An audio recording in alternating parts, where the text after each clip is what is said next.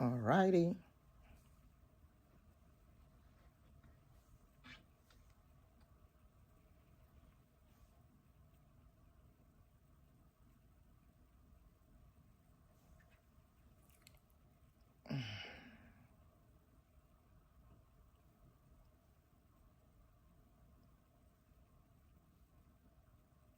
Okay. That's a baby.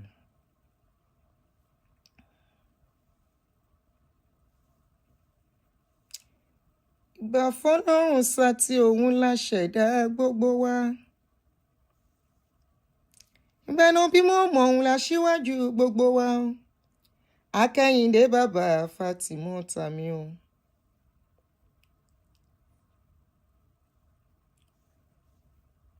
Ṣèbà àwọn tó ń bọ̀ lẹ́yìn mi mo ṣèbà wọn tájọ jẹ́ dédé.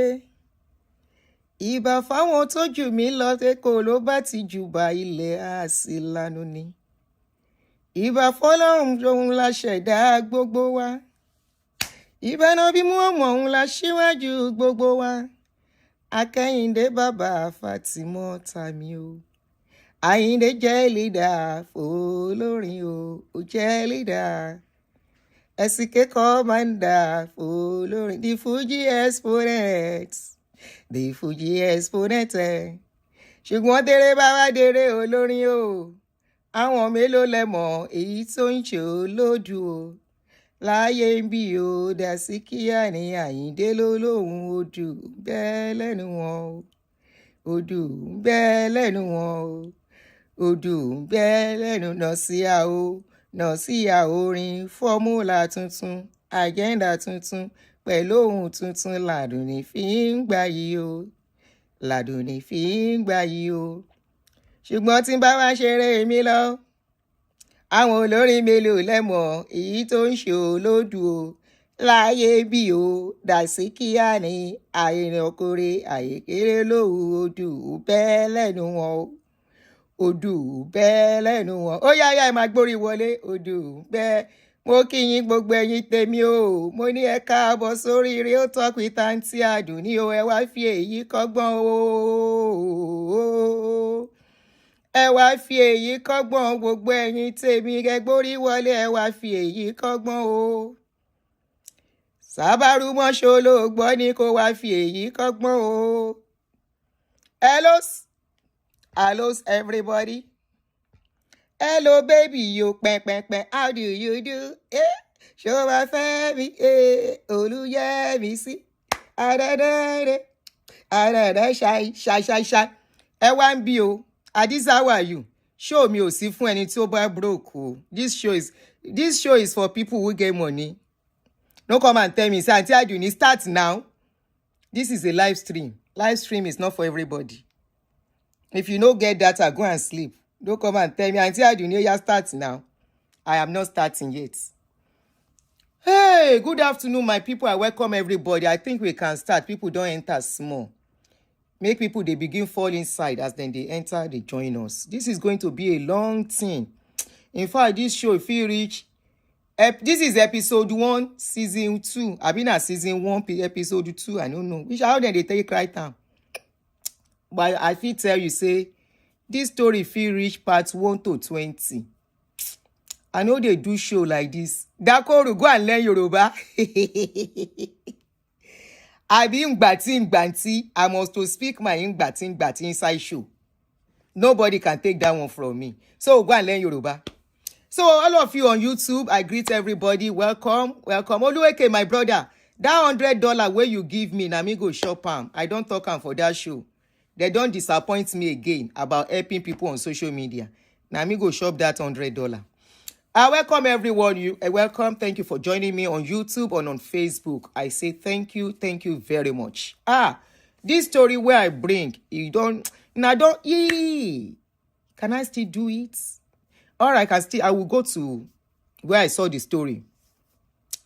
So I welcome all of you, and I say welcome. Thank you for joining me. You are looking at 3 people on my screen. The one on the left is a very popular pastor, trending pastor, controversial pastor. If you want to know him, just type Ebere. If you want to know him, type Doris. If you want to know him, type Okafor. Everything will come out about him. His name na Pastor Chris Okafor. In case you are wondering what his picture is doing on this story, is because he's the owner of the church in Canada. The story is tied to his church in Canada. That's why his picture is in this story. And I don't know how the story will still take develop.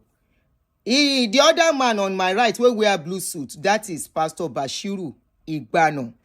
He himself became popular through the story of Ebere. Now Ebere make that one popular. Now Jeje the man sit down for Canada, where Ebere draw in ball cross.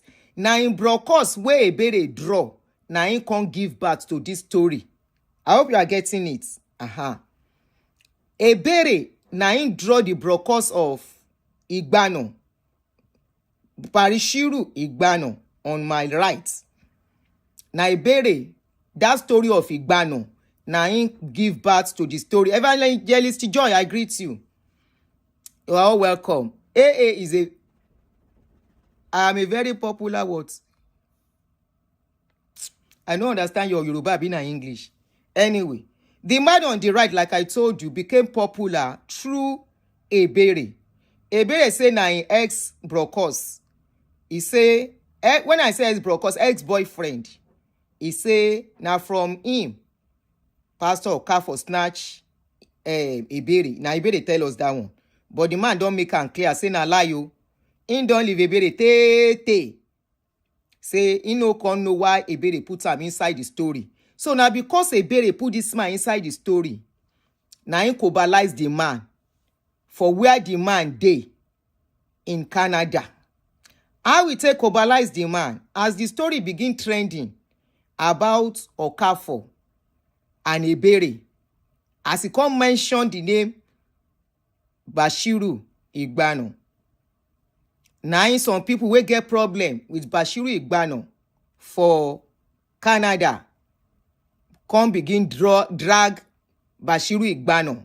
Say he snatched somebody's wife for Canada. Allegedly, they say not only chase the wife, say he don't scatter the marriage of the person. We don't know who the person be. Not only that, they can say even the man house, then be won't sell the house. Say the wife of the man and the pastors and some people wants to sell the man house. But say now God save the man where they no see him sell. Me and Kuku, say I know they poke nose for people matter. I know they look for waiting no lost. Even pastor show, I know they poke nose. Now waiting them put on social media. They carry. I go analyze. Secondly, if people can't get story about any pastor, then come, I say, come and use your mouth to talk. So this one, as the story go, Nigeria I sit down 2 nights ago. This our sister, where you they look for picture. Before people go ask, say, who be the person where you they talk? Or somebody go come cobalize me. Say, then go deny. Nigeria I sit down. This our sister come meet me. Where you they look for screen. How she come meet me? Now Pastor Bashiru Igbano first called me 3 days ago when I did do show. All of you were aware. As Bashiru called me, Bashiru come tell me, say, that Canada story where I carry, I say no be me carry Canada story. Making no rope me. I know dey Canada. I don't know wetin dey happen for Canada. He said that story for Canada. He say is about him. I say I know. He say the person where the story dey involve, he go call me by herself. That is the wife of the man where they say they won't sell in house. We be ex-member of their church. And the lady come cuckoo call. Truly. She called me around 9:33 p.m. 2 nights ago. And we were on the phone for 5 hours. Before I go on, let me quickly rewind and reverse to remind you of the story of the Canada. Many of you on my YouTube, you know. Now, people wait there for Facebook, fit no know the story. But people on YouTube, you know that story. I saw the video and we played it. So let me play waiting give us to this story. How we take starts.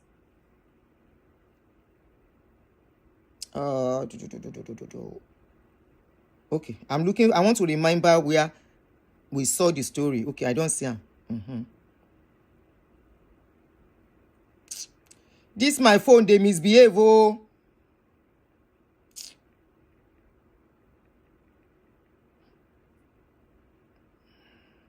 All right, let me play it on speaker. I don't have to show the picture per se, but I can still show the picture anyway.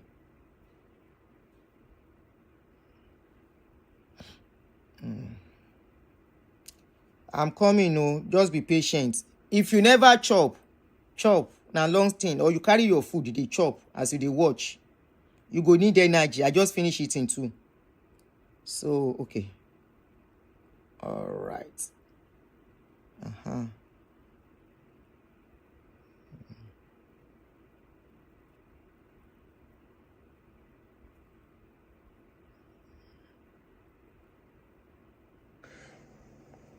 Good morning, folks.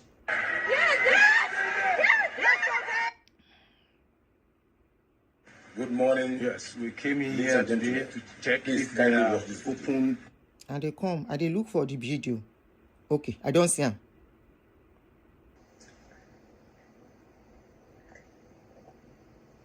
Hey. Good morning to all my viewers all over the world. I'm sure you can all still recollect it's exactly 3 weeks when I visited Pastor Chris Okafor'S church here in Toronto, Canada. And I promise you guys that I'm going to reveal what really happened. As I told you earlier, I have been investigating Chris Okafor far before the incident between him and Chris Ogala. I started investigating him almost 5 months earlier, before the incident that happened in Nigeria between him and the girlfriend, Chris Ogala. Have you Chris Ogala? No. Listen attentively and follow me.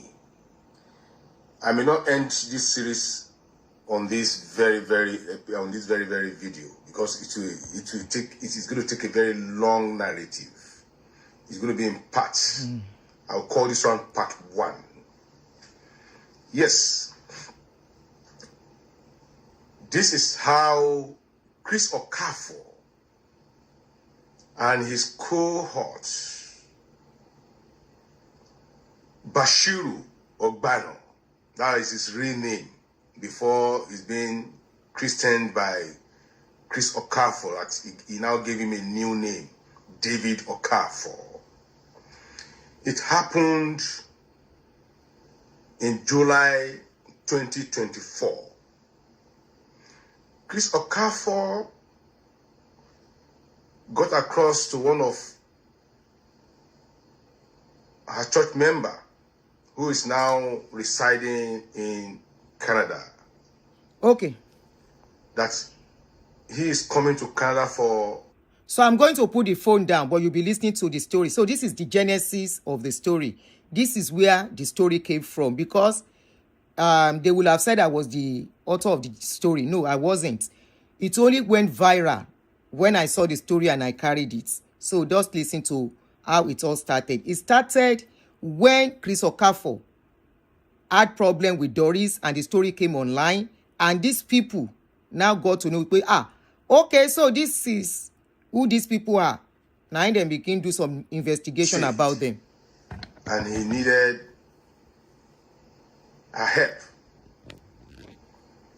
And this woman contacted her husband here, that they are staying together. As a matter of fact, the husband brought the woman to Canada. the husband brought that woman to Canada, and they are blessed with 4 children. Actually, their marriage is 20 years old marriage. Right? So that is the woman you are seeing on the screen. And when this woman told the husband that, look, my father-in-law is coming to Canada for crusade, blah, blah, blah, the husband, key into it. Being Christian and whatever, he key into it. Being Christian and whatever, he key into it. To the extent that this family, they went and picked up Chris Okafor and his entourage that comprised of Bashiru Ogbano, who is now known as David Ogbano. They brought them in to Canada, cook for them, did everything for them, a very warm reception and all the stuff. That's how how they take care of their Gio. Oh, Papa Gio is around. So when Chris came here, Chris now told this family that he's planning to open a church, which I refer to as a business center, here in Toronto, Canada. He now told this family, a very perfect family of almost more than 20 years now. He told them, look, I'm here with one of my pastors. His name is David Ogbano. He's going to stay behind. Please, kindly help me to perfect everything about him to start the church here in Toronto, Canada. And they obliged. Pastor Chris finished his crusade here. He left and left Bashiru Ogbano behind with his family. Bashiru Ogbano started staying with this family in their house here in Toronto. A very mighty house. Well furnished. A very mighty house. If I say very mighty big house, a very mighty house. Ogbano was offered a room to stay in that 6-bedroom mansion. Actually 7. And after a while, the issue of how Bashiru will start working in Canada, because Bashiru came in with a visiting visa. The document he presented to the embassy was that he's coming for just only 2 weeks visit. I have the document with me. But when he came in here, because of their plan of opening a we are going center, somewhere, which they refer to as church, this family helped in perfecting the documents of Bashiru Ogbano in the way of a working permit, registration of the new business center. Yeah, this was center, done by that family. So Bashiru Ogbano got a working permit that will allow him to work here as a preacher in Canada. So now start staying with the family the first month, second month, third month, up to about the 7th month. So the man of the house, the husband of that woman now, was not longer comfortable with the relationship between Bashiru Ogbano and his wife. Sometimes the guy will come back home from work. He will ask, where's my wife? Madam stroll with the pastor. They will stroll in the neighborhood together, all this stuff. As a matter of fact, the guy goes out to work, but Madam is always at home because Madam is working from home. So, Oga will go to work, leave Madam and Chris Ogbano at home. So they became so intimate that Oga is no longer comfortable. Oga called the wife. He said, look, my dear, it's high time Pastor will go and look for another place to live. As a matter of fact, this man brought in 2 siblings of the wife into Canada with his own paper because this man is a citizen. He brought the mother of the wife, mother-in-law too. So in the house, they are in the house comprised of the mother-in-law, the 2 siblings of the wife, and the 4 children. How do I make it? This Pastor Bashiru Ogbano. So when he told them that, he told the wife, look, let this man go and look for his own abode. He has stayed enough. 8 months here. The wife said, no, he goes nowhere. I said, why? He goes nowhere how? How do you mean? Thank you for the super chat. That issue brought a quarrel I've between made it fast. him and his wife. It was dragging for almost a month. So it got to an extent, the guy now told the wife that, look, this man has to leave my house. Because now, it's either the wife is in the room of the pastor, sometimes discussing what he doesn't know. At the long run, I've speeded it up. Pastor Bashiru left the house. He got another accommodation in Toronto. As I told you, this will be a very long story because I see that it's almost going off. All right, so let's listen to the second one, then I will start. This is for people who don't know the genesis of the story. So I have to start from where the story started from before I start on why I'm doing this today. So let's just take the second one. Yes. Let me speed it. I hope you guys are following me. This is the part 2. And where I stopped was when Bashiru Ogbano was asked to leave the house by the host when he was no longer comfortable with his closeness and romance with his own wife at home. Because the wife now came to his defense. You know, it takes a very lengthy period before Bashiru could leave the house.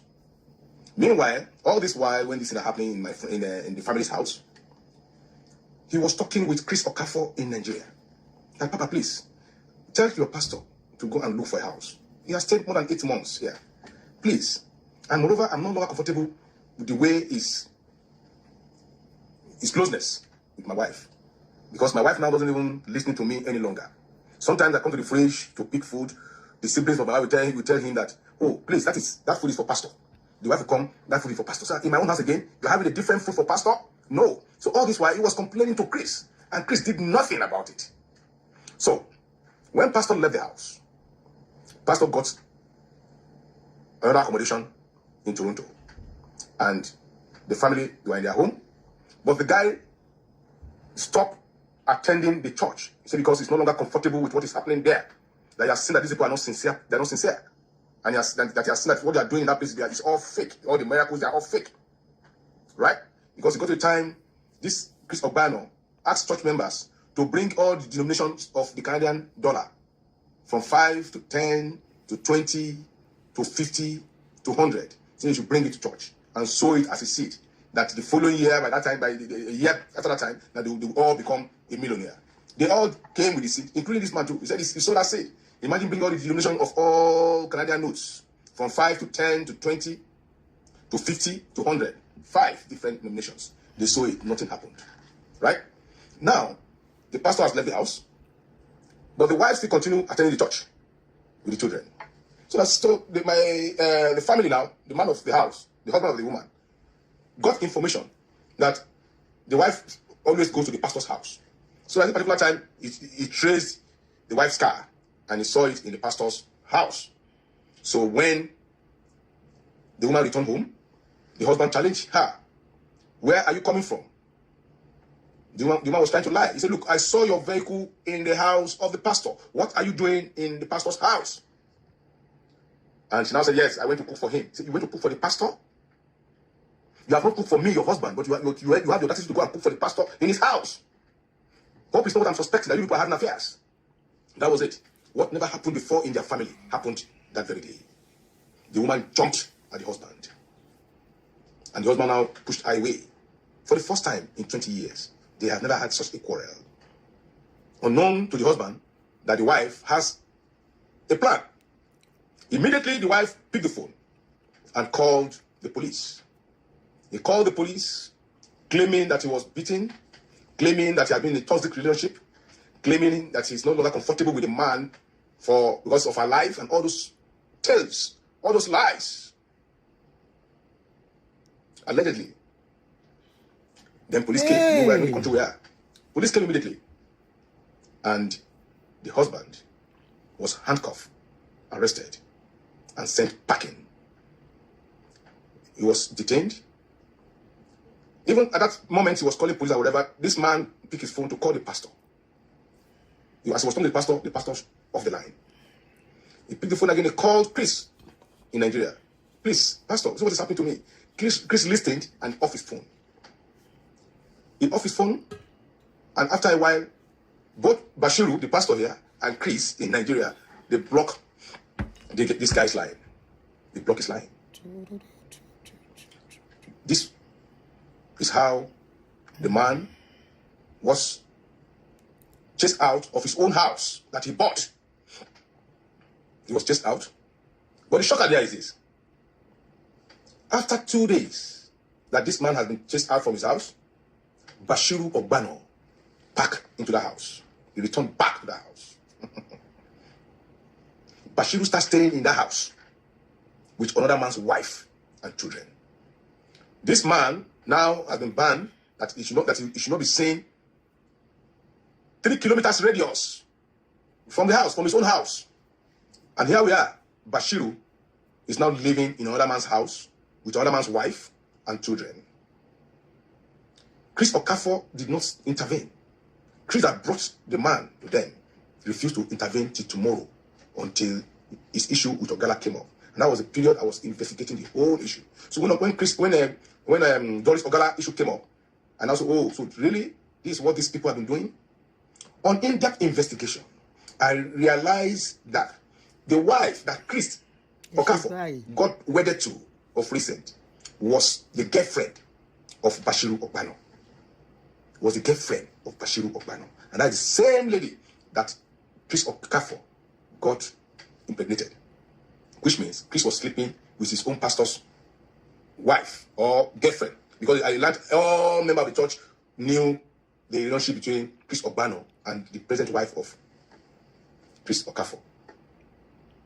You know? So you can see the whole dirty episode going on in that place called church. It's not a church, it's merely a business center. Up to date, it's more than a year now that the guy has been driven out of his own house that he bought with his own money. As I said earlier, this is part 2. I am coming with part 3. Yeah. Do you want us to play the part 3 or we start? Let me see some comments. Should we go ahead to play the part 3? Or you go and watch the part 3 on Jimmy Adekunle's page? Should we go ahead or we play the part 3? I need some comments. 1 or 2, 3. Yes or no? Facebook, YouTube, part 3. Okay, people said part 3. Okay. Let's do it for you. Yes. I will speed it. So within 5 minutes, it will be over. This is the part 3. Let me speed it. How Chris Okafor and Bashiru Ogbano, now known as Pastor Part David 3, Ogbano, it will be fast. destroyed a 20-year-old marriage here in Ontario, That's the part 3. Where I stopped. The guy, that is the husband of the woman now, has been chased out of the house. He could no longer access his own house.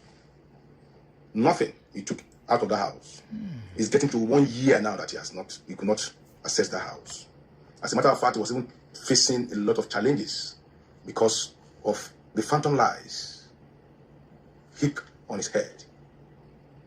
So the friends of this man now came together. His friends from Austria, where he lived before. His friends from the UK, his friends from here in Canada and the US, they came together. And look, we won't just be watching as things is happening to our own friend. Let us meet in Canada so that we can go and intervene on this matter. At least, let us go and meet the wife, because they all know the wife. I'm telling you, this is a marriage of 20 years with 4 children. So they have some family, friends, and whatever. And moreover, the mother-in-law is in that house. The siblings are in that house. They are in Canada. They were all brought in by this man. This man is a citizen of Canada. He used his papers to bring the mother-in-law, to bring the 2 siblings. So the wife, the 2 sisters, the mother-in-laws, they are staying in that house with this man. That's to tell her this man wasn't a bad person at all. Because if he's a bad person, he wouldn't have brought in the mother-in-law to stay with them. He wouldn't have brought in the siblings to stay in Canada with them. And moreover, he was one that brought the wife abroad. He went and married the wife in Nigeria and brought her abroad. And they have 4 children 20 years ago. So all the friends of the husband, they came to Canada, hoping to have a meeting with the wife to settle the matter. They were shocked when they got to the house. They met the pastor in the house. They met the wife in the house. They were chased away from that house by the wife. He doesn't want to see any of them. Is it fair? Is it fair? All right, guys, let's stop it This here. incident makes me to remember the 4-way text. Let's stop it here. So I think that is it. The major point of the story, you've gotten it. So I posted this story when I saw it. I reposted it and we talk about it. You know what I do on my channel is to create awareness on getting into the trap of all this, of religion. All right? It has been what everybody know me for. Due to my experience, I come out, I talk on this kind of a thing. So when I saw the post on that man's page, I pick up the post. I remember I tried to reach out to the man. I said, do you know the people? He never gave me any information. I mentioned it. I actually mentioned it. If you watch the video when I did analysis, I said, I don't have information other than what I saw. People were asking me, do you know? I said, I don't know these people. So when this story of Ebere surfaced again, 3 days ago, Mr. Rashidi, Abikilonje, Mr. Bashiru reached out to me. And that was why I was telling you guys yesterday that you guys should farabale. The real issue, I think why they got across to me was because of this case. He wants to clear his name and he wants the woman to clear her name. But he has not spoken to me. You heard it in that voice note. He said he's not ready to talk. But the woman called me and she knew I was recording her. So she called me explaining what transpired between him and the husband. I have gotten other information from people who know both of them. Unknowingly, up till now, I've not been able to access the husband. I tried to reach Mr. Jimmy that has the post. If he can connect me to the husband, he has not responded to me. And so as it is, I have no contact with the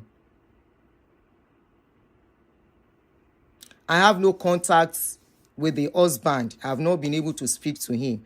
I hope if he get to see this video, he will reach out to come and speak his own side.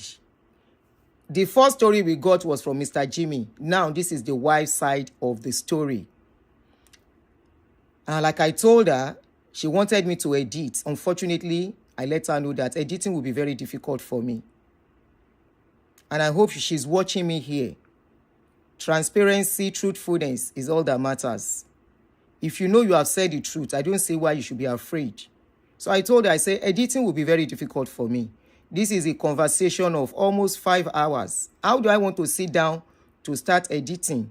So my darling sister, if you are watching me, like I told you earlier this afternoon, I said editing might be very difficult for me to do, that I will really try my best. I don't know the part of the editing. I can't even start playing. That means the whole day. And I don't have that stamina anymore. Remember the day you called me, I will fall asleep, you will wake me up. So I don't have that energy. With my age, me, I no can't get stroke. You understand? I don't dey for the age where be say, I cannot carry somebody problem on my head. Carry my own for hand. It's not possible anymore. So I'm playing the video raw. The 4-way text of the rotary. Is it fair? Now. All right, guys, are you ready? Are you ready?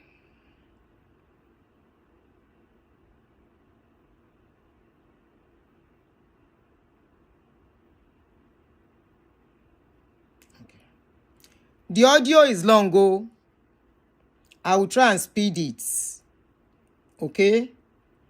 It's very, very long. So let's start. Busy with life here. Nobody really has time like that. We just like focused on day-to-day life. Yeah. I just want to like unwind. I'll just go on social media to just relax my head, just laugh a little bit and get off. I wasn't following you and all of that. Even right now, I think I need to follow you on YouTube. She was even the one that tagged me. She said I should go and watch. So I went there. Honestly, I was sick. I cried. Is it too fast? Let me know if it is too fast. Because she's a fast talker anyway. So fast, making it fast might be too fast. She's a fast talker. Show her okay. Let me know, please. It's too fast. I guess so too. Too fast. Okay. Cried so much. Wow. After watching that show, man, I reached out to Daddy Freeze. I sent him. I never had to do this before. I sent Daddy Freeze a message. He tried calling me, but we missed each other's call. He called me like twice or thrice. I missed his calls. I reached out to, is it Chude? They call him. I was so angry. Because, like I said, I did mass comm in my first degree. I believe in balanced story. You understand, man? Okay. Like, when I did media back in the days, I remember they used to tell us that, you know, for a story to be complete, you have to hear the other side. You have to take the other side of the divide. I just couldn't wrap my head around That is if you know the other side. Remember, names were not mentioned. Yeah, but Okay. you know, the Apart sad thing from about the name of Bashiru, Pastor Yes. Bashiru, other names were not mentioned. People that were involved were not mentioned. exactly. Okay. And another thing, okay, as even Pastor Bashiru's name was mentioned, a lot of people that know me, they know that it was my house he came to in Canada. Okay. So you don't even need to mention my name for people to know who the story is about. You get what I'm You're saying? right, yes. I'm a public figure, man. My dad is an archbishop. I was raised in a priestly family. I have a family name to protect. I have a name to protect. Because I was living in Austria before I came to Canada. Back then in Austria, even right now, I'm a recording artist, man. Do you understand what I'm saying? Sure. I'm listening to you, sure. So whether they call my name or not, people know that a lot of people that know me, they know that it is my house this person stayed. So they know it is me. Some people, like some of my old friends in Austria, they reached out to me. Oh, how are you doing? Debbie, how is everything? Some of them were like, oh, is Pastor David still in your house? I know they saw the news. It was all over the place. I felt, they didn't say anything, but I know why they were calling. A lot of people started tagging me the videos, like, I felt so disoriented. Like, what is all this? Anyways, that is aside. Let me save some time and tell you my side of the story, ma. Right. Okay. My husband and I, my ex-husband, I'll call him that. That's what he is. And I joined him in Austria in 2009. 2009.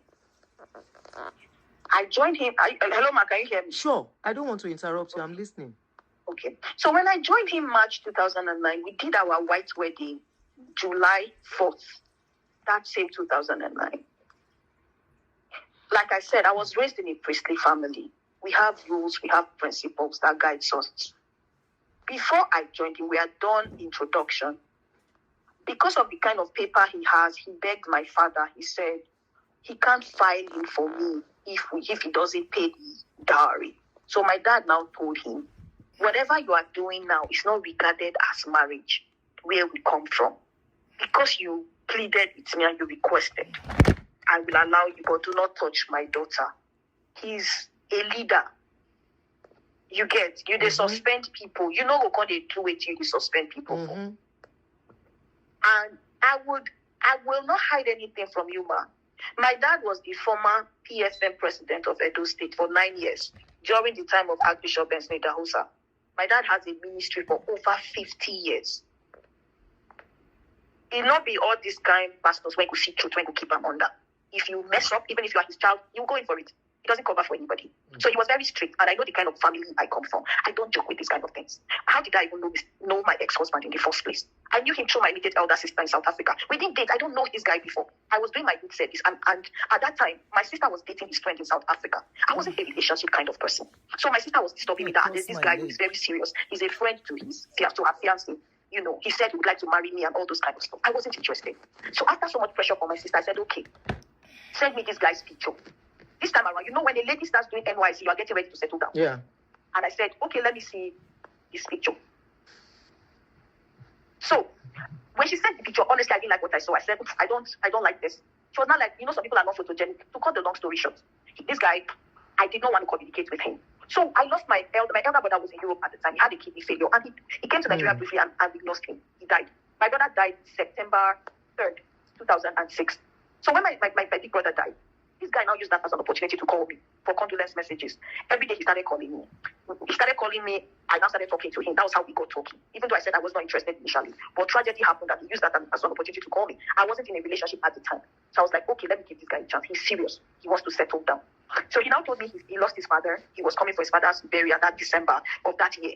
Yes, sir. And when he comes, he would like to see me. I said, okay. So he came for his father's burial that 2006, December. When he came, we met for the first time. He came to my place. I'm from Edo State. He came to my place to look for me. We saw. I didn't do anything with this guy, man. I'm not a loose girl. I went to Madonna University. They never let us mingle.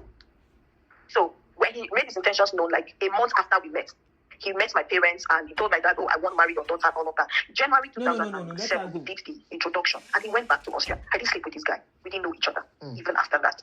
Even after I joined this guy in Austria, I joined him, like I told you, 2009 March. Only me and this guy in Austria. No man speech. We slept on the same bed until I don't let this guy sleep with me. You don't pay bride price. Okay. We didn't have sex. Why? Whatever I'm telling you, ma, please verify. Why don't let us sleep with you? Ma, that was just okay. I'll put it at normal. It's long. You can ask him. Very long. Why don't let us sleep with you? What did you do? Auntie. Yes, now. It's my principle. I didn't want to do it. But he was married to you at that time. He was, but I still did not allow him. You don't like him? It's not because I don't like him. At least we're already married. I wanted us to do our white wedding first. Because I don't see any reason why I will wear white when I will say I don't do something. Oh, okay. Now I get you. Do you understand what I'm saying? Yes, What's the essence of white? That's deceptive. Okay. I was living with this guy. Sleeping on the same bed, we not do anything. Until July 4th. The first time this guy knew me as a wife was July 5th, 2009. Ask him. He don't feel like. He don't, all in friends, he don't tell them. They know they believe this story. He has told people. That's the kind of person I was. After the white, a month to this white wedding, we're just planning who was going to sing in our wedding. We're doing wedding plan, ma'am. In Austria? So, in Austria. Okay. We're doing white wedding plan. Like I said, we have not even started doing what husband and wife do, even though we're living together. We started planning for white wedding, and the next day, he was telling me there's this girl in his church that he wants her to sing for the wedding. I'm a singer, man. So this girl, now she they sing all the time. I don't like her voice. So I now told him, I said, I don't think this girl will be able to handle a wedding kind of song. Wedding is a special event. I now told him that I have some of my childhood friends. They are guys. They are in Italy. We used to sing together back then in church. They are professional singers. I've talked to them. They said they will come for my wedding. They could handle it professionally. As we were just talking, this guy just gave me hot slap, man. A month to my white wedding. The person where you want to marry? Yes, man. Wow. This guy slapped me, left, slapped me right, followed by punching. This guy beat the living daylight out of me. I cried like a baby that day because I was in shock. Austrian and German language that they speak. I don't understand a word in German, ma. Signboard, I don't feel read. I didn't even have money. I have come for good. Before I joined him in Austria, I was working in ITV and radio in Lagos. My station, because ITV, I don't know if you are familiar with ITV. It's Benin on television. Their headquarters is in Benin, but they have other sub-headquarters in Abuja and Lagos. They now deployed me to go and be head of news and current affairs for ITV in the whole of Lagos State, man. from my job to go join husband for Europe, for Austria. I had a life. This man slapped, beat, shege, come on for my body. I was shocked. I started crying. I cried to the point that I started gasping for air. Yeah. So when he saw that I was gasping for air, he got scared. He didn't know how to comfort me. I refused to stop crying. In my head, I was like, oh my God, is this what I have gotten myself into? I've not slept with you yet. We have not even done the white wedding. You're already beating me. So this man is a woman beater. Honestly, because we didn't date, I didn't see any red flag, man. All I knew was my big sister had told me he was a very nice guy. He's a friend to her fiancé. Seriously, I was just a girl trying to finish. I was just rounding off my youth service. I wanted to settle down. I was ready at the time. And I can't see man. You know, some men can date you. I had a previous relationship because I went to uni just before I went to Madonna. I did diploma in law in uni just. I dated my ex for 4 years. Ma, I will send you letter. Anything I tell you, I will send you receipt. Between me and my ex, one day my ex got tired and told me he was going. He's tired until I make up my mind that I will start doing what adults do. My relationship broke because I refused to have sex with him. I'm not a loose person. So, I was shocked. I was like, God. So after everything, like this guy man, I can't end up with, I started crying. So when he saw that I refused to be consoled, he now called 911. Called them. He knelt down and started begging me that please, that this is Austria. They know they use woman matter play for abroad, especially when it has to do with domestic violence. That if I tell them what happened, that he's going to go to jail. That I know how he suffered since he's been trying to find me for me. It took like 2.5 years before my papers were approved to join him in Austria. That if I tell them what happened, they are going to, put him in jail. He'll be in trouble. I'm not someone that is wicked, man. I can't be pity man when he beats me.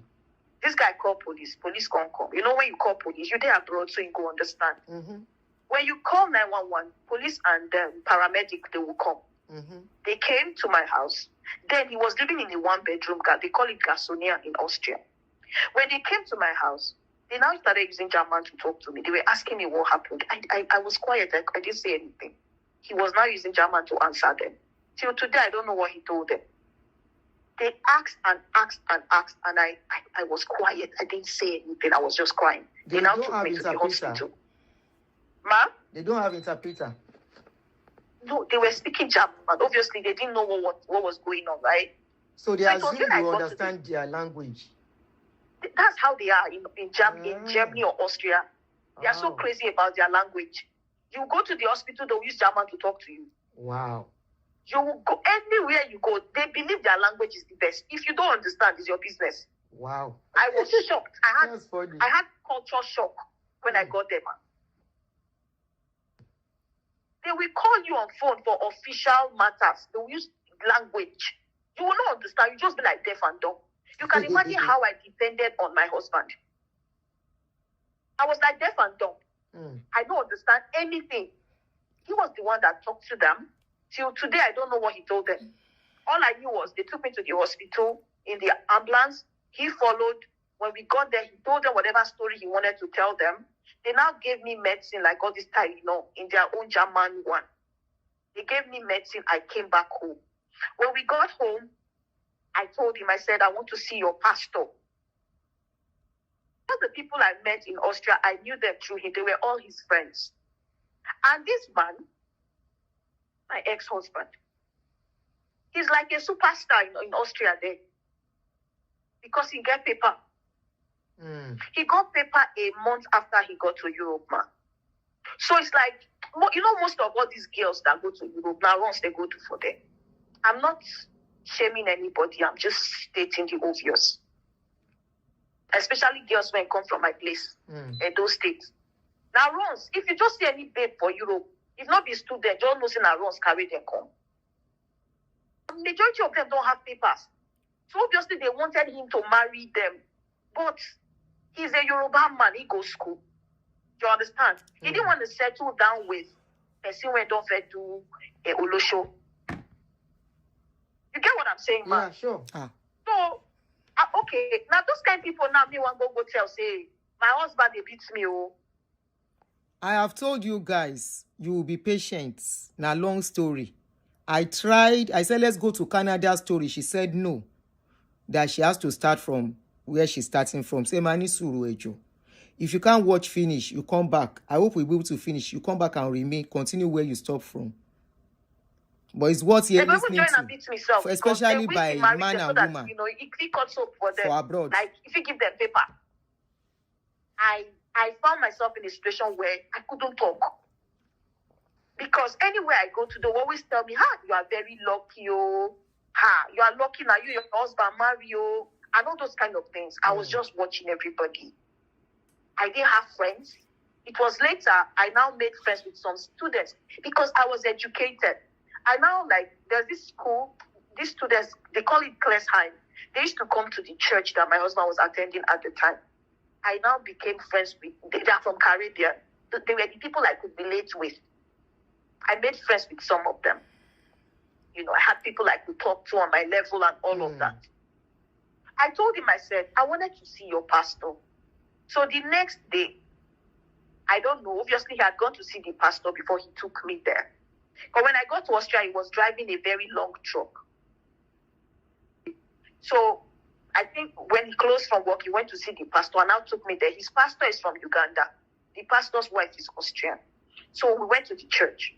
I now reported him to his pastor. I said, this is what this man did to me.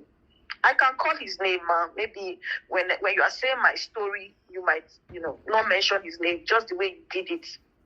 You understand what I'm saying? Yeah, sure. He didn't call my name, so don't mention the name. Keep going. Okay.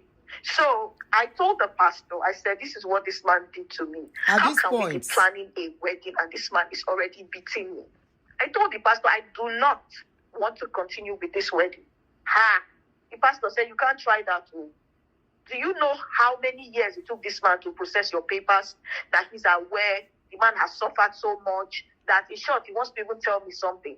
That do I know my husband was planning helicopter to come and pick me and land me at the wedding venue? That's true. Do I know the kind of plans my husband is already making towards our wedding? He wants to do a societal wedding. I told the pastor, I said, I really don't care about activities. How can a man I want to walk down the aisle with physically abuse me in this manner? Had marks all over my body. And you are telling me because he has spent so much money, he spent money to bring me, I should continue. The pastor now started telling me that it is my fault. Take a relax. I shouldn't have that. Okay, who do I know in Austria? I said, I don't know anybody. Said everybody coming for the wedding, they are all his guests. That I'm not supposed to even make any contribution. Besides, the money that we're going to use for the wedding is his money. I shouldn't have even made any suggestion. I said, we're just having normal husband and wife wedding plan. The pastor said I shouldn't have suggested that to him. That it's my fault that he beats me. In short, when the pastor said that, from that moment, I lost my voice. My papa na pastor, my dad does not do this. I'm like, what is this? So, and then, this guy was the highest title in the church.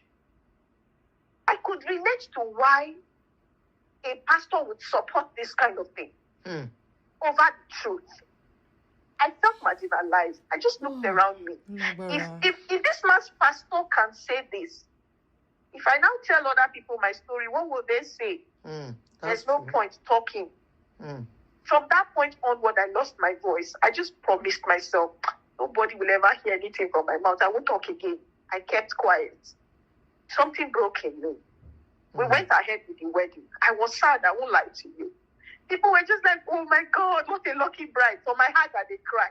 Because I don't realize that a woman beat her and walked down that aisle. I didn't know anything about him until I got there. After the wedding, this man started beating me every weekend. Wow. It was like a routine. Once it gets into weekend, my heart will start panting. It could be because of tissue paper. He would say, you cut 5 lines of tissue. Why did you not cut 2? Do you know how much it costs to buy tissue paper. This guy go beat shege come up for my body. I couldn't tell anybody what I was dealing with. Wow. It could be because of soap. This guy go tell me, say, which soap I say wash pants. I'm sorry for what I'm saying. I'm being vulgar. Say, so soap when you go say wash your head. Now I can't say wash my underwear. This guy will beat me. Became ashamed, man.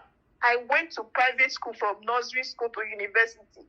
I just started crying for my life. I said, so this is how my life ended. After all my parents invested in me. Nursery school, private school, secondary school. I went to Archbishop Idausa Secondary School in Benin. I know how much my parents spent. I did law, diploma in law, Unijos, then went to Madonna University. I know how much my parents invested in my education. I go finish. Now, waiting man, they use my eyes see be this. It could just be maybe, you know how this Western world is. If you want to drink cold water, you would allow it to run a little for it to get cold and drink from the tap. This guy would beat me because of water. He would beat me because of anything. At some point, I started becoming suicidal. Wow. We were living on the 7th floor. I don't know. I lost my voice. I couldn't even tell my sister that introduced me to him. How bad. When I got to church, the little friends I had made, like the one I said, sorry, I was almost tempted to call his name. I'm just trying to hold myself not to, go and call him. They would look at me and say, you have to, because this guy has this attitude of, when we are going out, he likes us to dress and go. You get? So people seeing me outside assumed I was living in heaven. But they didn't know I was chopping, beating every weekend. It could be because I slept off in the car. Maybe, okay, like I said, he was driving long truck. When I got to Austria, I was bored. I didn't have any job when I just got there. I was going to German school because you must speak language. It's a must. I will go to German course. When I get home, I won't have any other thing to do. And it was summer. I now realized sun can shine till 11 in the night. I won't be able to sleep. The things started affecting me. I now begged him. I said, when you are going to do, they call it El Cave, this long truck. Can I tag along? You say, no problem. I will follow this guy. Just doze off a little bit in the car. This guy would park the truck and beat me. How dare you sleep? I'm driving and you are sleeping. I want to keep my eyes, literally keep it open. I started living in fear. At some point, I looked at my life. There's a place I used to go and cry close to my house in Mezes Centrum there. I was living in Aribonestrasse in Austria. I would go to Mezes Centrum. I would go there and cry for hours. I started blaming God. I said, God, I kept myself as a young girl. I tried to be a good girl. Is this how my life now ended? With a woman bitter. You can't even talk. Maybe he just bring conversation and we are just talking. I just want to normal husband and wife talk. This guy would just change from 0 to 100. I now became quiet. There was a day he even beat me up. He said, he's talking and I did not say anything. Are you trying to say silence is the best answer given to a fool? And I received beating for that. Wow. My story is very horrible, man. It sounds like a lie. I kept quiet. I was enduring this thing. I was now suicidal. One day I opened the window. I wanted to jump down. As I was about to end my life, I just remembered the message my dad used to always preach, that if you commit suicide because you don't have the right to take your own life, you will go to hell because you will give account of your own life. I almost ended my life that day. When I remembered that message, I told myself, I don't want to end up in hell. And I did not kill myself that day. At other times, when this guy just comes and starts beating me for no reason, man, the most flimsy of free. He can just say, why do you on the television? You are wasting electricity. What will I do? And then the entire bill of the house was like 170 euro. The entire bill that this guy was paying at that time was like 170 euro. This guy would beat me. I looked and said, God, what will I do? I started having this mind. Sometimes one might just tell me, if he tries it again, just take knife and stab him and claim self-defense. I would just tell myself, if I kill person. Hello. Please, if you are not patient, if you can't listen, it's too long for you. Go. Come and watch later. Come and watch the part of Bashiru. Okay? I don't tell you now before, say na long thing. Please. You person, I will go jail. What will I do? Wow. I stayed It and I got to was that managing extent. myself. Ma, I won't lie to you. God is my witness. I went through abuse for years in Austria. 6 months. But we did our wedding, like I said, in July. By December, I started falling. I fell sick. Initially, we thought I was pregnant. We went to the hospital. My doctor then, anyways, I will not mention his name. I went to the hospital and the doctor said I wasn't pregnant. Man, they diagnosed me. They couldn't find what was wrong with me. Looking back now, I realized I was traumatized. I realized it was depression and trauma that was doing me that time. There's no test they did not conduct on me. They didn't see anything. I was dying. I was sick. Because I bottled up so much pain, so much agony. I couldn't tell people what I was dealing with. The first time he tried it, I told pastor, the feedback I got from his pastor made me shut up. I didn't talk again. I kept quiet. Man, I was hospitalized for half a year. Doctors in Austria could not tell what was wrong with me. They told me, they said I was going to die. I was in pain. I couldn't talk to my parents. There was a time I tried to call family members. I called, I didn't know how to use call that time.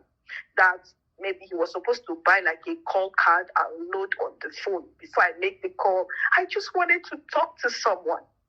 I just called my family members. And the next day, this guy came and said he got a bill of, I think like 300 and something euro that I made a call. Who did you call? He beat me that day. So even call my parents, I couldn't. If I must make a call, he has to be there. So how will I? Okay, imagine he's sitting down. I will now be telling my parents what he's doing to me in front of them. How? I was just there. I just took it as maybe this is my fate. People would see me outside. They would just assume, oh, this girl is living the life. Oh, these people have a beautiful marriage because I was quiet. I wasn't talking. The fact that I'm not talking does not mean all is well. I realized this guy has anger issues. Talking was his, like giving me problem. Like when I try to explain, maybe something happens and I try to explain, I will receive beating. I just told myself, you know what? Let me just shut up. Have you started having children by this time? No, we didn't have any child at the time. Okay. I was receiving beating upon beating until I fell sick. That sickness gave me peace, man. At least there was no beating because I was hospitalized.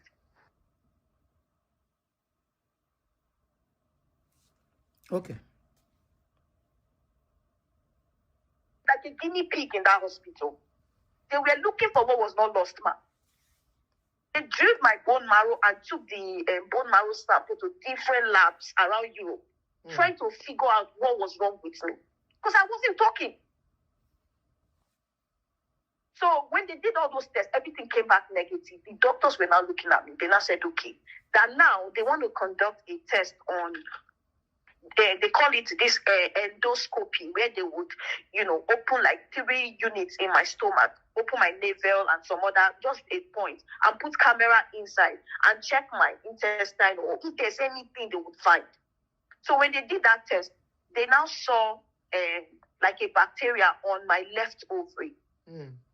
So when they saw that bacteria on my left ovary, they now flagged it. They said, oh, they found something on my left ovary that they were going to cut off my ovary.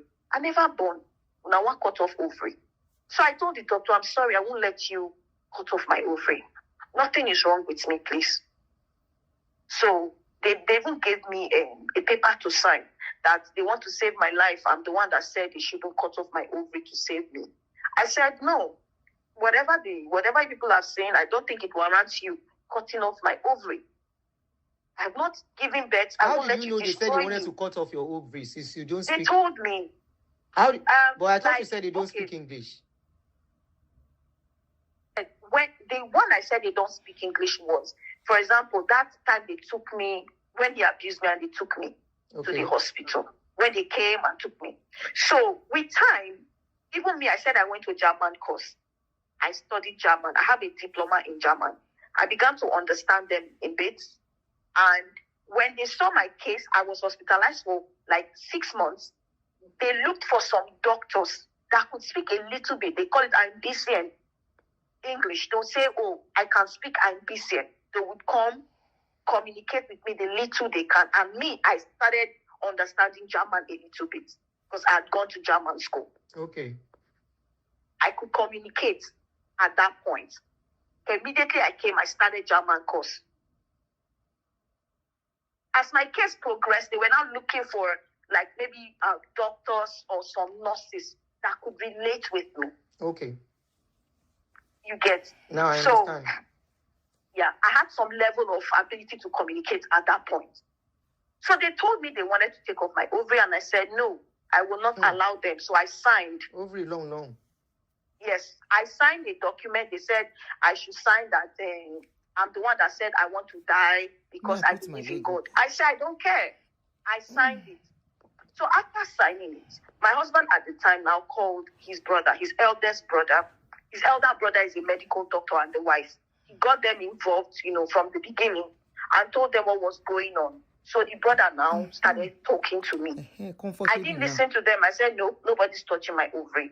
So they called my dad and had a conversation with my dad that she can still give birth with the second ovary. If maybe this is even the problem, let's try and save her. So my dad called me and started talking to me that he's a man of God. He believes in faith. At the same time, it's God that gave doctors wisdom to help people. If these doctors are going to help you, don't be too rigid. So after my dad had that conversation with me, I started crying. And I told the doctors, okay, you guys should come and carry out the operation. And yet you never told your dad what was going on. I didn't tell anybody what I was dealing with. I did not. I just locked up. You see at the point family members got involved. So they took me to the theater. As they were about to, I didn't know what was going on. It was when I woke up in the recovery room. They had operated on me that my husband was now telling me that he was just looking at me like, a strange person. I was like, what's going on? Sorry, guys, I'm pausing because I just checking Facebook comments and some people are saying, please make it fast. For some very, very important reasons. Very, very important reason. I won't make it fast. Very, very important reason. No, this is a true life story. This is a story that involves people's life and people's lives and children are involved in this. It's not a joke. So Emma Bunu, for a very important reason that I can't say. I can't make it fast. Not because of anybody. All right? Because of, I can't say reason why. So please bear with me. I would have loved to make it fast. So he now told me that something strange happened though. That they opened me up, because he was at the waiting room for the theater. They didn't allow him to go into the theater. That an elderly white doctor just came and said, are you the husband? And he answered and said, yes, she's my wife. And the man said, I told them not to cut off your wife's ovary. There's nothing wrong with her. So they did not eventually cut it off? They did not. The man came, he said, because, it was a laparoscopy operation. He was watching everything from his, they said he's the head of the gynecologist in that hospital. Okay. He's an old man. So they were observing everything. He said there's nothing wrong with her. Don't touch that ovary. If you touch it, she will bleed. She might bleed to death. Wow. So that's how they closed me up. And the man now told my husband that I instructed them not to touch me, that they should just give me antibiotics for a few weeks, that I'll be fine.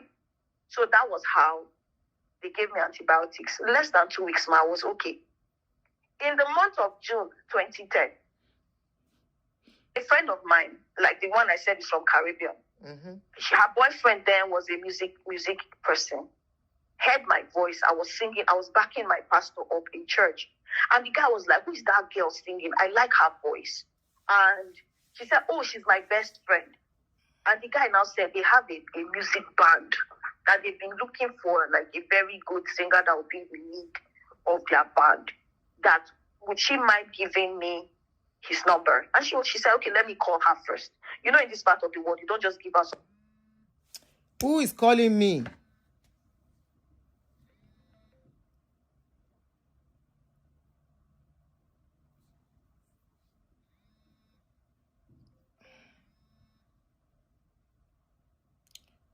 Move on the show. Who is calling me?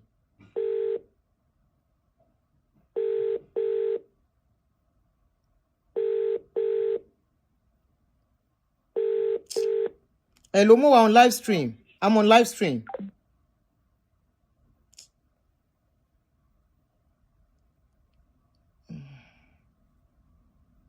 Okay. I hope it won't have to start from the beginning again because... Oh, shoot. Like a guinea pig in that hospital. The competition. I went for the show even though I had just 1 week notice. And I won that music competition. Please, nobody should call me. Oh, Emma, pay me. After Sorry, I line left here, the please. hospital, Nobody should call. Winning that competition, I now became the lead vocalist for that band. It's one of the hugest bands in Austria.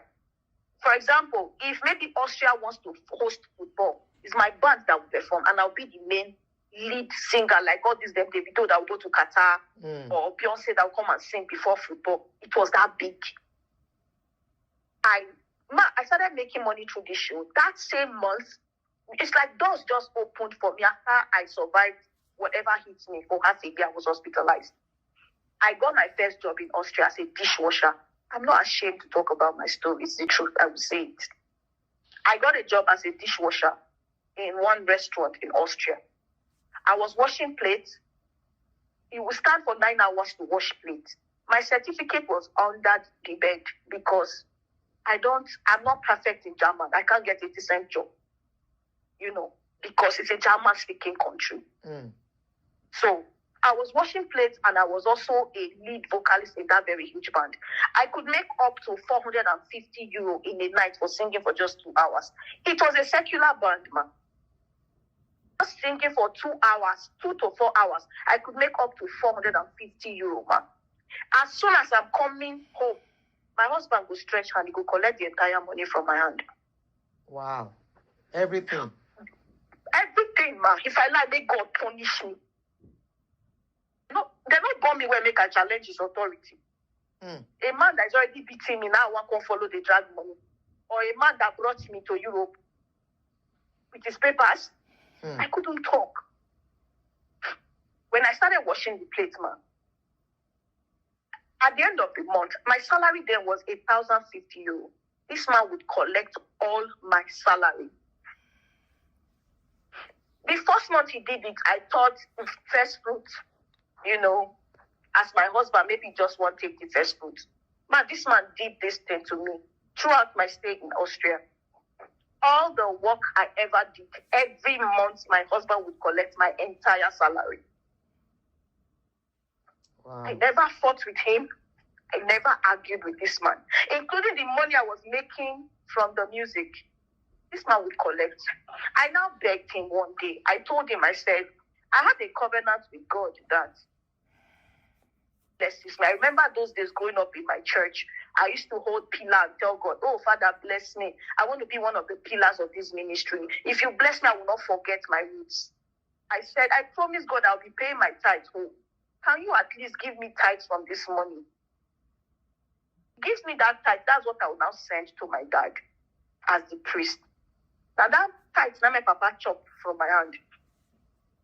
In that 2010, we bought. So if he takes everything from you, how do you sort yourself out financially for your personal stuffs? I have moving to beg around. him. I have to beg him, man. Wow. If I need money for transport, like maybe I want to buy, there was a time, see, I was just listening to Osinachi's story. I was laughing. There is nothing Osinachi went through that I didn't go through for my husband. And abroad. I'm telling you, man. I never reported this man to the authorities. I had 911 number on my phone. I didn't do it. I just kept praying for him and hoping he would change. I didn't go about narrating him or telling people that, this man wanna they look like human being. This guy is a beast. I didn't spoil his name. I kept quiet. I was bearing all of this. God knows what I went through. I would walk, I would wash plates, stand for a good 9 hours. This man would carry all my salary. So one day like that, we went out. I don't know. He just said something and I made a comment. This guy just stopped the car abruptly, opened the door and threw me out of the car. And I don't have money. I had to find my way home. I entered bus. I was just praying that all these people that used to give tickets don't catch me. That day I got angry. I told him, I said, you're a very wicked man. And you know that when I walk, you carry all my money. You had the heart. You threw me out of the car. And you know that I don't have anything. I now said, if that is the case, please be giving me pocket money at least. To have money in case you decide to throw me out of the car one day, I'll be able to find my way home. After that, sometimes he'll give me 50 euro. That will be my pocket money. This guy will carry everything. Remember I said the house we were living, all the bills in the house was 1,000, about 1,070. We're living in one room, one bedroom in Alibonestrasse. They call it Gasonia. Very cheap. Inside that room, I get a kitchen day. Inside that room, night toilet and everything. Just like a studio. People in Australia like know a what I'm studio. saying. Like a studio. Exactly. That's where I met him. So he continued whatever he was doing. I wasn't even. You see, like the job I got was not like an escape. At least beating reduced, man. Don't be who you see, you go beat. I now carried the work on my head. If to say that they give extra shift, God knows I would have collected. Just something to make me stay away. I continued my German course. My course starts 7:15 a.m. till 11:15 a.m. And the place I got to be washing plates was just across my school. So I would just cross the road, go to school, and start work 11:30 a.m. I would now walk You to are like in a 12 hurry. in the night. That was my routine. Except maybe I have a day or two off. After doing all those kind of hard jobs, husband will carry everything. Okay. So around we now, because of that my I own don't issue say that a I long had, story. they gave me medicine and I was fine I after some tried. weeks. They now said that they are still wondering why I would even have bacteria on my left ovary. That they want to place me on observation. So they placed me on observation. Every time I'll be going to the hospital, they now even told me and my husband then that they don't want me to get pregnant. I should not get pregnant because they are monitoring me. So that's how we continued. They gave him condom. They said, if you must sleep with your wife, use this. You understand? So a lot of people then were taunting me. We came for your wedding. No, you guys had a societal wedding. Black Voice magazine carried your wedding. My husband even used limousine to carry us for the wedding. He couldn't get helicopter. At least it was a societal wedding, man. They were not like, you know, baby. I'll be looking at them. They didn't know. I can't go and start telling people what I'm dealing with. It's my privacy. It's not now that people talk about this kind of That things you talk openly. out, yes. Please help me to hold this very important part. I'm just getting this place too. You know, I was doing something, she was talking. They had a society wedding, according to her. Limousine carried her, but the man stays in a room. Something. Why is the man staying in a room if he could afford the society wedding? The person who owns this story, Mr. Jimmy, if you know the person, please, we need to talk to him. We need to talk to him. You understand, man? Then it was a top secret. Yeah. I couldn't even tell people doctors said don't get pregnant. I would just be looking at them dragging me. People are so insensitive. When you are going through, they will laugh at you. I was just looking at them. So, around, at some point, after all the observation, they now said, maybe it was stingy. Would we like to try the option of IVF? And I said, I don't mind that. Anything that would get all these people out of my skin. So they talked to me and my husband, and both of us agreed, okay, we will do IVF. That's how we started our IVF journey. So we did IVF. 2011. So we started doing that IVF process. The first one, I got pregnant, it failed. I was like, when you want to do IVF, they'll tell you it's 99% or thereabouts safe. There's a 1% chance for complication. Some people react to it. So I fell among that 1%. Had a negative reaction to IVF. My entire body began to swell. They will have to come pierce needle on my stomach to be draining water like every day, removing bag of water from my body, and they now placed me on water therapy to flush my system. So I was hospitalized. At the end of the day, I lost the pregnancy. So they now said, I am very fertile now. They were able to extract a lot of eggs from me and all of that. So we did a second try. Pregnant this time around. So when I got pregnant, it was successful. I didn't tell anybody I was pregnant. People kept booing me, laughing at me, saying, you did a societal wedding, up till now you don't have a child. They didn't know I was pregnant. I just locked up. I stopped going to church. I didn't even want anybody to see me with the pregnancy. The next time they saw me, I was already 7 months gone. They were shocked. In that 2011, I think September or thereabout 2011, so myself and my husband started our master's program in Austria there. We're now doing masters in tourism. Because, that was the only course in English. Just to, make it not be like, say, person not they move forward for life. I want to use tourism to work in life or whatever. I don't want to go work as a tourist. I don't know if you understand what I'm saying, man. Sure. That was the only English course. And we said, okay, let's just do it. That's how we both of us started school. I got pregnant when we were in school. I was still washing plates full time in a restaurant. And Austria is a tourism country. That's how they make their money. You have a lot of tourists coming from all over the world. Imagine washing plates in that kind of place. You want to die. It was not an easy job. I was pregnant. I was doing that dishwashing work. I was a lead vocalist in a very big secular band traveling around Europe. I was now a student. We were doing like 22 courses. All the lecturers believe their course is the best. It was too much for me to beg. At some point, I now started begging my husband that, please, I'm not okay. Can I defer my own? He said, no. I can't defer. And I know why he said I can't defer. Because even while we were studying, this man would tell me, read for two. I would be the one to read for myself and read for him. He won't even bother opening book because I'm there. This guy doesn't help me with house chores. He doesn't help me with anything. I'll be the one to do it. The only thing he was doing there, because while I was sick at that hospital in that 2010, he now started doing taxi training to have a license to be able to drive taxi and also own a taxi, which he eventually passed. So he now started working in one taxi company. They call it 2220. He started making money. As this guy did they make money rich, he will still carry all my salary and all my money. I was like a slave. You know Open Bank?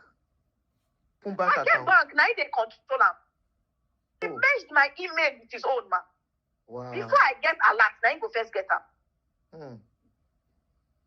I'm listening. Open bank. Okay, can we fast forward to Canada? Okay. Fast forward to Canada. I want to say one thing that made my family new. Okay.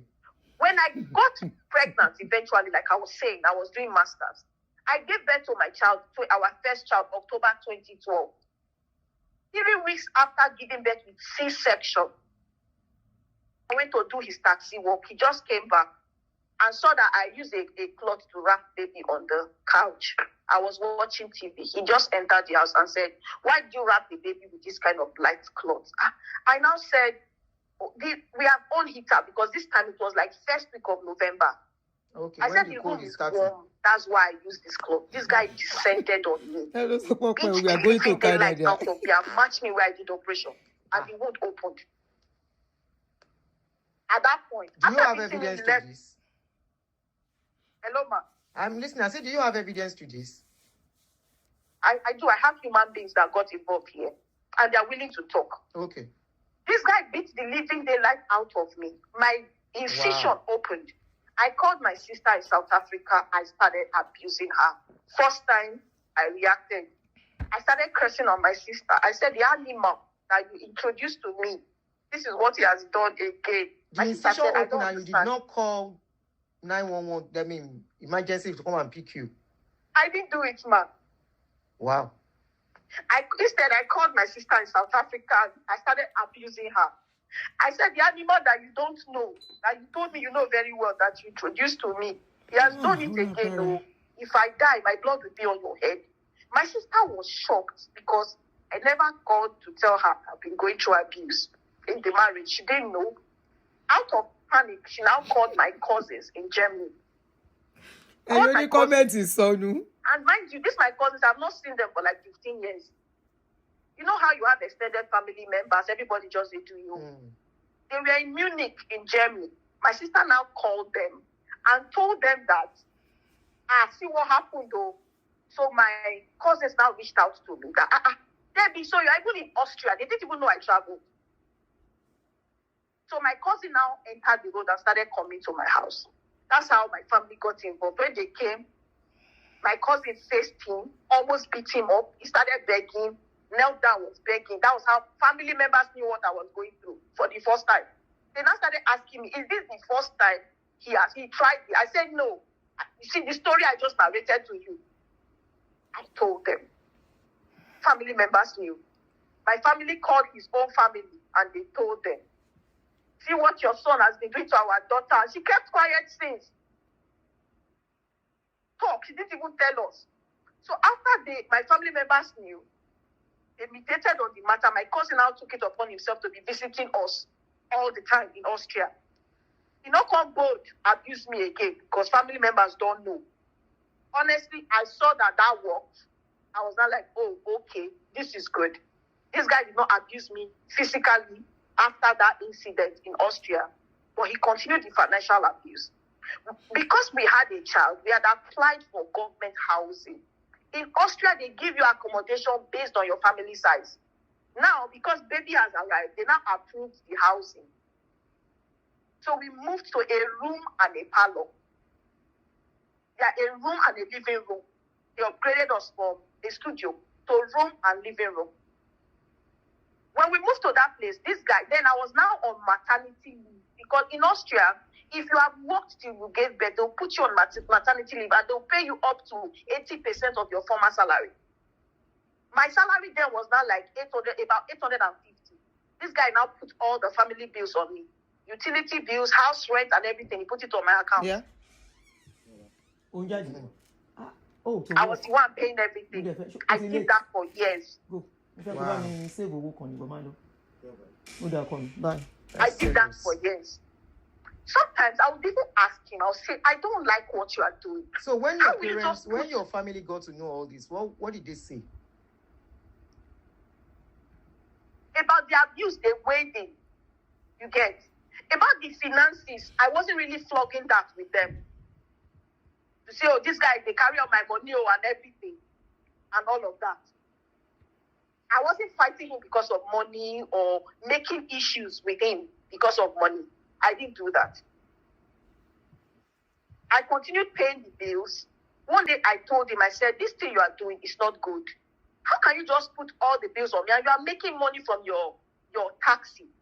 When he wanted to start his taxi company, my dad went to take loan from the bank in my place and sent him money, up to 15,000 euros to start his company. His brother helped him borrow like 5,000 because you need money in the account to be able to get that license to own company. Okay. My dad got this loan for him, and my father was paying the interest on him. My dad paid that interest on that loan till he died. It was after 6 years, that was 2016, that he was able to pay the capital, send the capital of that loan to my dad. The interest, my papa paid until he died. I now started telling him, I said, I noticed what happens to black children in this Austria. They don't progress. Can we relocate to Canada? He was now telling me that I know his business is doing well. He does not want to go and start afresh somewhere else. So when it was time for us to do our second IVF, because I had embryos in their bank, it's just walking there and they just insert into me. So we decided we'd go and have our second son in America. So that's how we went to the US. Okay. We just went together. He left me in the US. I rented a place, sublet a house 5 minutes away from his friend place in America, and I stayed there for 6 months. We had our first son. Our second son. After having him, I went back to Austria. So when I went back to Austria, I started putting We are pressure not on him that donating. let's go to Canada. I don't She's really doing like well. the US. The crime in Texas, because I had my son in Texas. Okay. They'll tell me, if you are strolling and you see somebody walking behind you, run. I'm like, what kind of life is this? Austria was a very peaceful place. So I said, let's try Canada. It was even my suggestion. I started putting him under pressure. He didn't listen to me, and I started praying about it. After a while, his business now started doing bad. You get? Yeah. His business started failing. I don't want to go too deep into that. So one day, I want to tell you how we knew Dr. Chris Okafor And you comment is on you. and Canada. So one day, a friend of mine in Austria came to my house, and the girl was crying. She said, guys are always breaking her heart. She's not an Olosho. She's a Nigerian, but her parents brought her there. She has a good job. Every guy she sees want to sleep with her and dump her. That she's beginning to suspect that this is not normal. You understand? I now told her, I said, well, just like you rightly said, maybe there's something else to it. You need a church that, like a deliverance church that prays, like Mountain of Fire or whatever. You need to pray very well. So I didn't know, they used to call them Liberation City. I never heard the church before. I now remember that one of my sisters, one time like that, went there for prayers and God answered her. I now said, okay, I will call down my sister to ask for the name of one church they said she went to for prayers, for deliverance, herself and her husband. She lives in Abuja. So I called my elder sister, and she told me the name of the church. That was the first time I heard about Liberation City, ma. Okay. Are you hearing me? Yeah, I'm with you. Because of my friend, though. So. We meet if you okay. We are getting there small. All of you saying that my patience needs to be studied. I slept off many times. I said, they said the church is called Liberation City. Oh, she now said, oh, so both of us Googled it. Immediately we Googled the church. The first thing we saw was scandal. We saw Dr. Chris Okafor's wife with the tattered cloth. Yes. The one and that my punched friend said, Harris. my friend said, which kind one be this scandal? I now said, let's just check their videos. So we started checking the videos. She was not like, this one was past TV Joshua. Church. Hey, which kind thing? We started laughing. I now told my friend, I said, Shebi, now you say you need prayers, you need help. If I say you don't need help, you get. So I now called my husband and gisted him. He was at work doing his taxi work. I called because I used to gist him things. I called him, I said, I see what happened, just for us to laugh about it. He now started abusing me that you are very funny. How can you be referring somebody to a place for prayers? You know, no saying I need that prayer pass. The master's program that we were doing, he had done his master's exams 3 times and he failed. And in Austria, if you go to school, you must do an oral exam of everything you have studied from your year 1 to final. You will stand before 4 professors and defend your studies. If not, you won't have certificate. He did it 3 times, and it's only 3 times they allow you to do it. And he failed. He now said, okay, look at his company. Everything has crumbled. Authorities are now asking him to bring over 100,000 euro. He's having serious problems everywhere. Don't I know he's the one that needs prayer most? Now, I beg Jerry, I should send him the link of the church. Church when my friend don't fear, say she not the go. You dey hear me so? Yes. I now sent it to him. He watched their services and said, he just came home. He said, I'm going to the church. That's your husband, Abby? Yes. And that was Ebola season. Okay. I was even scared for him. I said, you know, Ebola is touch and go. People are just dying in Liberia. You want to enter road. And the kind of paper he has is not supposed to go to Nigeria straight. You pass through Cotonou. I said, what if you go and carry Ebola and you die? He he said I should forget about that God will protect him, that he needs this prayer the most. That's how he went to Nigeria. You know, here, that weekend, he booked ASAP tickets. Myself and my friend, we got shocked. My friend was not like,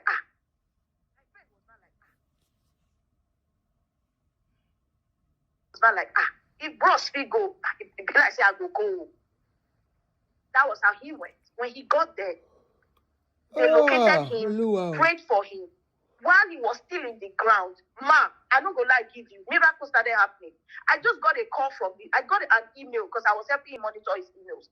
I got an email from the school. They said the exam that he did, that they have reversed their decision, that he should come back and redo it. Number one. I got another email for him. The authorities, the government, because they sued him to court in Austria to come and bring over 100,000 euro, that he was doing fraudulent transactions with his taxi company, which was not true. So they said that case is cancelled, that he should not bring it. They now told him to come and pay like about 3,000 euro only. And that was what he went to prayers for. So when I saw that email, I called him. I said, you are still in the prayer ground. See what is going on. So that was how he now, after whatever, the instruction they are giving him to carry out in the church, prophetic instruction, he can't call me. Say they too like money for this church. Which kind of seed that they tell him make he sow. I now said, come, nobody will force you to give if you don't have. You are back to you're already there. See what is happening. Two major things you went there for. God has answered you. Don't complain. Your comments are something. You guys are something else. You can do whatever instruction they gave you. That's how he entered the road and he came back home. Before God and man, I said nothing but the truth here, man. This is a public space. The persons involved, they know themselves. They know. My friend in Austria that I've not mentioned her name. If she listens to this interview, she will know that what I'm saying is nothing but the truth. Even though she didn't know I was dealing with abuse and all that with this man, I never exposed him. I was covering up for my husband. I don't want anybody use bad I look husband for me. I kept quiet through all my ordeal. So when he came back from where he went to do his taxi job. The first client he carried, I don't know if that was his first time. We carried one client like that. The client it was not like, where are you going? The customer now said, just be going, I will guide you. So when they got close to Klesheim, one school they call Klesheim, the customer just brought out 2 500 euro notes. You are still in Austria. And spoke a German word and said, for me, it's a cow. And in Austria, their highest currency is 500 euro. In Europe, 500 euro. So that is somebody's 1 month salary. So my husband now started calling the man. The man looked drunk. He said, you know what, they call his police. Arrest her. How can somebody just told him with 1,000? He called the man. The man said, don't worry. And by the time he told, he didn't see the man again. When he called me, I said, it's like you just carried an angel. That's not a human being. He called me home, quick. So when he got home, he was not narrating his ordeal to me. I said, don't go back to work today. I said, you see this miracle money you got, use from it. Whatever assignment you said they gave you in that church, carry it out. Send whatever seed you want to send to them. Since God has provided a miracle without your sweat, how can somebody just dash you 1,000 like that?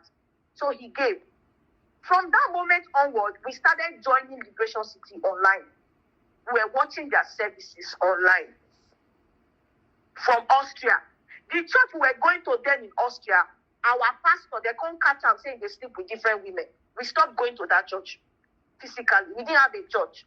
So it was easy for us to transition to the one we're now watching online from home. That's how we knew about Okafor's church. I've never met Okafor before at that time or anything.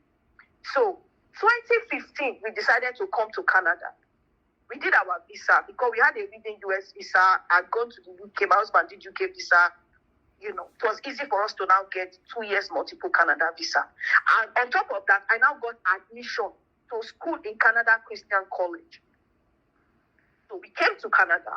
When we got here, I got a job in one church, you know, to work in the church here. The church, they said they were going to hire me. I'm a singer. I started helping them train their choir and helping in any capacity I can. You get, it's not like money paid or something. As long as say person go take get paper at the end of the day. I was ready to do it, man. Hello, ma, can you hear me? Yes, I'm listening. So that's how we I came don't to need Canada. those.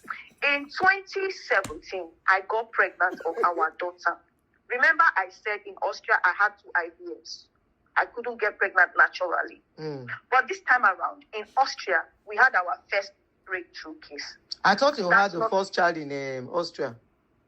Yes, we had the first child in Austria through IVF. The second child again, we did IVF in Austria, but I went to have him in the US. Okay. So our third child, we had the third child in Canada. Okay. So when I was pregnant of that, our third child, I think I was like 5 months pregnant. My husband just came back from work that I was lying on the floor because we were new in Canada, we were struggling. The foam we were using was on the ground. I don't know, I can't even remember what happened. This guy just started beating me and mashed my stomach. Again? With pregnancy. This time around, my cousins went to Germany, they far. So you don't know, say we don't they far. His abuse started again in Canada. This guy beat me that day and mashed me on my stomach. Because I realized that reporting him for the one he did when I had my son, it worked. At least I enjoyed peace from abuse. He has started again, Canada far. I now called his friend in America. She's a nurse. Her husband is a soldier. I will try not to mention names. She's his best friend. She's a woman. I called her and I reported him to her. Because when I went to America, I met her. I saw she was a kind person. She had 3 children. I called her and she was so angry. She now, while she was, talking, her husband heard. They even told me they were going to book a flight and come to Canada and address the issue. He started. Okay, that one don't finish.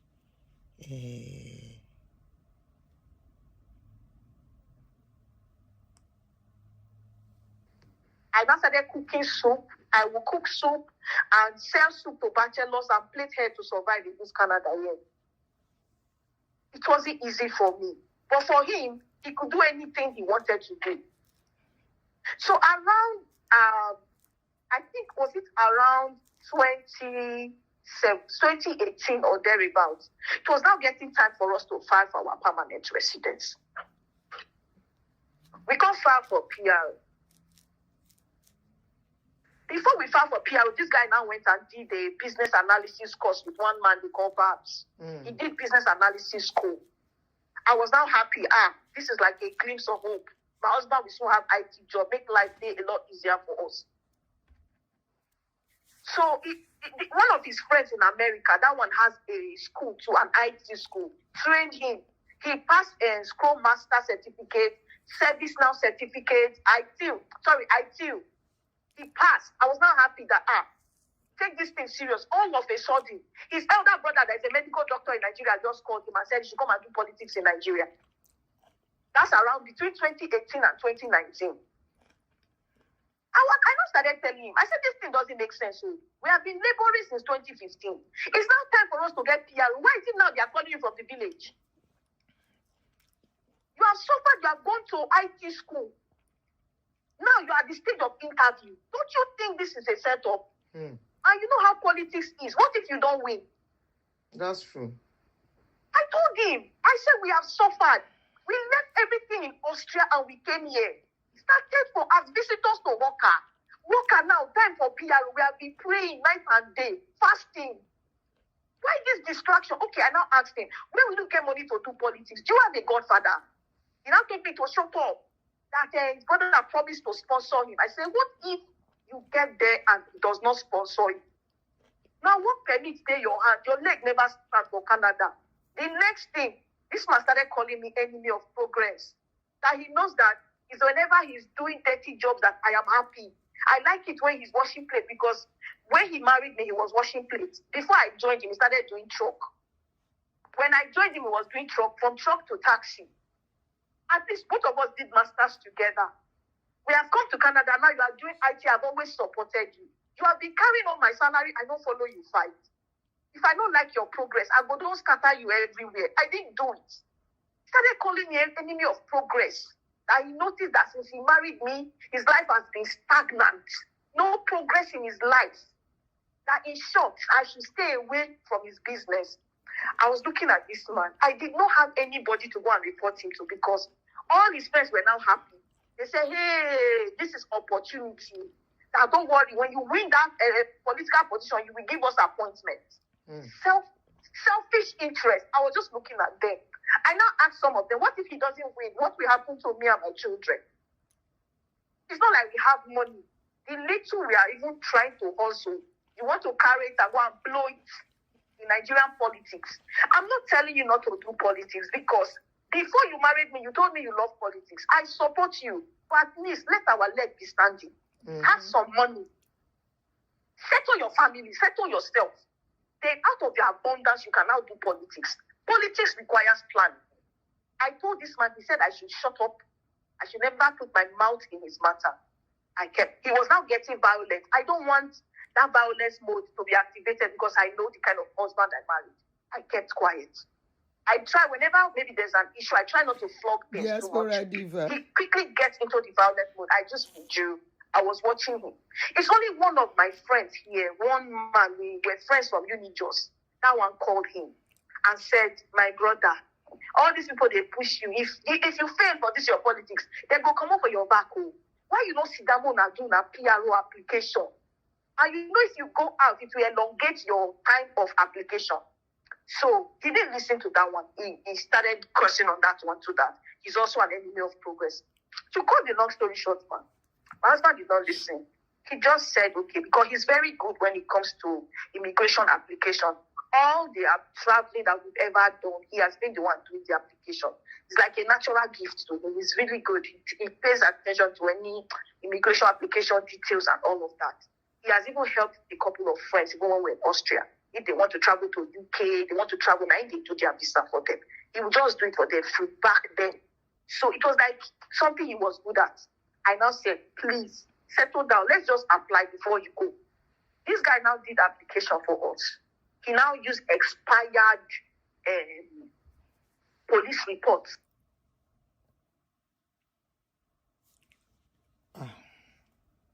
We are getting there small.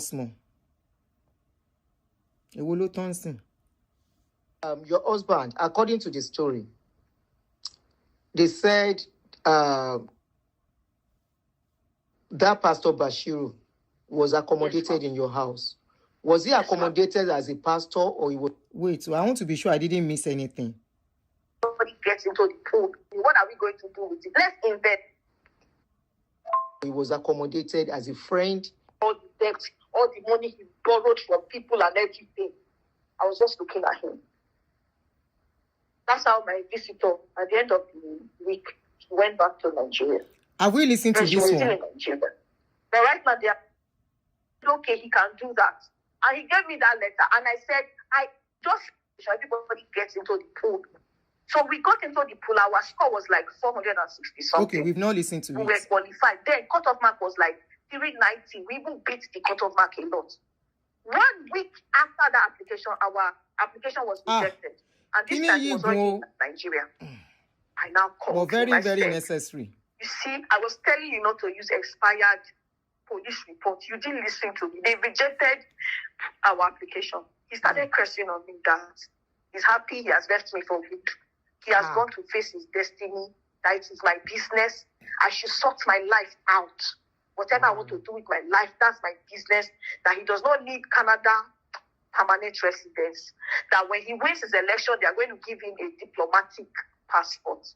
And when they give him a diplomatic passport, that they will assign 2 people to him that will be traveling with him anywhere he's going. I now told this man, I said, why are you so wicked? You know how we have suffered.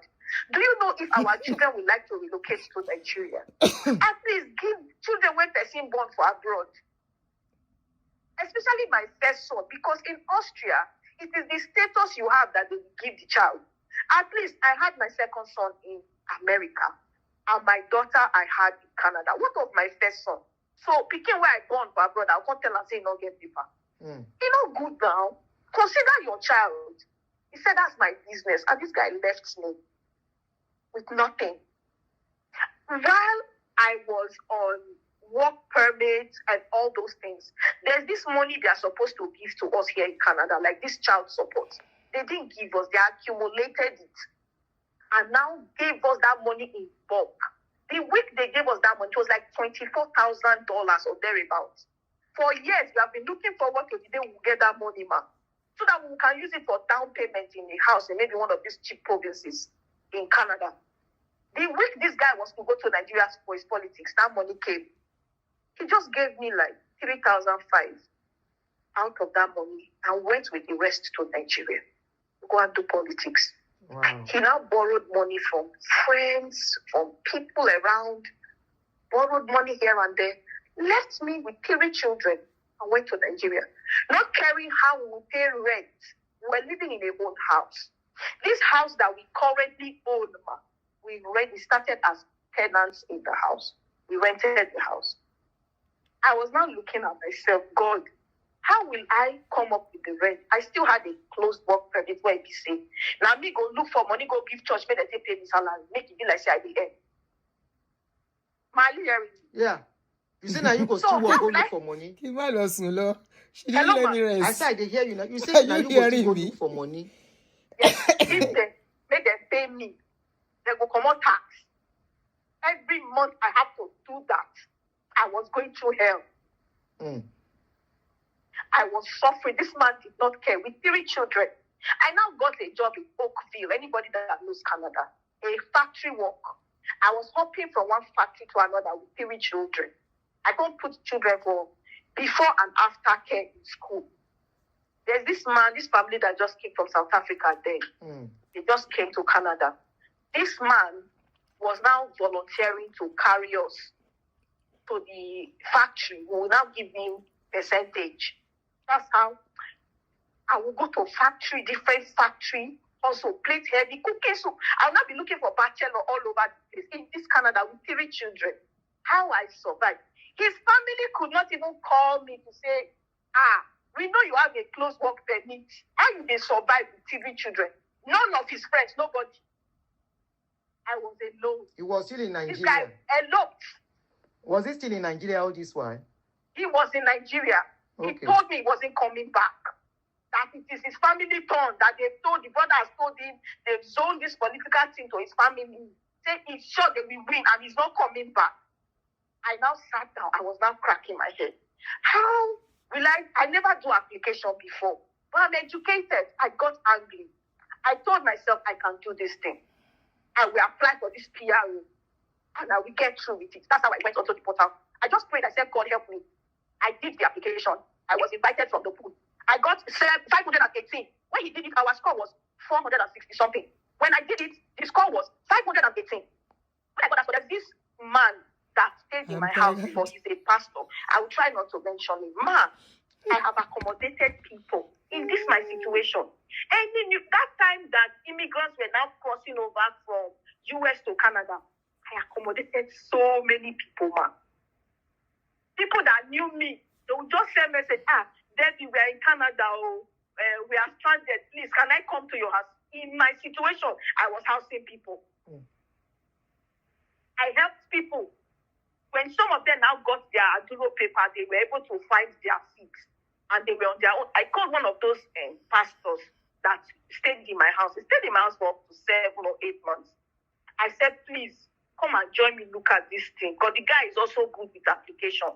Now they do in family traveling stuff. I said, I did this thing, I don't know. It's different from the score my husband had. Check the point. He said, it's like you did the right thing. So he now said, let him call my husband. Sometimes when I go even try call my husband, I go tell me, say, he's inside village, no network there.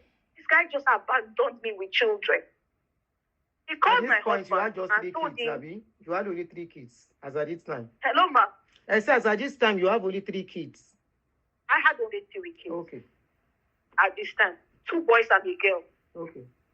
So the man now called him and said, Debbie did application for PRO and she got 518. He now said, no, she must have done rubbish. That he should check very well. He said he has checked, she did it well. The man now started asking me, okay, what did you do differently? I now told him, I said, when I just came to Canada before we got work permit as visitors, I worked as a volunteer in this church. So I went to the church and I asked the bishop's son, I said, can you give me a letter for my volunteer period separate from the work period. He said, okay, he can do that. And he gave me that letter. And I said, I uploaded my 1 year volunteer separately. I now got 100 and something points. The man was like, wow. I said, yes, because I know Canada loves volunteer. That now gave me more points in the pool. I was the one that did the English test. My husband did not do. He just left all those hard ones for me. So, but I thought you said he was in Nigeria then. No, that I said we applied first. Okay. That was before he went to Nigeria. Before he went to Nigeria. Okay. He was the one that did the application. Okay. He used expired that was when he used expired documents. Austria. Yes. Okay. You get. So when I now redid, because you have to go into the pool again before they will select you. So when I went into that pool again, my score was now 518.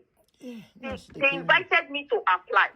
When they invite you to apply, that's when you now start providing supporting documents. So when it was that time for supporting documents, I now started begging him that I know you have told me to hell with me, to hell with Canada. You prefer Nigeria. I beg. Can you now ask Austria for your police reports? He now said that he's very busy and disturbing him and everything. I beg this man, beg. And this thing has timeline. They will give you like 19 days. I started begging this man. Eventually, he now agreed. Other people now joined me, like that pastor that got involved that stayed in my house before. Started begging him. He now said, okay. I think he used like 1 million or so. Sent it to Austria, to a friend of his that got a lawyer. They now got police reports for him. They told him he had a case to answer in Austria. Some of his taxi drivers, they had tickets that they did not pay. There are some places I will try and took the money. I now told him, okay, let's buy a land in your place, in Ondo State, close to university, and build a university hostel or a hotel. He now said the land he bought before that his brother up to now cannot trace it. He's sure his brother ate his money. He's sure he wanted to go fight his brother. I said, don't do that. Did you not tell me that it is your brother that sold his car and send you abroad? If he chop your money, if you not chop your money, which person money you want chop? Leave him. Okay, let's call your friend that lives in Akure. He said his friend and the brother are close. There's no way he will send his friend to buy land for him and his brother will not know. I said, this money, we cannot just let it waste like that. We have to invest. I now told him, I said, okay, let's buy a land around Uniben area and build university hostel. We need investment. He now said, okay, who will now buy it? I said, my dad knows a lot of people. He was the first. Oh, sorry, my hand. He was the former PFF president in Edo State. It's just a call away, even though they live in Esan land. So we called my dad, and my dad now called his former secretariat in PFF. That one now went, saw land, and now advised that there is flooding around Uniben area. If you invest in that kind of place, flood will spoil your land. That he has a client that wants to sell land behind Moscow filling station at Ekpoma. Since the focus is university hostel, Ekpoma is a very viable university you guys can also invest in. I was like, okay, this makes sense. My husband was like, oh, he's fine with that arrangement. That's how we ended up buying land behind Moscow filling station at Ekpoma to build hostel. After buying the land, my husband can't go tell his senior brother. He can't carry table, they make mouth for him brother. Say, he don't buy land for hostel and all that. I wasn't there when they had that conversation. It was much later I realized that thing caused problems in the family. They now started gossiping me that we used gas on my husband. We took their brother's money and used it to buy land in my village. I'm not even from Ekpoma, by the way.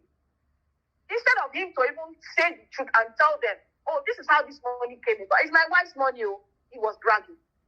So when he went to do politics, his family now started telling him that land that her family made you buy in her village, sell it. This guy took that land and he auctioned it. 10 kobo, he didn't give me from inside. 1 cent, Wow. He don't give me from inside. Right now, ma, find out how much land goes at Ekpoma, especially Moscow filling station is one of the most strategic joint at Ekoma. Imagine building a hotel or a hostel in that kind of place. How much we would have made. This guy auctioned that land, used it to add to his politics money, sold shares that we had bought and different things, sold a lot of stuff. When he now saw that he has lost, he was not ashamed to come back to Canada because he don't make mouth for me, abandoned me and the children for one year, told me he's not coming back. How will he now come? He now went and stayed in his friend's house in Akure. When he don't tire to stay there, that's how he now came back to Canada. Before he came back, there's this lady, when I went to have a son in the US, the room I sublet, she was the one that took over the room from, she was working in Mobile Oil and Gas in Nigeria. She called me that period and said she was coming to visit Canada. Can she stay in my house? I said, oh, sure. So she's a Muslim. Like I said, I have always accommodated people. So when this lady called me that she was coming, I received her. I accommodated her. She was not asking me that, come on, baby, I don't understand you. Why you go let your husband go do politics? He want join courts and be care godfather. No be ordinary chairs, they think they go do politics for Nigeria. When I never said to you go to do politics, now I can tell the babe, say, you know, go understand. Nothing where I not take talk to my husband. You know they hear word. Now the kind man when he say, now waiting he want to do, now he want to. And when wahala come, now me go still suffer. Because he has anger issues, one. Secondly, he cannot manage pressure. And when I'm trying to tell him, he will not hear. When the thing don't happen, he goes still say, na me cause am, na my fault. Na my bad luck, na him cause am. She was not like, wow. So she was still in my house when all this whole thing happened. My husband now came back from where he went to do politics, dejected. Visitor there also, this guy just started insulting me. That he knows that since he traveled, I have been praying. That's all the evil prayer that I prayed that affected his political career. Shebi, I'm happy now. He lost. My prediction has happened. That other wife, when their husband want to do this kind of thing, they will support them. But me, no, it's to pull him down. I was just looking at this man. You left me for 1 year. You don't know how I fed myself and these children. You don't know how I paid rent. You don't know how I survived. You came back. All you can say is to blame me for a political decision that affected about 22 contestants. They didn't even give them a chance. The governor, Aketi, or whatever his name was then, just appointed somebody. So it's now my fault. That I was trying to call out red flag or call out something for you as a wife. Because you have lost now, you have come back. You are now blaming me. So this visitor I had this while you were the one paying the mortgage. We never even buy the house that time I rent. I was the one paying everything. Okay. So this lady was hearing, and when he's talking there, he doesn't even care that a visitor is there. He will just start shouting. He can fight in the market. He can fight inside church. He can disgrace you anyway. He's that kind of man. He was yelling. This girl was hearing everything. The girl don't feel bear. Then she just come with me where I did. I was just crying. She said, baby, you too cool, oh.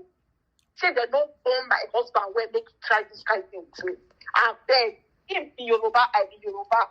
If you step aside, make I help you treat this your husband fuck up. You are too good. Now what did this they tell me? He said, I beg you. I don't feel stomach this thing. I said, go ahead. In our upstairs that we live, 4 rooms, he uses one of the rooms as his office. Then the babe just go knock for a door. She's a very hefty person. And she get money. She don't knock for door. Say, gross, I beg, I want to see you. He now said, come. She now started using Yoruba to talk to him. I don't understand Yoruba, but I do. She started talking. Later, she started speaking English. I heard her banging the table. And the next thing she was saying, the worst you can do is to send me out of your house. I go, bros, I get money. I go lodge for hotel. How can you abandon a woman for 1 year? No accountability. This woman begged you, make una reason together as a couple. Don't go. You know, yeah. You go. You don't lose your losing. You lose for waiting you go to. You come back. You go see the blame her. This is not fair. Instead of you to come and kneel down, you told her you're not coming back. But life happens to you. Now you are back. After squandering everything you have labored for years. Like a prodigal husband, you are back. Instead of you to kneel down and beg her, you still make mouth. For my front, you don't even care, say guest, stay out. When this lady told him that, he now knelt down and started begging me, held my leg. That he's sorry. He's just doing attack is the best form of defense. That he's ashamed. Everything I told him is what happened. That if he knew, he wouldn't have gone. Okay. For the first time, this man started begging. He called guest, help me treat him, fuck up. He started begging that he's ashamed. He doesn't know how to pay back all the debt, all the money he borrowed from people and everything. I was just looking at him. That's how my visitor, at the end of the week, went back to Nigeria. Then she was still in Nigeria. But right now they have been located. Sorry, I'm looking at something. No, she doesn't even know that my marriage has packed up right now as I speak. Ma, like I said, I know they carry my matter go they tell people. Honestly, I'm not that type that goes around narrating story all over the place. For years, this has been my plan. They talk. So what now happened to you? What now happened to you and your husband that they say you chased the man away from the house? Ma, you see, like all these things started piling. This man, I now forgave him and said, okay, don't worry, we will start all over again. When I now told him that we will start all over, I just did like nothing happened. He now said, okay, that he would travel to Austria, because we still had some cars in Austria, that he would go and sell and fold up his company officially. Then when he went to Austria, he hustled for like a couple of months, sold his cars, because the driver he had put there, every day you say, Taya, don't boss, you are no longer there. He went to put some Nigerians in charge. They wrecked the business, put him in problem. Sold the cars we had left there and came back with the money and bought a car. And now started Uber here. He now started doing Uber. When he started doing Uber, one day, like I said, my pastor became like me. Apart from being a pastor, me, I'm a child of God too. I have my own relationship with God. One day I was just at home and my spirit just told me I should fast for 3 days. I don't know what the fasting topic is about. He said, and that spirit that told me said, don't fast alone, call 3 people to join you. I called my sister in Lagos. I called one of my friends in Alberta, Calgary, and I called my husband's friend in America, in Houston, Texas. I said they were 5 minutes away from where I sublet when I went to give birth to my second son. I said, I don't know. My spirit is telling me to fast for 3 days. Can you people join me?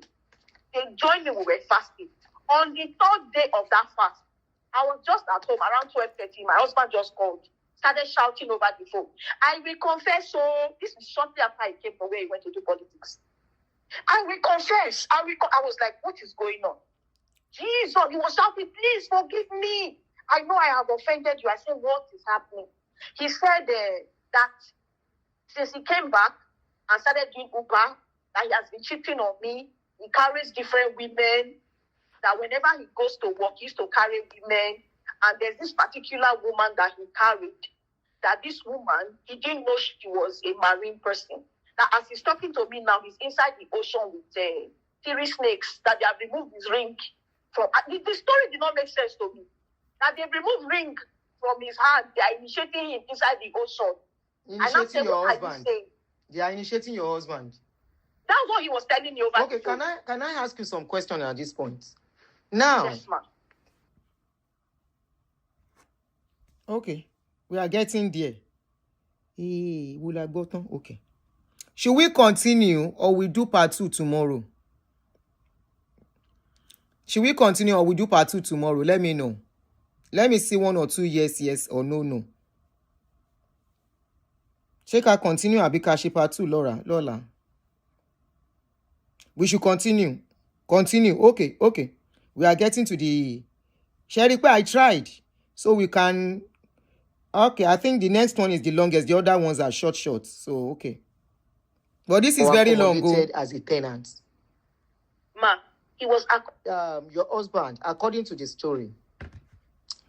They said that Pastor Bashiru was accommodated in your house.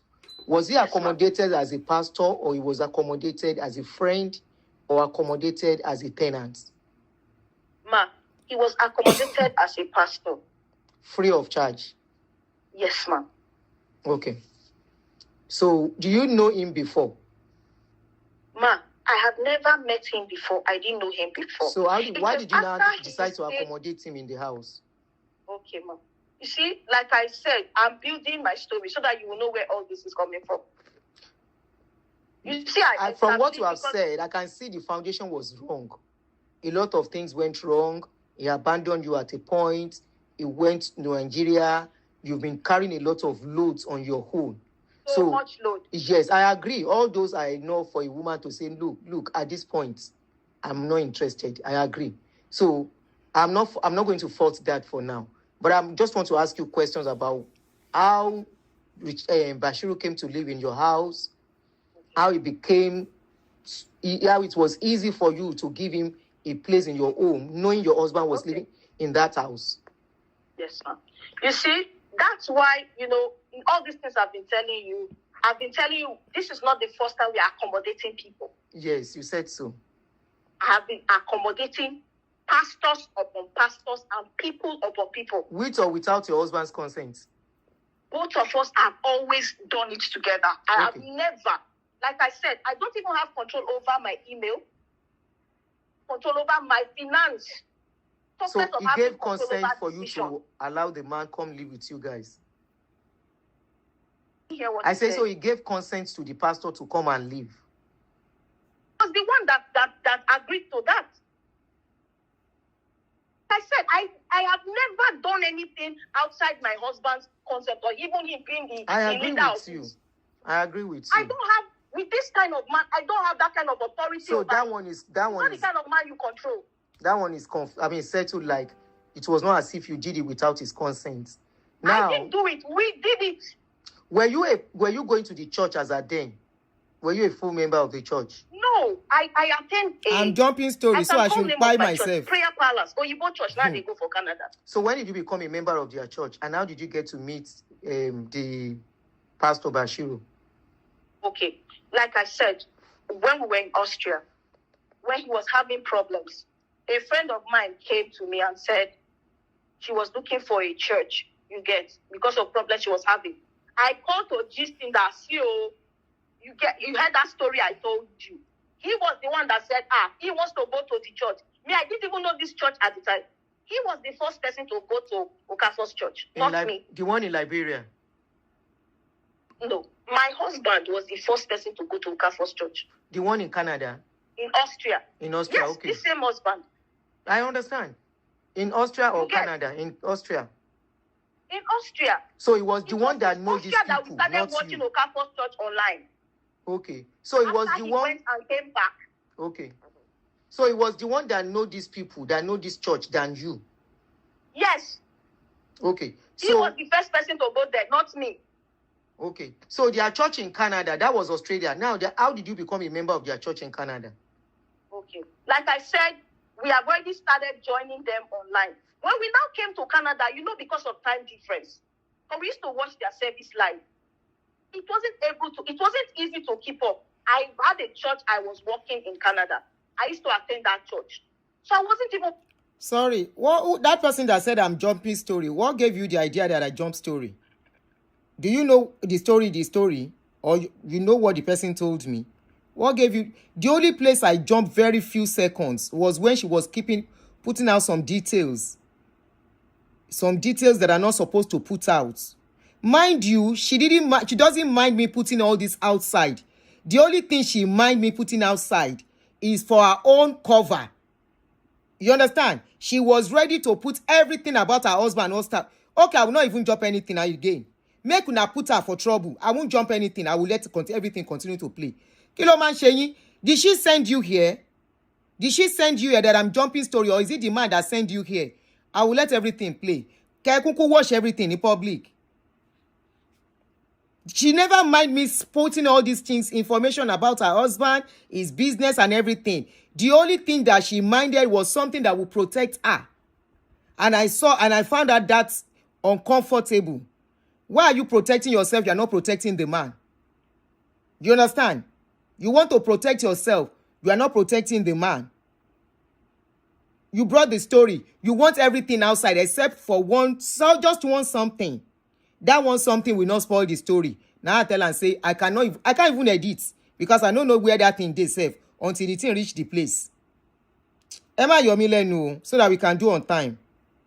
I wasn't even watching Dr. Chris Okafor's church again online. I wasn't following them anymore. Are you hearing me, ma? Sure. I'm coming to the most important part of the story. I needed to let you know our history, where we are coming from. Oh, okay. Oh yeah, Emma Gbo.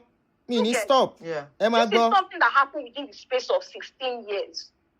How do I summarize the 16 years experience, man? It's hard. I think you've said, I know, it's very hard to capture everything.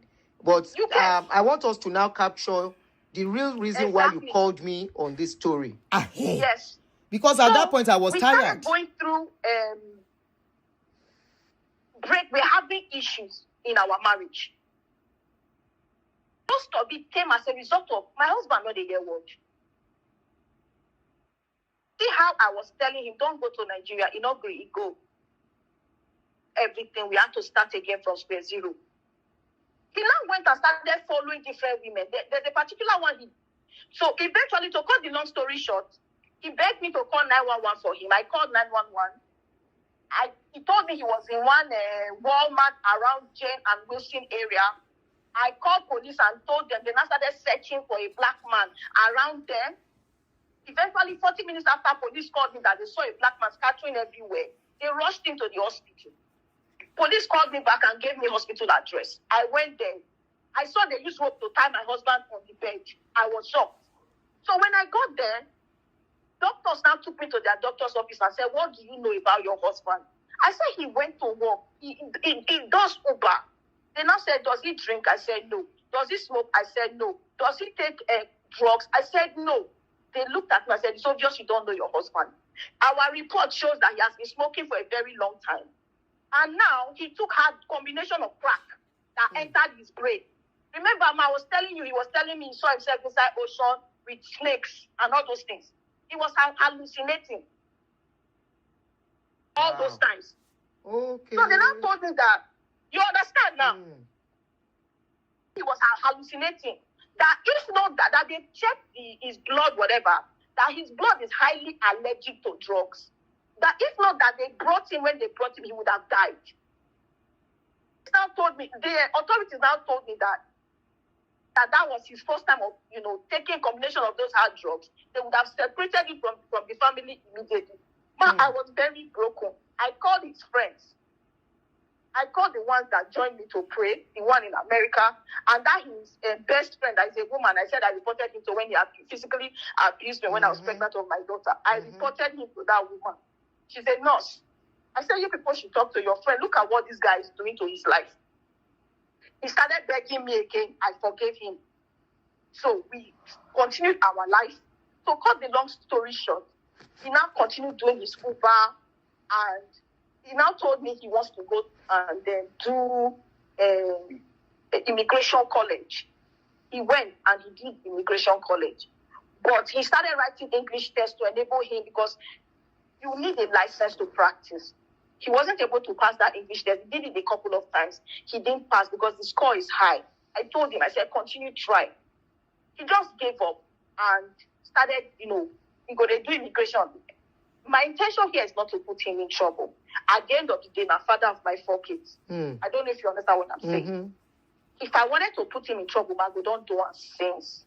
So when you hear me now using slang to talk, just know this is still me trying to protect him. But I will talk with him, I won't talk. So this guy, they do levels for people, but he don't get license. They advertise. But because he's good at what he does, people, they bring referral to him. And they do the job very well. I would encourage and say, try get your license. Because he now started having problems with his clients. He has anger issues. For example, because they give them retainers agreements to sign. Maybe you don't do application for client. You see why it's important I tell you this thing so that you will know where matter they come from. See, because he don't get license, he don't give these clients retainers agreements to sign. He go don't suffer, do work finish. They will now come and say, give me my money back. when immigration reject application. That's not his fault. That's on immigration. You get, he did a good job. They have the right to say yes or no. I now started telling him, I said, in this kind of matter, you know, say now runs you do. And sometimes they go even still do runs, package them well. I said, don't let anybody put you for trouble. Take them easy. When clients are asking you for accountability, be calm. Explain to them. Canada immigration is so good that if they reject you, does not mean that's a final no. They will tell you the reason why your application was rejected. Answer to it and they will give you. I said the way you talk to your customers, it matters a lot.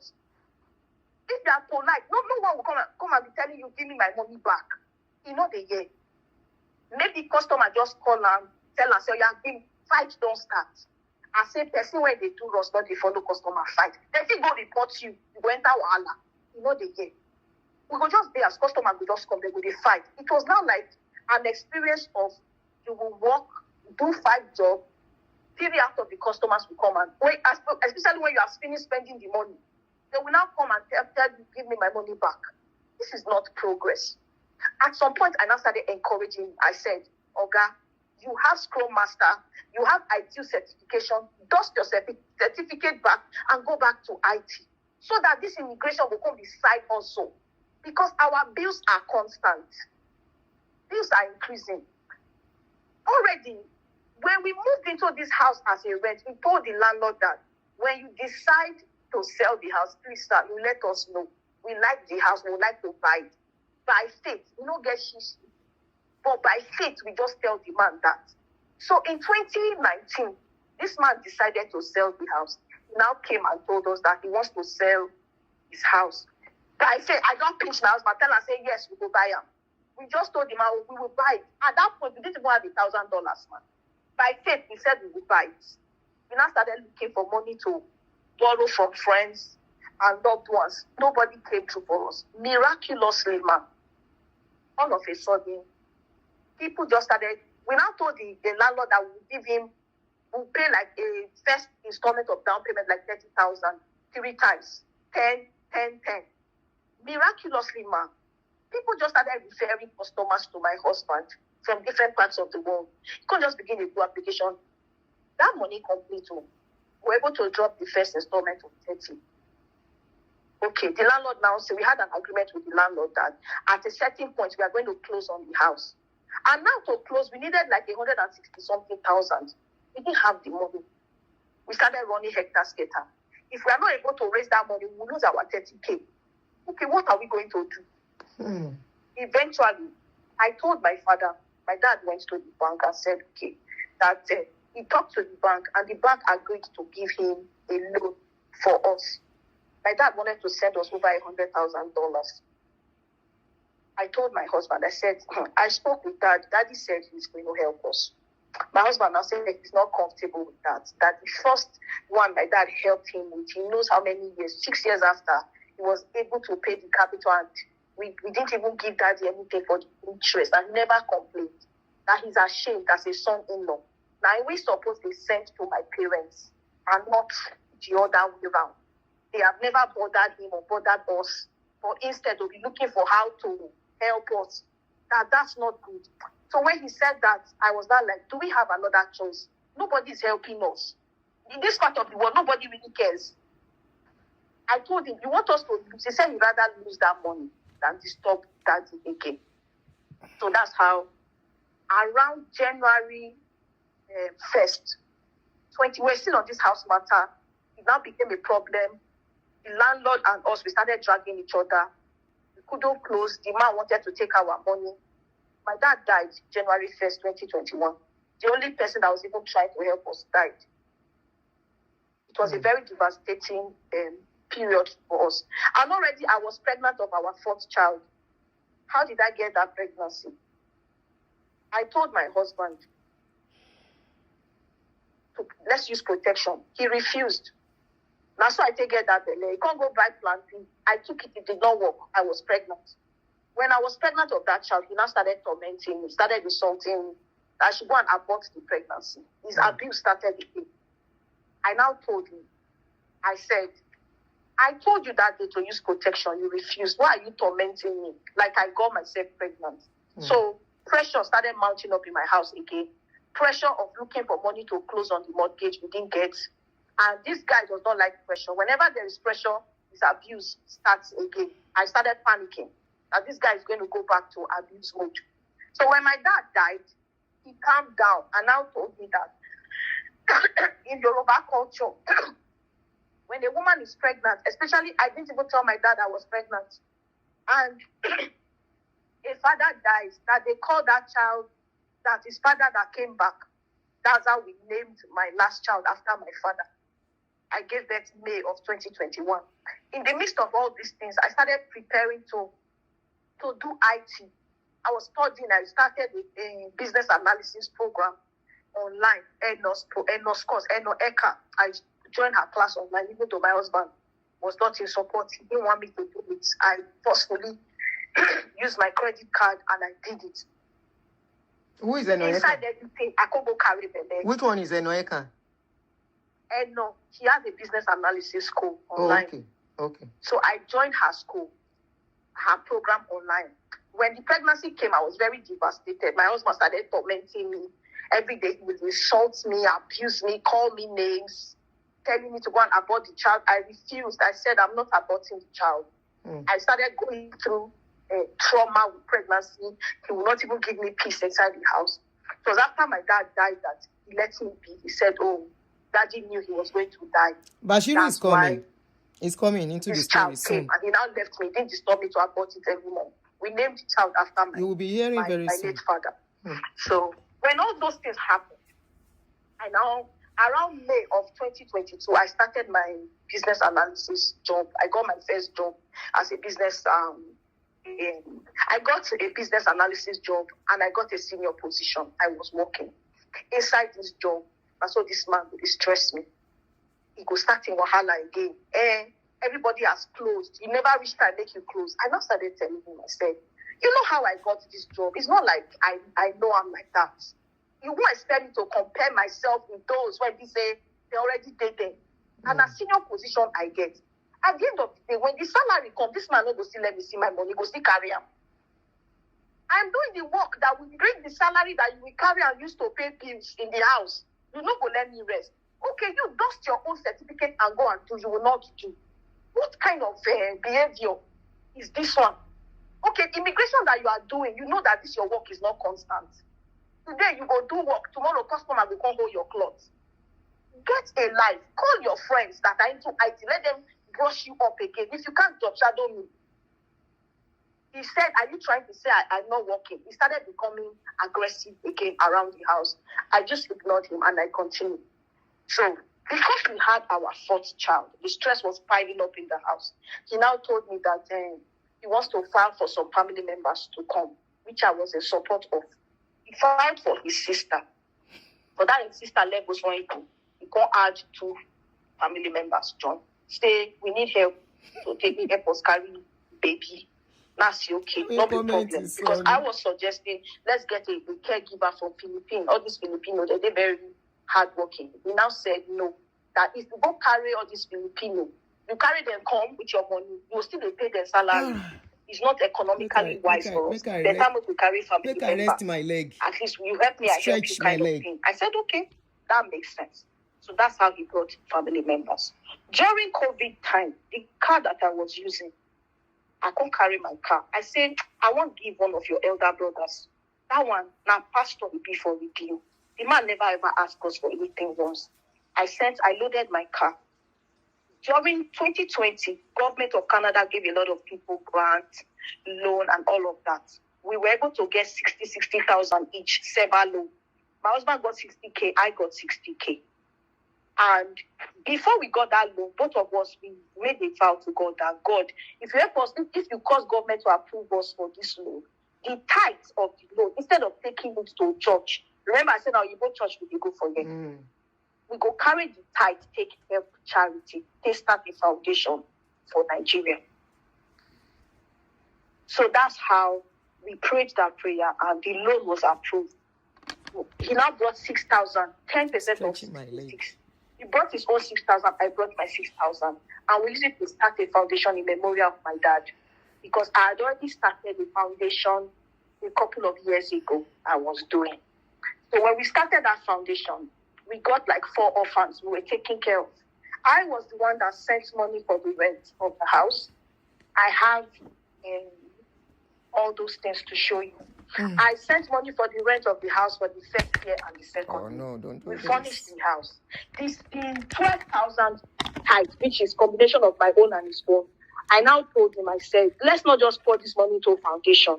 The orphans, they go chop, they go disturb us every time. Let's start a bakery. I always like to think of the business side of things. If we start a bakery, to be able to finance the orphans, and then we will have peace. And I said, okay, that makes sense. So we started searching for like a house that we can use to do that.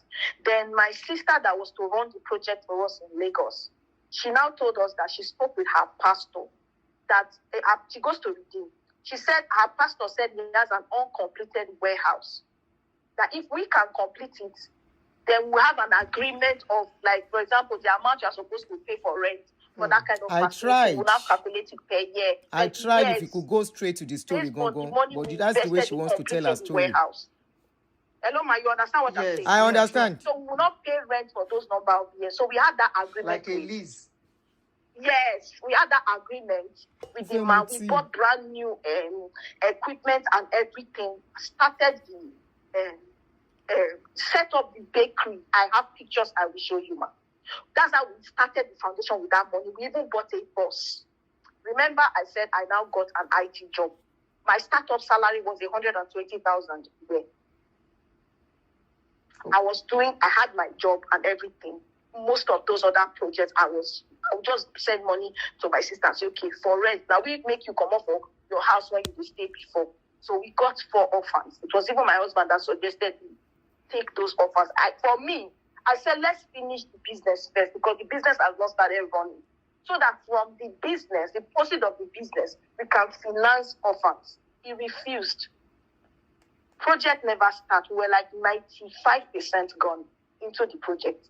Already, they shout, say, make we go carry orphans, because one of our friends in Austria, the sister's, the wife lost her only sister, and the 4 children became orphans automatically. The woman not get husband before. So he said, let's use, this is people we know. Let's use their orphans to start. That's how we started the orphanage. Bakery never ready. Okay. That is how that bakery thing came about. Now I hear my husband is going around telling people he set up a bakery for my family. No. Now 10% tithe what we take from loan. The remaining 54% of that loan, my husband I carry on for my hand. Just like I told you, he always takes any money that comes to my hand, he carries it. I don't follow this man fight. He took it. Whatever he used it to do, I don't argue with him. At that time, we were able to now close on our house with a private lender. Private lender is very expensive. So I believe majority of the part of that money went into those private lending thing or whatever he does. He's this kind of man, he wants to be in charge. I know the follow and argue. I know the repercussion of arguing with him. I didn't mind my business for inside the house. So that happened. On top of all this whole thing that was going on, my husband now came to me one day and said, he wants us to get equity from our current house. Property has started rising in Canada. This was around 2021. Property started, I don't know. There was property boom in Canada. I don't know if you heard about it. I understand. A lot Go of ahead. people, hello, ma.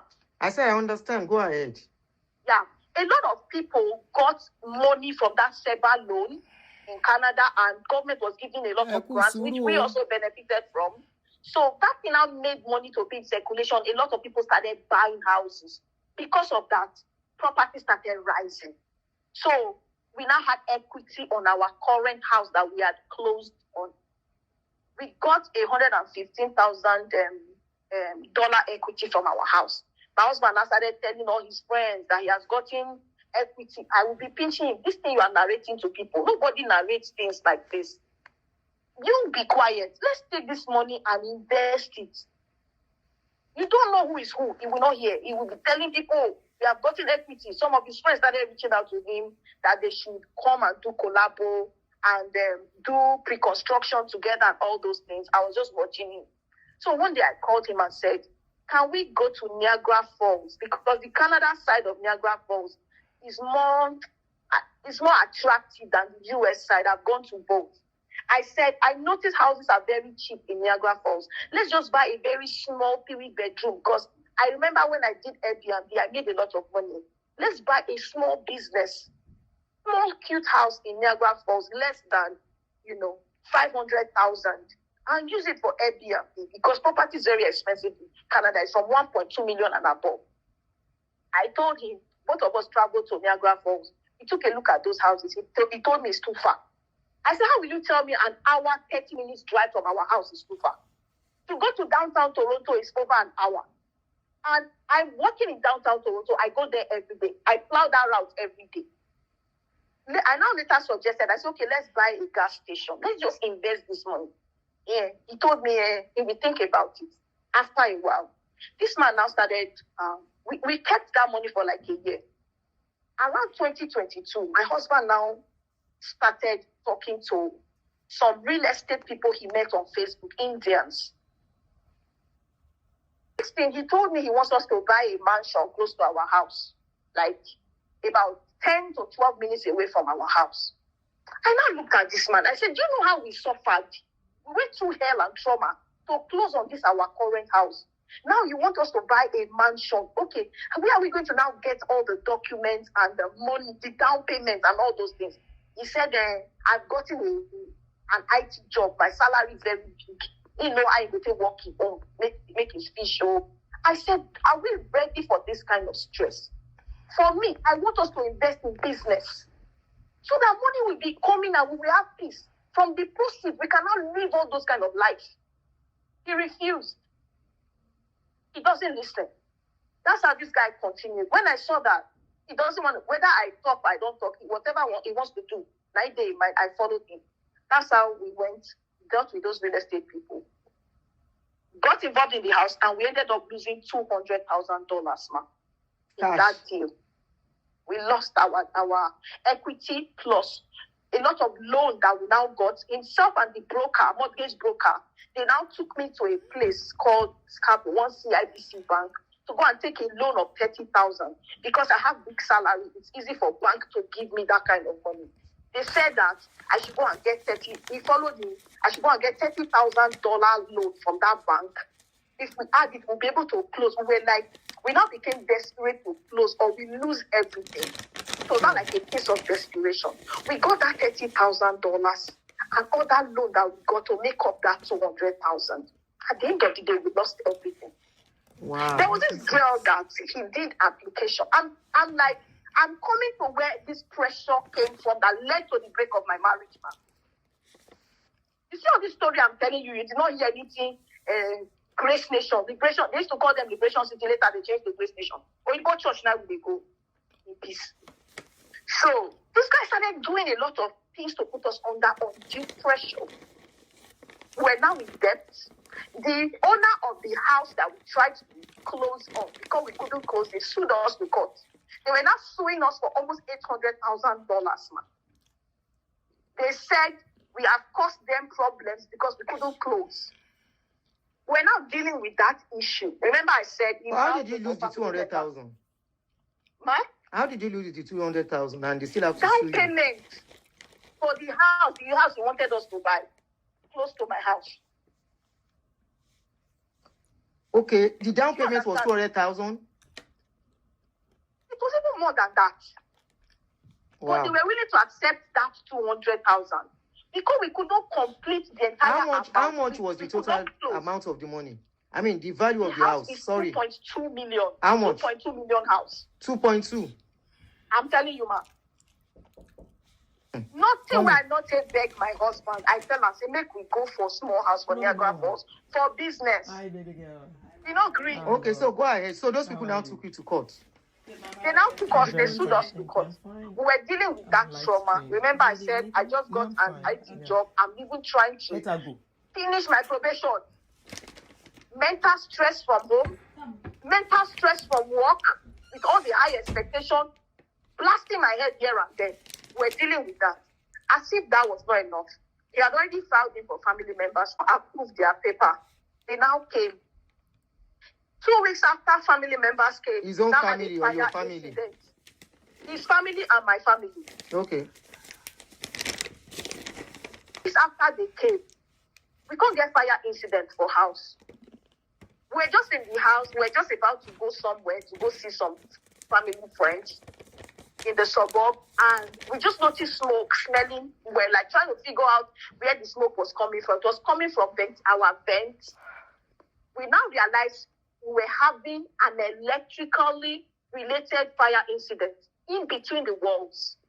And you know how these North American houses are now wood get a builder. Sure. So that's how we screamed. We went to the basement. Then we had not done our basement. There was smoke all over the basement. We now started shouting. Everybody run. My mom was around. For the first time, in 16 years, I abused C-section to give birth to children 4 times. My mom has never bothered us. Because even after my dad died, he was like, let's bring mommy to come and rest. My parents don't bother us for anything. Now then they will try help us. Okay. My mom came to visit us for the first time in her life. Okay.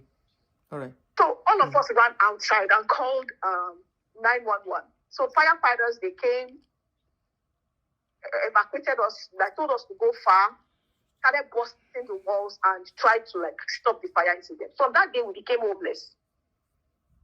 We had to look for a hotel. Remember I said we had visitors in the house, 4 guests.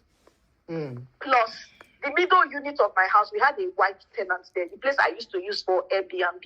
During COVID 2020, bookings were cancelled automatically. We were not getting bookings anymore. I stopped doing Airbnb. We rented out the place for steady income sake to support with mortgage. Our mortgage at the time was 3,200. We had tenants. So it's not like we're now paying much. By the time tenants bring their own, we said, now small thing they bring. So we were not homeless. We were 10 in the house, plus tenants too, husband and wife. We had to make accommodation for everybody under our roof. My husband and I, around 12 in the night, we were able to lodge everybody in the hotel. From that day, our pressure increased. Remember I said, but we are getting we lost close. 200,000 for down payment of the house. This is the longest of the remaining. Our pressure was going there. The drag was go court. We're dealing with the issue. We now sued the broker and the realtor that got us involved in the deal. We realized they collaborated. They were all Indians. They did us for 1 night. So the landlord sued us. We sued those that got us involved in the deal. So we're going through so much mess, plus now having fire incidents in the house. We're now moving from one hotel to another. We called insurance. Insurance refused to take responsibility. They left us. They now told us after 3 weeks that we shouldn't worry. We should just, we should shut ourselves out, that they will give us the money later. Later, they now here we go sleep. No problem. We ran out of cash. We started shouting. Meanwhile, when my husband was making negotiation for that house that we lost 200,000 for, he now took my children, our children from Catholic school that they are going, because public school and Catholic school in Canada is free. He went to register them in a private school. Remember, we have 4 children. He registered our children in a private school now to now be paying school fees. I told him, how will you remove children for free? You now went and put them in private school. The house that we were trying to buy, there's a Catholic school close to it. It's just to transfer their file. I don't see anybody that pays school fees in Canada. This man, why do you like putting us under undue financial pressure? He started insulting me that what is my problem? He paid their school fees only about 2 or 3 times. The rest of the time, because I don't get IT job, this man leave the school fees for me to be paying. He left me to be paying school fees. If I don't pay, he will not pay. And majority of the time, they carry children go school. Principal go, they look somehow. You never pay school fees, they carry children go school. I go, you shape, take pay. How do we make this payment? They do not accept e-transfer. They accept check. It is check. I didn't have check at the time. Now in check, we take pay the first 2 or 3 times. So what I do, I will transfer the school fees to him. He will use his check. to pay. That's how the school fees was being paid. I now started begging my husband. I said, we are going through too much pressure. This doesn't make sense to me. We've already lost 200,000. Now, fire incident has happened. We are homeless. I am working from one Tim Hortons or McDonald's to another because we were working remotely at the time. And the kind of IT job that I was doing is a software company. We provide software services to government of US. You know how government data is sensitive. Government of US, government of Canada, government of Australia, UK, and different nations. If my company finds out now, I'll go there. Please, let's take this thing easy. From hotel, after lodging in 2 different hotels, we went and got Airbnb. We were now in Airbnb. At least I'm using a house Wi-Fi. I now told this man, can we remove children from private school? He refused. This guy left our kids in private school. I was the one paying the school fees. Mind you, since this man went to do politics in Nigeria and came back, while he was in Nigeria, before he went, I was not driving. Each time I beg him, beg, I have my G1. In Canada, you do 3 types of driver's license. G1, when you have a G1, somebody sits beside you and you will drive until your hands are strong. Then you go for your exam for G2. I begged my husband for years. Sit beside me, let me drive. He refused. He said, whether I want you for Toronto. When he traveled, my brother's friend, that is a pastor, he came and taught me how to drive. That's how. Within 1 month, I was already driving in this Toronto. When my husband was in Nigeria. Since he came back from that Nigerian politics he went to do, I was the one providing for the family. I could now drive. I would go to Walmart, buy food. If I ask him, please, can you give me? He will not agree. He won't give me money to go to the market to stock the house up. I'll be the one to stock the house up. Since that time he went to do politics till today, I've been the one providing for the family. It's better we enjoy and finish this one. Then tomorrow we go to part 2. That part 2 hot. I always make sure there is food in my house. They will come, if people will come, they will stay in my house. I don't rub it in to tell them, now me they do this or now me they do that. I have never done it. That's why people don't even know I was going through all of this. I kept quiet. We were just living normal, like all was okay. So that's how I now told my husband, I said, remove these children from private school. He did not agree. He said I will tell him whether I am the man of the house or whether he's the man. When it's time to provide, you are not the man. But when it's time to put us inside gutter, all of a sudden you are the man.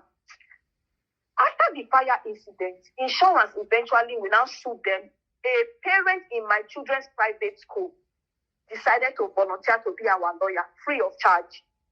The woman now started putting insurance under pressure. When they now saw that we have gotten a big lawyer, they now started taking responsibility, giving us peanuts and all of that. So they came and they rewired the entire house. All this time we were in Airbnb. So when we now got back home after they had wired the house, I sat down one day, I sat with my husband and I had a conversation with him. I said, all these things we are going through, it doesn't look normal to me. It's not normal. Why is it that anytime we try to gather, all of a sudden, something will just come from nowhere that will take us back to square zero?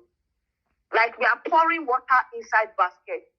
All of a sudden, we had abundance. Now I'm finishing this one today. At this stage, whoever cannot watch it can come back and watch the remaining. And said, you have a point. I now see at this point, I can't remember. You might have more information. Church when he go, the time when we did Austria, when he get problem, he get of over 100 and something thousand while he was still there. My man, I won't lie to you before God and man. Miracle happened, and our life went back to normal. I said, it's as if I am beginning to get the vibe of what happened to us in Austria, repeating itself again here. It sounds like a pattern. And after you have put us in all this mess, your eye will go clear. But we're already in a mess. I now told him, I said, are you sure we will not go to the Desperation City? This time they are calling them Grace Station for prayers. Again, he was not looking at me. He said, where are we going to get money? We are so broke. For this insurance matter with the fire incident, we have lost like 100,000. 200,000 down payments that we lost, plus fire incident has taken like 100,000 from our hands, man. Insurance is not even ready to take responsibility. We are now in credit card debt, problems here and there. Ma, if children drop cup for kitchen, cup fit cause fight. My husband would just begin to shout. He wouldn't even care that my mom is around. The whole house would be hot all the time. A lot of times I walk into my mom in the room crying. Now rest, this woman become rest. She just lose husband. You said his family member and your family members came. Where were they staying? My mom was around. They were in our house. They were staying with us. He brought his immediate younger sister. That one came. She came with my nieces. He gets it. Now I don't tell you, I say make na relax to listen. I don't want to talk for you, man. Yeah, I understand. I don't know. I can't listen straight. You get 5 hours straight. They carry 3 of them come. Like I said, I'm not the kind of person Learn the that... What lesson. I'm asking is because you said Mama was around, so I was wondering where the rest were. They were all in my house. And they witnessed everything going on. They did. Okay, let's take it up. Let's continue from there because of time. Yes, ma'am. So one day I sat my husband down and I now told him, I said, see, I have an idea. I can see we are all going through pressure here. I think my mom should travel to South Africa to go and meet my that's the way she wants to tell her story. Sister there. Okay, what even made me suggest this was, my husband just called me one day and said, he wants us to go and rent a house. Now I can't look this man. I know, see, what did you say? You say one will go rent house. Landlord, you go leave your house. You will go rent house. This thing is not making sense to me. Why? He said there are too many people in the house. We had to... Okay, before this particular rent issue, I skipped something. I told him, I said, let's go to Nigeria for prayers, at least few days receive. This whole problem now made me, I now went back and started watching Liberation City. I started Grace Nation. Started praying. Myself and my husband started praying with them again. Problem don't feel everywhere. So I now saw that they were doing one program. They called it International Visitors Program. I can't tell. I see, they get one international visitors program where they do. Let's plan our trip around this time. This was like 2 years ago.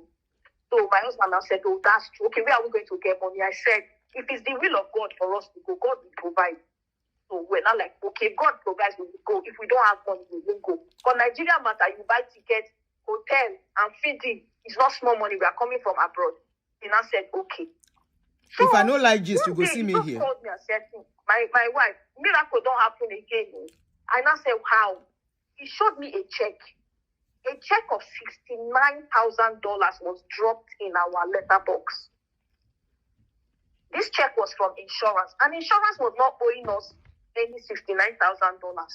They are owing us more than that, and we didn't have any agreement for them to give us that kind of money. They put my name and they put his name. He said he thinks it's a mistake, but why would they now put my name and his mistake? People were saying a lawyer will take 5 cents before they give us 5,000, 6,000, some small change to take pay Airbnb. How would they now write 69,000? I now say, all this argument you are doing, let's quickly go to the bank and lodge in the money.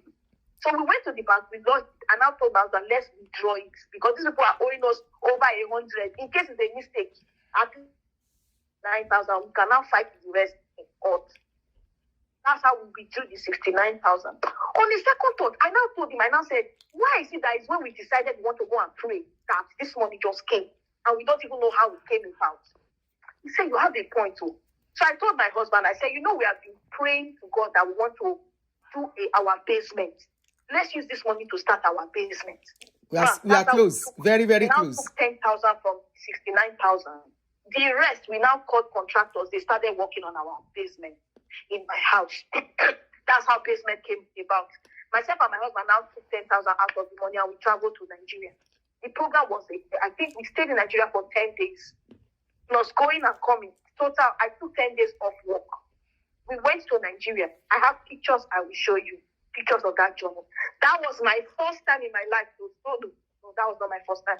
Dr. Chris had come to Canada for a program. I saw him in that program. Just as normal person, you go program to see pastor for crusade and go out. That was it. That was my first time to go to Grace Nation in Nigeria. Both of us went for that program together and we came. We are there when we came, my younger brother had introduced a friend of his in church because my brother was their keyboardist in the church. He introduced somebody to me. She got student visa. So when she came to Canada, this girl came to my house. I told her that I have 10 people living with me. I don't have space. So she used to come and hang around. She now had another friend that had a student visa. Both of them were now hanging around in my house. I told her, I said, come. I told you I don't have space. I have 10 people. You cannot now bring another person and come and tag in my house. The crowd is too much. Already, my husband started getting agitated. I now told my husband now started telling me that we should go and rent a house. This is where the renting of the house came about. Okay. He said we should go and rent a house. So I now told him, I now said, why? These people in our house, they are visitors and they will go. You cannot make a permanent decision for a temporary situation. The worst we can do is send everybody away. And we have our keys. I told him like that. He now said, nobody's going anywhere. I said, you can't say that. I called my sister in South Africa and told her, I said, can you invite mommy? Let mommy come to South Africa. She has a big house in South Africa. She's a lawyer. She has a big house in South Africa. She was like, why not? So I now went to my husband and now told him, I said, I've spoken to my sister. Mommy can go and relax in South Africa. And I now also made a suggestion. I said, please, your sister is 3 years older than me. She came with permanent residence. And immediately they came, we made them go and do this personal support worker. All these people that take care of handicap and all this, I don't know what they call them in the US, man. I know you are in the US. In Canada, they call them personal support workers. So they did that school for 6 months. I said, your sister has a job now. Can we go and rent one room for her somewhere? We will pay like 3 to 6 months rent for her. You get, she's new in Canada, even though she don't go do that thing and she don't get one, as our own support. Okay, the other ones that we carry on, we know why we bring them. Now, may they help us with baby, with children, right? I'm now into a full-time career, and you know how busy you are. The other people we can discharge. I told my husband. My husband just started shouting. He shouted to the point that his sister heard. He now went and narrated everything I said to his sister. That one started keeping malice with me. My husband now started shouting that we have to move. We must pack. We must go and rent house. I now said, okay, who will you tell your friends that you, landlord, you ran away from your house, you went to rent? He now started telling me that I'm very proud because I'm answering landlady. I don't want to come down from my high horse.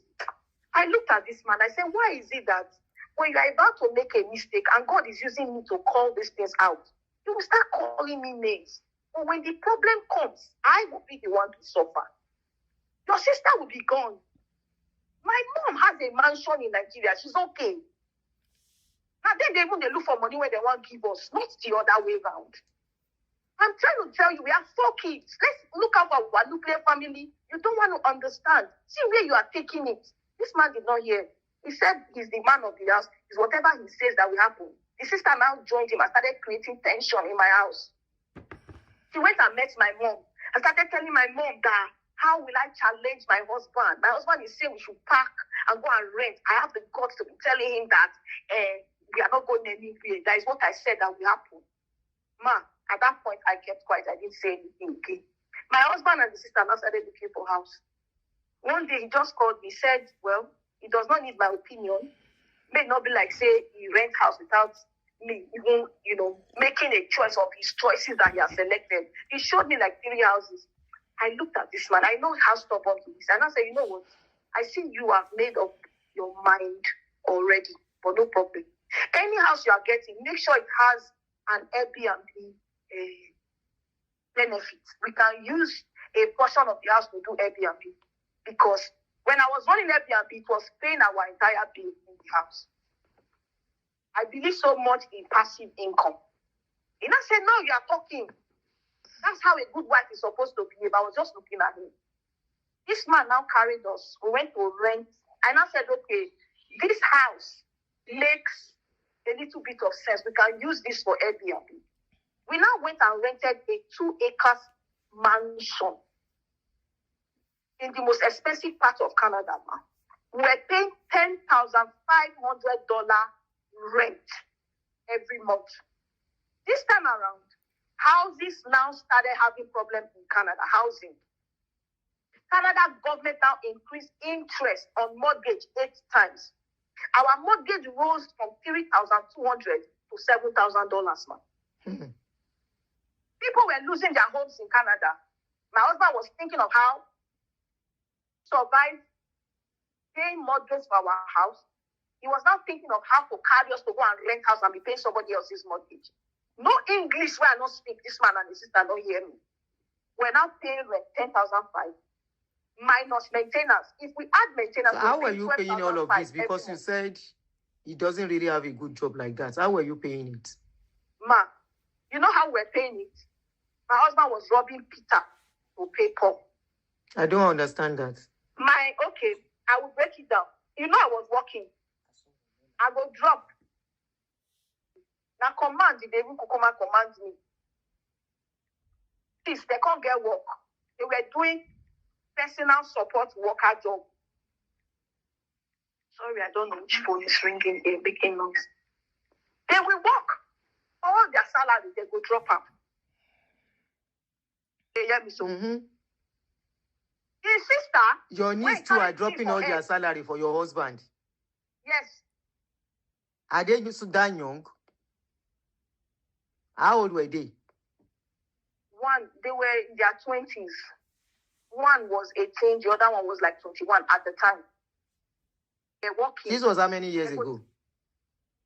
This was like 3 years ago. Okay. This was 2022. 2022, 2023.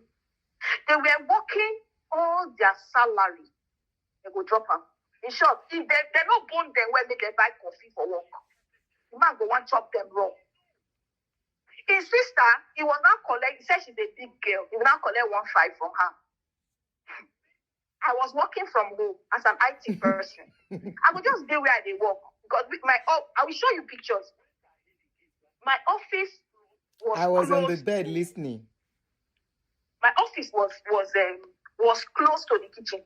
One day I don't hear his sister just the rake for kitchen. You know they talk for in front too. Now she they massage his ego fast. I can't be working and somebody will not be carrying my salary. This cannot happen. Remember I said, since you go do politics, maybe they provide food for the house. When a crowd come too much from my house, I had to cry out. I couldn't go meet my husband. I said, you can't continue leaving all this responsibility for my head. Now you have put children in private school on my head. I will still contribute for the loan that you carried me, you and the broker. You carried me to go and carry loan in the bank, 30,000 loan. I paid bi-weekly. This man, one day in 2021, he went out and bought a car for me after I sent my car to his brother. Blindfolded me and brought me out himself and one pastor in this Toronto here. This pastor has stayed with me before. I said a lot of people have lived in my house. Invariably, I later heard that this pastor, he witnessed how I dashed his brother my car. The thing touched him. He now told my husband that, you are a very good wife. Can you surprise how we take her? Both of them went to Auto House. They went to buy car for me. My husband blindfolded me and presented a Honda Pilot, black Honda Pilot, 2017 to me. That he has bought me a car. I was so happy. At the end of the month, I now realized, I saw money coming out from my account. I was like, what is this? Auto loan. I get screenshots I will show you. I can't go meet this man. I said, I don't understand. You called me in front of your friend and said you bought me a car. Why is auto loan coming out of my account? Bi-weekly. Okay. He was not looking at me. I said, so the car you said you bought for me, you put the payment on my account. I am the one paying. And you are busy going about narrating to your friends that you bought me a car. I got angry. I said, you know what? You don't do me this, man. God knows all my heart now I take follow you. All my heart now they follow you for this marriage. I said, if you ever tell anybody that you bought me a car, I promise I will embarrass you. Sure, you know, say you know they do me since I know they shout, I know they talk. Do me this favor. Don't tell anybody you bought me a car. On top of it, I now saw exorbitant amount leaving my account. I investigated. I now discovered this guy, the insurance of the car he bought, he put it on my account. His own insurance of his car he was using, he put it on my account. I'm paying your insurance, paying my insurance, and you're telling everybody you bought me a car. You need to stop lying. Enough. There was this lady that lived in my house too. She was one of these people that migrated from the US to Canada. She brought some clients for him to do immigration for them. I think she brought up to 5 or 6 clients. During COVID, all the applications were pending. This girl come begin, they give them tips, they ask them updates. How far now? What did they happen? Both of them started having quarrels. So there was this particular application he did for this girl's younger sister in Italy. It's a permanent residence application. She had paid a lot of money, up to $20-something thousand, man, for this particular application. Anytime this girl asked my husband for an update, he go turn am to fight. The girl can call me, report am to me, say, and I be married woman with children. Oh, I don't craze before. But this girl don't get leave for Italy before. She don't mad before. He said, I'm going to change that for your husband. Now you, I did look, oh, I will beg her, say, don't worry, I will talk to him. Anytime I try to talk to him, he go turn out to fight. So the extent that means your husband was still making money from immigration little by little. Oh, a lot of money, man. Okay. A lot. No, because you are making it look like he doesn't have any money. No, man. Like I said, he go make money. Maybe something happened to the application. They will call the drag out for the money. He has to refund. Okay. You understand what I'm saying? That was why I was advising him do IT. Okay. Go ahead. Remember when I was talking about when we're looking for down payment for the house? Yeah, go ahead from where you stop. Exactly. I don't detect. So, yes, ma'am. So I now told him, I said, take it easy with your clients. It's normal for clients to praise, not praise follow them. Calm them down. I was doing my own part, trying to calm this girl down. But you know they make matters easy. When they get the vex, he said go the vex. It got to a point, this girl's husband now came, because the husband, 6 years, she was here and Aduro she chopped. The husband never joined her. The husband can't join her. She can't report to her husband how, saying they insult her and everything. Two of them come fight her for house. Then we're in that mansion. So when they came there, it was hell. And my mom was around. My mama and I called the settle fights. My mom was now even begging my husband that calm down. A customer cannot be angry and you are even angrier than them. Take it easy. You people will settle this thing. This girl refused. This girl now said she has gone to take a lawyer. She wants to tell everybody, saying I've not seen they do and all those kind of things. And she meant it. She was ready to go all out. Now come with the tell my husband, say, at this point, you need to use wisdom. You know, hear me. This girl now can add me join the fight. Come say now me and my husband they do the 419 that she go on social media and go and drag us there. I started begging her. When I saw that she wasn't having it, she'll be sending me voice notes, insulting me, cursing on my children. I said, no, you know what? You are taking this thing too far. I tried, my husband was in that group. I was there. The organizer of the crusade now said, the pastor that is coming with Okafor is arriving around your clients. It's normal for clients to praise, not praise follow them. Calm them down. I was doing. Sorry, guys.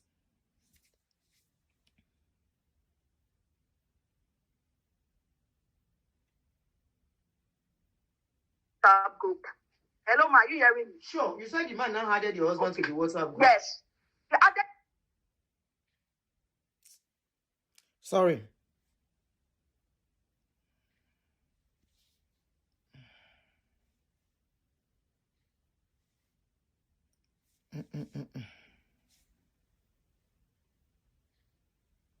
No shaking.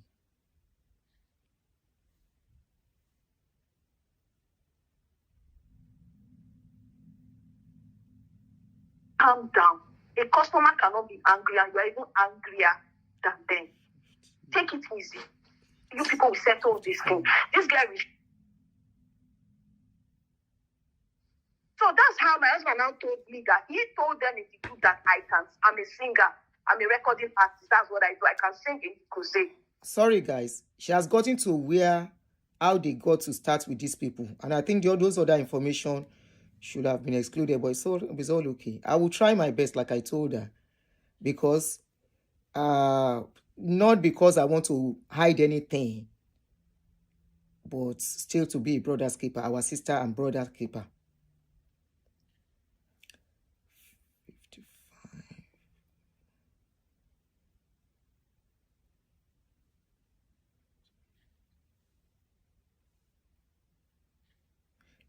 You people using Android, you are trying, you know. I hate Android with passion. God. If it's not iPhone, it's not iPhone. Okay, let's see. No.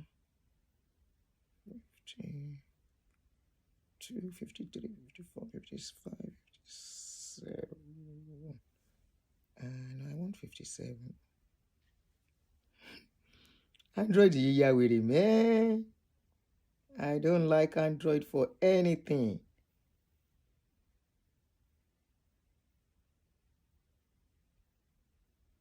I'm trying. What do you bought me a car? On top of it, I now saw exorbitant amount. Well, I'm trying to, but this thing is Android phone. I don't know what to do. Exorbitant amount leaving my account. I investigated and now discovered this guy, the insurance of the car he bought. The show is he put it frustrating. I on mean, my it's account. stressful already. His own insurance of his car. Hey, Interfesun, go and he sleep. put it on my account. Go and sleep. Go and sleep. Come and watch tomorrow. And you are telling everybody you bought me a car. You need to stop lying. Enough. There was this lady that lived in my house too. She was one of these people that migrated from the US to Canada. She brought some clients for him to do immigration for them. I think she brought up I prefer iPhone. or 6 clients. You hate iPhone with your life. This girl come begin they give him. I'm trying to, but it seems I can't. I'm finding it tough. Both of them started having quarrels. So there was this particular application he did for this girl's younger sister in Italy. It's a permanent residence application. She had paid a lot of money, up to $20-something thousand, man, for this particular application. Anytime this girl asked my husband for an update, he go turn and to fight. The girl can call me, report her to me, say, and I be married woman with children. I don't craze before. But this girl don't very live for Italy before. She don't mad before. He said, I will change that for your husband. Now you I dey look cool. I will beg her, say, don't worry, I will talk to him. Anytime I try to talk to him, he go turn out to fight. So the extent that I'm used to iPhone. Yes, this Android can stress me. Oh, a lot of money, man. Okay. A lot. No, because you are making it look like he doesn't have any money. No, man. Like I said, he go make money. Maybe something happened to the application. They'll call the drag and for the money. He has to refund. Okay. You understand what I'm saying? That was why I was advising him do IT. Okay. Go ahead. Remember when I was talking about when we're looking for down payment for the house? Yeah, go ahead from where you stop. Exactly. I don't detire. So I don't detire. You hear? So I said I don't detire. I said, take it easy with your clients. It's normal for clients to praise. Not praise, follow them. Calm them down. I was doing my own part, trying to calm this girl down. I tried. There's nothing I can do. Make matters easy. I'm trying to do it. It's doing somehow. He said good vex. It got to a point, this girl's husband now came, because the husband, 6 years, she was here, and Aduni she chopped. The husband never joined her. The husband can't join her. She can't report to her husband how, saying they insult her and everything. Two of them come fight her for house. Then we're in that mansion. So when they came there, it was hell. And my mom was around. My mama and I come, they settle fights. Hey. My mom was now even begging my husband that calm down. A customer cannot be angry, and you are even angrier than them. Take it easy. You people will settle this thing. This guy refused. This girl now said she has gone to take a lawyer. She wants to tell everybody, saying everyone's seen they do, and all those kind of things. And she meant it. She was ready to go all out. Now come with the tell my husband, say, at this point, you need to use wisdom. You know, hear me. This girl now can't add me join the fight. Can't say now me and my husband they do the 419, that she go on social media and go and drag us there. I started begging her. When I saw that she wasn't having it, she'll be sending me voice notes, insulting me, cursing on my children. I said, no, you know what? You are taking this thing too far. I talked to my husband. I said, you have to refund this girl's money. He made up his mind he was going to refund, but the girl said, give me now. He now told her, you can't tell me to give you now for application I really did for you. Soup I did cook for you. You chop the soup, they tell me, give me now. Over what you know I have no control over. When I saw how the whole thing was going, I went and I took loan. I took a loan of $15,000. Before I took that loan, one of the months I got my salary, I just told my husband, I said, you know what? I'm not contributing to any bill in this house. I want to start giving this girl her money back so that everybody can have peace. in the house. I now started paying her. I have all those receipts of the payment I made to this girl. I paid this girl, I think 21,500 baht. Okay. I paid her off. That was how she stopped harassing him. Remember, I said I took loan. And this is a high interest loan. These people started dragging me for their money. Bi-weekly, man. I was paying 30,000 loan this man took me to go and collect. Leasing car when say buy for me, I was paying. Insurance, I was paying. I was just paying bill all over the place. There are some things we did in the house, like 4 days heater and some other things, was on my account too. Okay, can we fast forward? So, this time around, we don't go Grace Station, come back, right? One day we're in the house. My husband now called me and said, somebody we met in Grace Nation, the person lives in Canada. They come from all these francophone countries. That the person sent him a message that Dr. Chris Okafor is coming to Canada for a crusade. We did not know. It was somebody that we met, a family we met in Nigeria. That time I said we traveled 2022 for 10 days. It was that man that even informed my husband that Dr. Chris Okafor was coming 2 years ago to Canada for a crusade. So the man now added my husband to the WhatsApp group. Hello, ma, are you hearing me? Sure. You said the man now added your husband to the WhatsApp group. Yes. He added him to the WhatsApp group. My husband was now in that WhatsApp group. We just reached where we did So go. while in that WhatsApp group, I was there. They were making negotiations for how the crusade was going to go. He was among those that planned the crusade. He told me he volunteered to print the flyers for the crusade, and he also volunteered to share the flyers for the crusade. Go where people will sleep. Wow, that's good. Himself and some other people in the group, in the WhatsApp group that they were in, I wasn't there. They teamed up and they started making preparation for the crusade happen. So later my husband came to me and told me, he said that they are looking for a singer that will sing in the crusade. It is not, like I said, somebody that even told the crusade was going. They had an organizer. I don't even know who was organizer be. I don't know anybody. So that's how my husband now told me that he told them in the group that I'm a singer. I'm a recording artist. That's what I do. I can sing in the crusade. At that point, he now said that he wants to add me to the group so that whatever thing they are saying, I'll be able to hear by myself. He will not be the one now giving me third-party feedback. And I said, oh, sure.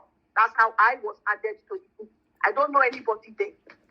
So inside that group, the organizer of the program now said she wants to create a separate group for the music team. And they wanted me to head that team. I said, no problem. Even my husband now also volunteered. He said he would be the one to provide the musicians that would play in the crusade. And everybody was clapping for him and thanking him. He was the one that brought musicians. He was the one that added me. So myself, the musicians and other team members, we all met in the group. So 2 days to the crusade. Hello? You said 2 days to the crusade. Yes. I'm listening. 2 days to the crusade. My eldest She wants to brother be sure I'm in not Nigeria. sleeping. Remember I said I come from a priestly family. My dad is a man of God. My brother is a pastor too. My siblings are pastors.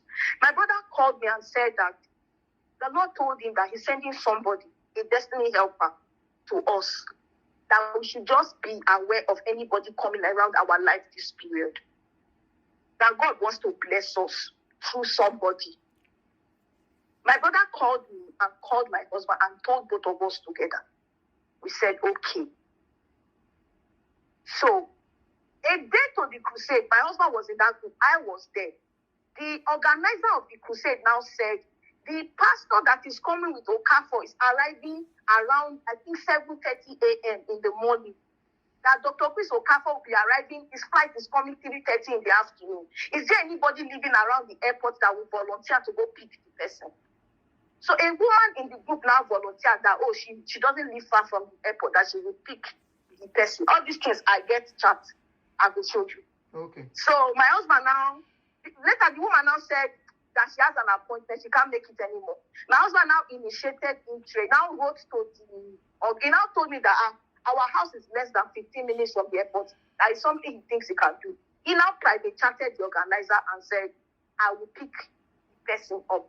This time, I don't know the person. So my husband now came to me and said he has an idea. Our daughter is one of the people that will use flower to receive Dr. Chris Okafor at the airport, because we have like 2 other children. My daughter is one of them. That he wants us to go and use flower to receive the pastor that he is speaking, that I will follow him and my daughter will follow. We just present flower to the person at the airport. So I now said, okay, that's not a bad idea. Walmart opens at 7:30 in Canada. He now said, we quickly rush to Walmart. 7 a.m. We rush to Walmart, buy chocolate and flour and go to the airport. I said, no problem. That's how myself and my husband, we went to Walmart, bought flour and chocolate, and we went to the airport. And we received Pastor Bashiru. That was my first time to see him. Okay. Even when I went to Nigeria 2 years ago for the 10 days program we went for, I saw a lot of people. He was not one of them. I did not see him. He later told us why we didn't see him, So that's how we received him. We took him to one Tim Hortons, not far away from the airport, because the plan was for everybody to still go back to the airport and pick Dr. Chris Okafor in the afternoon. So while we were at Tim Hortons with Bashiru, Pastor Bashiru Igbano, right? That's how he just shouted, oh my God. So my husband was like, what is it? Both of them were just gisting. He now said, oh, they just canceled Dr. Chris Okafor's flight. My husband said, why? Has he gotten an alternative flight? He said he does not know yet. Crusade is starting by 5. They have cancelled flights that are supposed to arrive 3:30. What are we going to do? This time around, I was tired. I am the one to sing in the crusade by 5. I was already running out of patience. I didn't bargain for this. I now private chatted my husband. I said, I don't tire. I beg. Hope they go house. The pastor follow us. Go house. At least we can even give him a proper meal. My husband now said, we don't get food for us. This time around, we were now broke. A month to that time, I lost my IT job. Wow. I lost my IT job a month to that time. We were broke. No food in the house. I now said, I have a little credit on my credit card. Man, there's something I omitted that is very, very important. You see, when my husband took us to that mansion, I told him we must use the down for Airbnb. And he was now planning to rent out our current house. Rent is going for that kind of house. Rent should go for like 3.5. Our mortgage was 7. I said, this is not a wise decision. So after tenant has paid 3.5, we'll now look for 3.5 to add to it. It doesn't make sense. And now pay 12.5 in the mansion. It's too much. I said, let's use our house for Airbnb and use the down of the other house for Airbnb. He now said, okay, how are we going to furnish it? Airbnb is now very competitive. They have all kind of flashy furnitures they use. I told my husband, I said, I have like $14,000 in my Walmart MasterCard and $9,000 in my bank card, my Visa credit card. Now business. I can volunteer that. Let's use it. Use from my credit card. Invest, furnish the place, renovate the house. If we start making money from the business, I will pay off my credits. That's how I entered credit card debt. I didn't know that in Canada, governments have taken over Airbnb. They now treat it like hotel, where they will send inspectors from the city, municipality to come and do all manner of inspection that will take months. We did that inspection. At the end of the day, summer was gone. Winter started, no clients.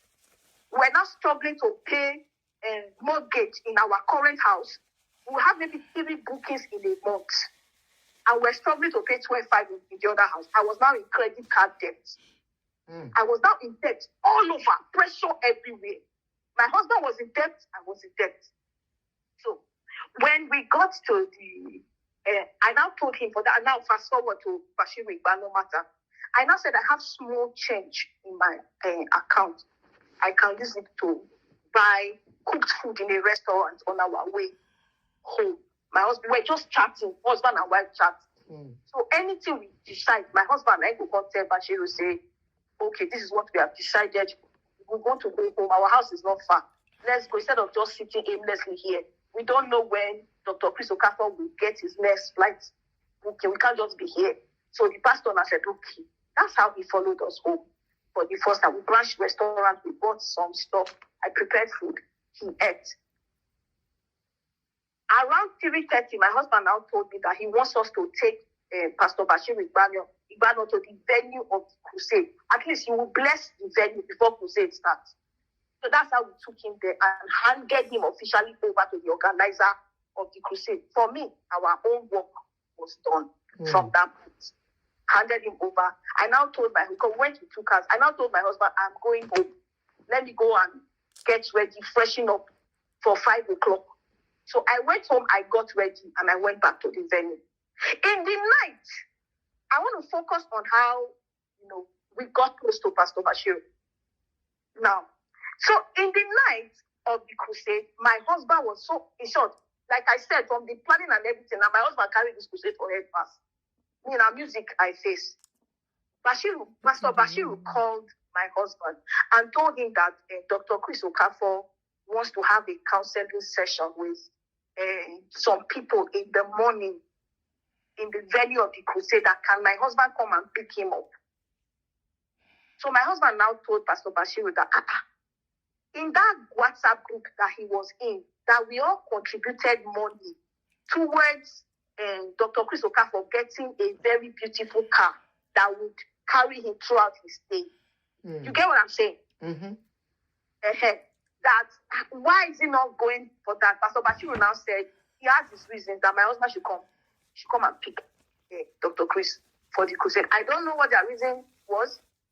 So my husband, he now told me, he said, this is what Pastor Bashiru said. I have 4 kids. My children just scatter my car. Car can be dirty sometimes. I won't lie about that. So my husband now said, very early in the morning, quickly go and wash the car. So that's how we went, washed the car, and went and picked Dr. Chris Okafor to the venue. That one had counseling session with people. After the session, my husband dropped him back, and he came home. When he dropped him and came home, he now told me that, that the organizer of the event came, Okafor'S, say, he don't prepare car.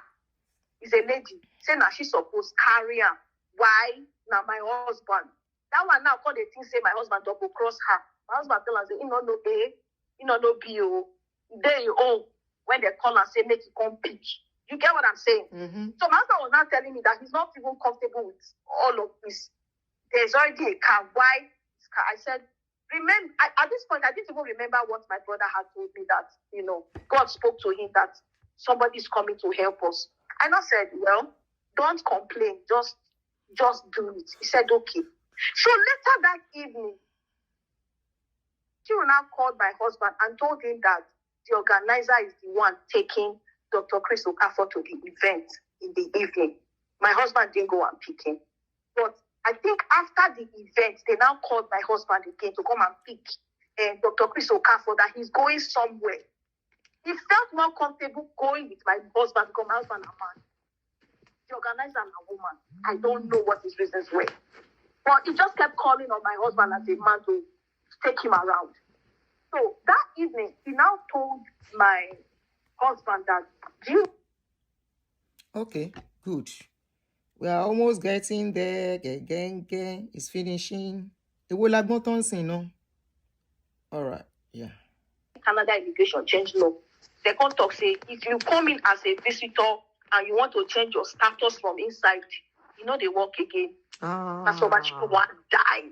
We cried that day. I don't go lie to you. Shana, this now where we supposed to do? I press so. I'll be another one.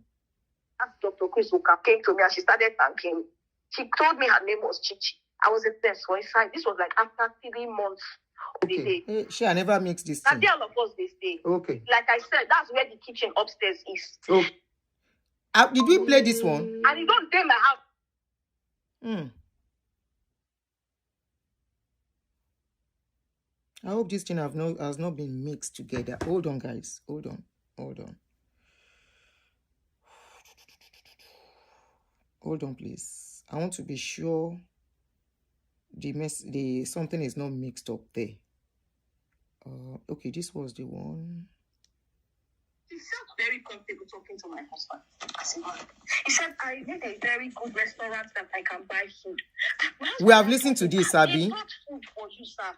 He said, back to what I was saying. Pastor Bashiru and my husband, they stay basement together now. One day my husband Did you say no? Yes. Okay. Sorry. Me listen tell me to listen all over.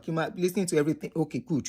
So I think I pressed the right one. Okay. I just want to be sure I pressed on the right one. It go take easy for me to get a house for 4 months. If they there, just they look my husband for face, they do other people go.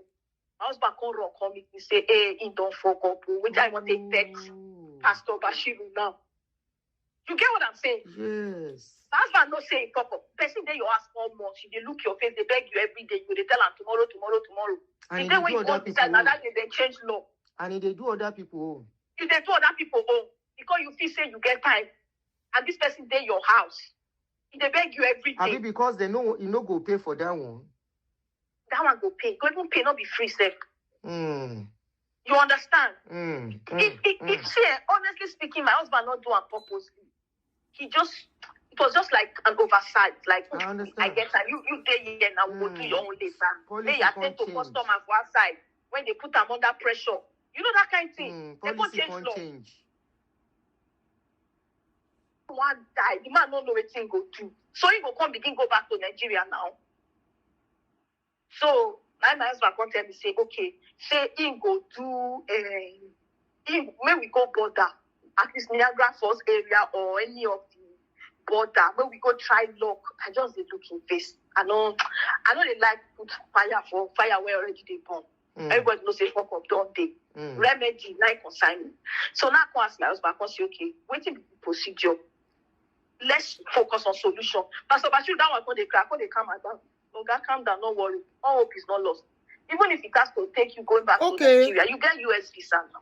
You can go US. Because sorry, somebody said you missed where you stopped where he didn't want the women to pick him up. Okay, so that's what I thought too. I must have mixed it up when I was transferring it to where I have speaker. Okay, hold on, guys, hold on. To my destination. You made me stop there. You carry me because you say you be member of board of directors. For 4th of February 2024 was his last day in my house. So yeah. Okay, let's continue like that. Where that one got mixing, I think you will see it later. You will get to hear it later. I must have mixed it up when I was transferring. I hope I transferred that part. Yes, I must have mixed it up. Yeah. Oh no. The thing too long. Now it's too long. Just hold on for me. Let me see originally where it is. So maybe from there, yeah, where I transferred it to him originally. So that might help. Okay. After this. I think we listened to this already. Conversation with Pastor Bashiru, it did very, very odd. You know, Canada is a very okay. This is Dr. Chris Okafor now. That he wants to take Snoopy. He felt very comfortable talking to my husband. Yeah, this is the one we missed. Hold on. I think that is the one we missed. I think I should have it here. Where she was talking about smoothie. After 1 hour. Dr. Chris Okafor now. That he wants to take Snoopy. This is the one we missed. This is it. As a man. He said, I need a very good restaurant. This is the one we missed. My husband now told him, they brought food for you, sir. He said he has not eaten. He didn't eat that one. That he wants to eat in a restaurant. He just feels like eating in a neutral place. Okay. You get? So my husband now said, sir, I don't eat out. My wife is a very good cook. If you don't mind, I can tell my wife to cook for you. I now said, Dr. Chris now said, oh, really? He said, okay. Both of them agreed. Dr. Chris Okafor. He called me. My husband called me. This is it. My wife, hey, I don't know what's going on. I remember we all contributed money towards the feeding of this man of God. But now, there's car. He wants to enter our car. There is food. It's our food. He said, can you cook in the morning and take to the hotel? Both of us will take it there. And I said, there's no problem about that. Ma, I don't get money. We broke. But I said, this one a man of God. Now I want to chop my food. My papa a man of God. I can't say no. I now told my husband, don't worry, I would scavenge. That was how I did. I was able to go to African store. I just bought some stuff, put together, and that's how I prepared food. My husband and I now took it to the hotel. When we got to the hotel, we saw Dr. Chris Okafor'S daughter that is schooling in Canada. That's my first time of seeing any of these children. I never seen them before. I did here 17 years now, then they're abroad. I don't know them. For her, they all ate the food that I prepared for them. You get all these things I'm saying, she will remember. She saw me that day. Nani carry food. With my husband, we presented it. Dr. Chris Okafor started thanking us, he prayed for us, and himself and his entourage, they ate our food. So later, Pastor Bashiru was now discussing with my husband that the organizer of the event got them a lawyer, that they want to start their church in Canada, that they got them a lawyer. They're just looking for comparison. You know, when someone recommends something to you, you want to compare, right? That can my husband suggest any other lawyer that he knows so that they will check both. So my husband now laughed and told them, oh, you guys want to register church and do all this. That's what I do for a living. Remember, I said the guy between immigration levels. He don't help register a lot of churches for Canada here. And what thing they do? And then they give him money for all those work when they do. He come tell them say, now what thing they do? Now they say, wow, okay, they now told him, get your coat, prepare your coat and bring it to us. So after that conversation, Pastor Bashiru now called us. He called my husband and I and said, I don't know. I feel led to stay in you people's house. Man, we have several rooms in my house. We didn't look for tenants. Like I said, we get to Igbo when they stay. He said he felt led. Sorry, I laughed. Because I didn't even get that when I was talking with her. I'm just hearing it. And there's a reason why I laughed. There is a reason. Oh yeah, let's continue. They stay middle unit. We don't get 2-bedroom basement for How my about down. the family members that were with you? Family members now. My mama don't go back to Nigeria at that time. Okay. My husband's sister, when he goes to say being 1 kill us for that mansion, she don't leave us for there. Okay. She can't go get one room somewhere. She not going to stay at our house again. She come out, leave us inside that mansion to suffer for there. Because to pay the bill, we're not going to cope. I'm just keeping a dot. I'm trying to be fast. Yeah. We had serious problem in that house. One day, my husband was planning to sell this our current house. Make it fit to pay house rent for that mansion. Now I tell her, say, people like say that they really worry you from village. I never see where person go sell house because you want to pay rent. Now you don't live for mansion. All your friends when they do immigration for, they don't they come, they hail you, they call you Otogu. Come down from your high house and go back home.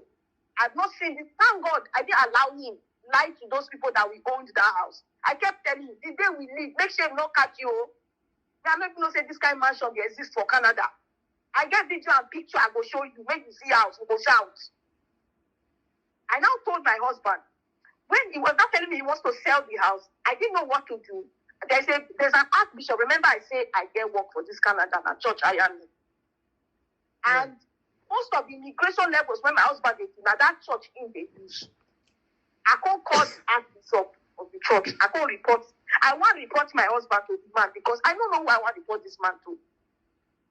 I called the archbishop. He now told me he's having a meeting. I begged the man. I said, can you schedule a meeting between me and my husband? I am tired. Before I do something stupid. At this point, I was tired of the marriage. I was tired of everything. So the bishop now said I should calm down. He will schedule a meeting between me and my husband. And he will call my husband. My blood, they hurt that day. I was just angry. I now called his eldest brother in America. He's a pastor in US, in Dallas. For the first time in my marriage, I have never involved my husband's family in any of our saga. I called the brother and I reported my husband to the brother and told the brother, see what this man has been putting us through. From one financial pit. Let's go back to another. Pastor Chris. Ma? I said, let's go back to Pastor Chris and this thing because of time.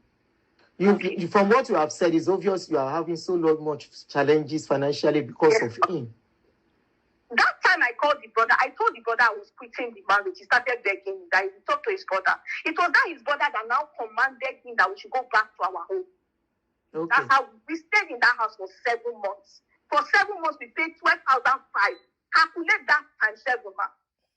After 300,000, what we don't lose. Calculate that amount. That's like 90K. Almost 400,000 in the space of 3 years. So fast forward back now to Pastor Chris.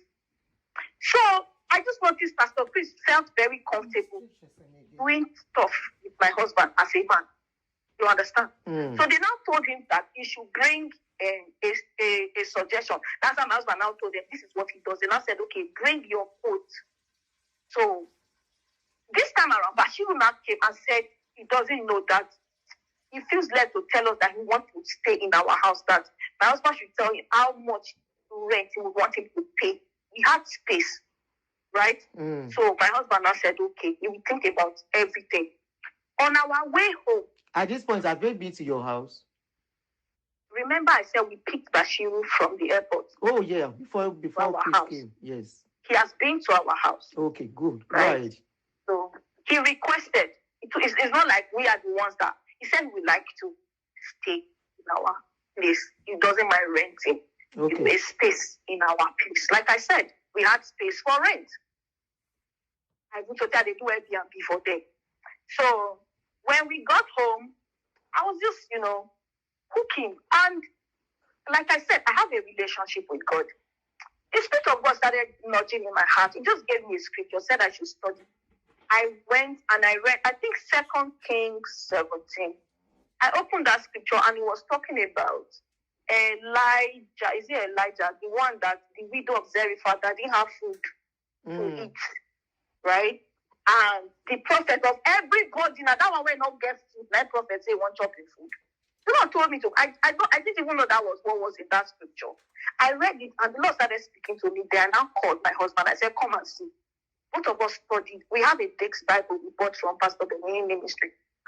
I said, open to this scripture. This is what the Lord is saying to me in my heart. It now started making sense why he get food. It's not like he didn't have option, but now I think we say one job.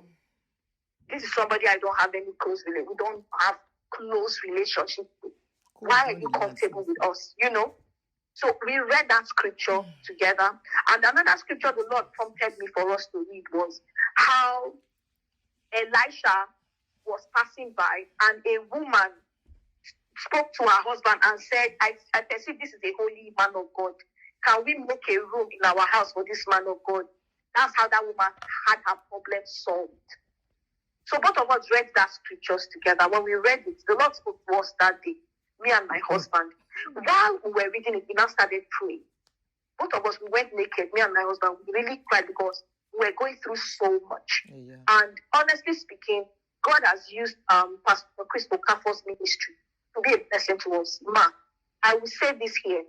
I have no idea about Dr. Chris Okafor'S personal life. I don't know anything about his relationship. I'm as surprised as everybody when I saw Doris' issue. I am not one to come out and clap for anything, any appearance of evil. No, count me out of that. I wasn't raised that way. I wasn't raised in that kind of ministry. The kind of ministry I was raised in, even if now Archbishop can do bad, they go suspend them. You go chop conk. My papa go step aside, they go punish you. That's the kind of home I was raised for. I didn't know. So, honestly speaking, in as much as whatever is going on, I will not undermine the grace of God or the calling of God upon Dr. Chris Okafor's life. God don't use that man. Take help my husband. Now my husband will help us. God don't use and work for his body. So, but that's why he believed so much in Okafor's ministry to the extent that he was willingly doing all these things I'm telling you about. If he not believe, why he go do all these things when he did? Carry on for head. We studied that word of God together, and the Lord spoke to us that day and said that my husband should take on the registration of Dr. Chris Okafor's church. He should register the church, one. And, he had prepared a quote which he showed me. I looked at the quote, and the Spirit of God spoke to me and said I should tell my husband that his own fee make him not collect, make him use them as offering. But like all those government charges, any other payment when you go to, you should collect it. And he also decided to do Bashiru Igbado's work permit application. They don't tell him make he handle everything. They want register church and they want Pastor Bashiru to be the pastor. My husband was in charge of handling all of that, and he was to collect his own fee for all of that. The only fee the Lord said we shouldn't collect is fee when they take, like maybe money when they will come give him because they didn't register. I understand. His own work, every other fee. Hello, ma'am. I said his own labor was supposed yes, to be. We should use it as a seed. Okay. I have a breakdown of it. I will show you, ma'am. With your own handwriting, when you write everything. So that was the instruction we got. When the Lord spoke to both of us, between myself and my husband, I'm the more religious one. My background. God speaks to me a lot. He knows.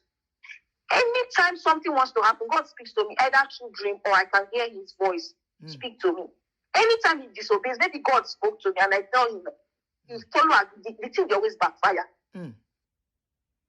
Tell him, oh, this is what the Lord is saying to me. He knows the kind of person I am.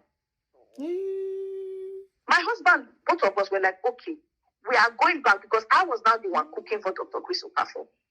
We are now taking like the next meal to them in the hotel.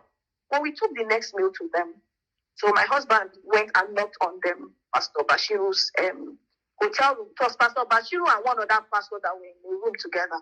The pastor is from Germany. Pastor that was in charge of their church in Germany. So he knocked on the door, and both of us, no, I was not there, I was in the lobby. My husband and Bashiru now went to go and see Dr. Chris Okafor so that they can make negotiation for the church registration. That one not concerning, I food and carry come. When they had all those conversations, he gave them the breakdown of all the fees. It was over $10,000 or whatever. And they said, okay, they are going to pay him for whatever breakdown he gave. And my husband now made an announcement to Dr. Chris that the Lord laid it in his heart not to collect his own labor. Dr. Chris was shocked. So at that time, they now called me to bring food. So I presented the food to him. So he knelt down. We knelt down. Dr. Chris started blessing us. And Pastor Bashiru, we now also announced to Pastor Bashiru that also the Lord laid it in our heart not to collect rent from him. He was going to stay in our house for like maybe a couple of months, at most 6 months. And my husband also had an arrangement with Pastor Bashiru that he would be the one to do the wives and children's application. Now go to and they go pay him for all those things when they do. So the agreement we had was you will stay in our house until your family application goes through them. Obviously, you don't go feel compact with wife and children once in my house. We don't get that kind of space. He has 4 kids. So that was the arrangement we had with them. Dr. Chris was very shocked. We were not coerced. We were not forced. This was a free will volunteer. He volunteered to do. He prayed for us and we left. The daughter, thank God, said, I know what God forgive me. I retract my statement. I'm not happy that they are fighting. She was there. You get what I'm saying? The daughter in Canada. They are in love now that she will not lie. I expect her to say the truth in whatever I'm saying.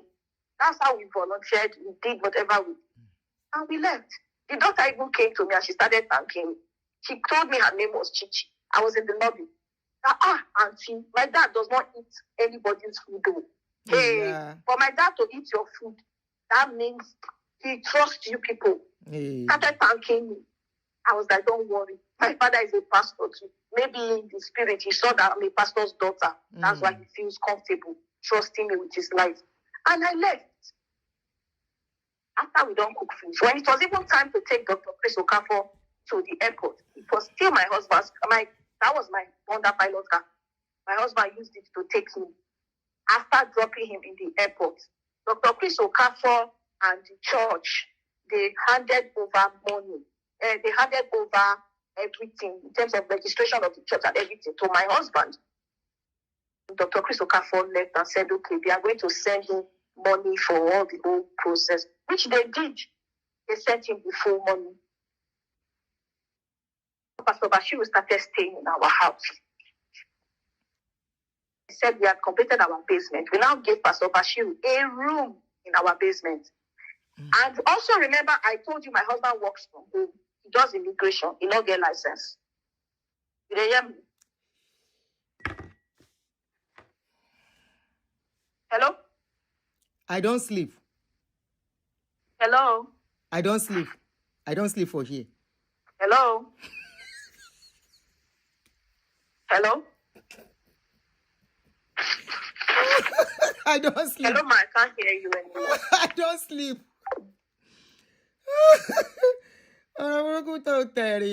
I'm glad I slept there. At this point, no be me hear the remaining voice notes. So now all of us go begin hear them together. Because I was going in and out of sleep, deep sleep. Mombo mi o ti dey, I dey come, I never come out. Making a I don't know wetin I go talk at this point. But mombo mi o ti dey sha, I dey come, I never come, I never reach. Oh yeah, next one. Because they say outside Canada, if you go relax for US, Shey na this and one. Na the next one be this. Go do one from there. He say, okay, what if they don't approve the thing? What thing you go on do? The guy was devastated. I said, don't worry. Even if you dey outside, we know say, now my husband fuck up, we go do your work permit. This guy, God, they use and bring people come Canada. Your own no go dey different. So never, Pastor Bashiru tried to calm down. May not be like say, if they ungrateful. People won't put you for house, you want to the nag. You understand that kind of situation. You can't calm down. So now come discuss with my husband. I come tell her, say, you know what thing go happen. So why starting there is that, I woke up from sleep. So I didn't start recording immediately. So we're making a no vex. Like Canada immigration change law. They can't talk, say, if you come in as a visitor and you want to change your status from inside, they work again. That's why people want to die. We cried that day. I don't go lie to you. And he don't dey my house for 4 months. He dey there, just they look my husband for face. They do other people go. My husband come meet me, say, hey, he don't fuck up. Which I want to bet Pastor Bashiru now. I say, Yes. my husband no say fuck up. Person there you ask 4 months. They look your face, they beg you every day. You they tell them tomorrow. And the day when you go decide, now that they change law. And they do other people. You they do other people home. Because you feel say you get time. And this person there your house. They beg you every day. I mean, because they know you no go pay for that one. That one go pay. Go even pay, not be free safe. You understand? See, honestly speaking, my husband not do it purposely. It was just like an oversight. Like, I get that. You there here now, go do your own labor. They attend to customers for outside when they put them under pressure. You know that kind of thing. They won't change law. But you want to die. The man don't know what thing go do. So he go back to Nigeria now. So my husband come tell me, say, okay, say he go do. I've played this one. When we go border. At this Niagara Falls area I'm or any no easy. Are you sure? Border, when we go try luck, I just did look in face. I know they could not get for Walmart. Hello, ma, can you hear me? I can hear you. Say you should go and buy No, we never hear this one. No, we never hear them. Canada immigration change law. They can't talk, say, if you come in as a... my husband can't tell and say, sorry, you got to go Nigeria. Come buy tickets for they can go back. I never hear this one. Nigeria. I played it initially, then stopped. This time around. When I make mistake. Don't turn friends. No, let us miss any one of this one. This story not going to be this. So. Bashiru, myself, we now went to the border. When we reached there, now the border control, they won't give her the paper. Now they ask her, say, where in medicals? And Bashiru don't tell my husband every day, we don't go do medical. I say, no, say, get one client when just go, they don't ask her. And I always warn my husband against those things. If that's the requirement, the fact that they don't ask one client, no me say they don't go ask the other one. No, they do people this kind of thing. Just be prepared. You gonna say, make I forget that thing. You know, 10 people when just go, they don't ask them. I say, okay. That's how we reach there. The only question when they ask now that medical, you don't get. That's how they reject application, but she will want die. How come? The man come they cry. Tears gather from his eye. He no go shout. My helper of destiny when put up for house, now he do the, now he fuck up. You know, fish out. The mouth was boiling. He said, which kind of thing is this? Yeah, there's something else I almost vomited. You know, during the course when Bashiru did my house, one of the times when he come upstairs, when we just did gist, I could just tell her that my father and our pastor, because like I said, they don't know anything about me, right? So I could just show a picture, my popsy don't die, and my brother and I take over, and I in charge of the ministry. He just see my brother, I begin shout. He said, Jesus, is this your brother? Come discover, say my eldest brother and my friend. They don't meet like 15 years ago. Yeah. He called the shout, and he's from Aunty, I'm from Ewu. The village on my own are less than 30 minutes. He was shouting, say, see small world though. Say, make I imagine, say that time when he and my brother go one program together and he fuck up. He don't know, say, like, his kid sister go be destiny helper for Canada, where he go come stay their house. So that's how, can you get my brother number? He call my brother, two of them go to shout for phone. See small world. That's how he became like family to me. You get, he can't begin seeing me as his own sister. So, majority of the time, maybe like something painful like that. Now, if you cry, you know, go one cry with my husband. They say, oh God. So he go come go Nigeria. I'll come Canada. I say, no, there's no worry. I know my husband. He knows what he's doing. I know people when they say, Canada government don't give them procedural fairness for the application. My husband handled the thing. The thing come. This guy knows what he's doing. Just don't worry. Let's not cry over spilled milk. He's going to do it. So that's what we continue. So, Naim, Pastor Bashiru now, they do the application for him twice. They reject the application. Lord already they take effect. Naim, my husband come tell and say, sorry, you got to go Nigeria. And so they come buy tickets for they can go back to Nigeria. My husband come call Dr. Chris Okafor. This time around, my husband and Dr. Chris Okafor don't turn friends, that they communicate. Dr. Chris Okafor just call her just to check on us. Say, how you guys doing? As far people that we volunteered so much during this crusade, we did so much, became like friends. He just called my husband just to check on him. My husband would tell me, Dr. Chris just called me and all that. I say, oh wow, that's good. So my husband can call and tell us, see what happened. I was say, no problem. You should tell Pastor Bashiru to be coming back to Nigeria. They will now do the application from Nigeria. So after they bought his ticket for him to go back, now when they tell us, even good self, it's an opportunity for you to see your wife and children. You don't stay away from them now for just some months. He now said, no problem. He got ready to go back to Nigeria. A day to that trip, my husband just called me too. He said, my wife, a friend of his, when he said two of them go immigration college together, the woman a lawyer. Say the woman tell her, say one of the clients just go border, go collect paper yesterday. You know, so there's some border still they give. I say, really? He said, he want to try this thing for Pastor Bashiru. I say, really? He said, two of them go. Say, he believes they go give her. A day to when Bashiru go Nigeria, they don't buy tickets already. Now, so my husband come carry and go border that day. They got there in the night. And so they reached there. Miraculously, they just give Bashiru paper. Wow. Ticket like the next day. You know if you go Nigeria. You know if you cancel ticket, it's too late. Everywhere catch fire. Everybody go they happy. Testimony time. Everybody go they happy. So, now, Pastor Bashiru can say, well, they have to enjoy wife and children don't they miss up. That's how he went to Nigeria. When he reached headquarters, he give testimony. He get that video testimony. They were this thing will tell you now. You talk about you can't go give testimony for Nigeria, for Canada, and everything. Everybody got happy for right. Just go relax with your family. The period when you travel, the Oyibo clients when we get our middle units, they come pack. So when they pack, one day, Pastor Bashiru and his wife called me. They tell me, say, for altar, they were praying for us for altar. Remember, I said we have a lot of issues we are dealing with. We need prayers. She said, and his wife, they altar. They were calling me. I not pick call. So they were driving back home when they called me that day. So when they call me, we just they gist, they laugh on the gist, and his wife say, our Igbo tenant don't pack home. So now Pastor Bashiru can say, really? Hey, what happen now? I say, the guy, I don't know. My husband, they talk, say, like, they use prayer. They disturb them for the house. Like I said, they pray at midnight. We both don't they like pray, noise. they show. You get? Say they don't pack. So now, Pastor Bashiru can say, yeah, you don't even know how that middle unit be. This one when God don't do it for my paper don't come. You know, say immediately now my husband will file for his wife and his children. What's happen? Ah. A family of 6 abroad, they know they allow a family of 6 to stay. What's going on? 2 boys, 2 girls.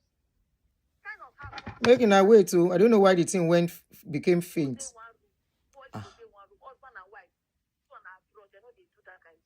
Oh shoot.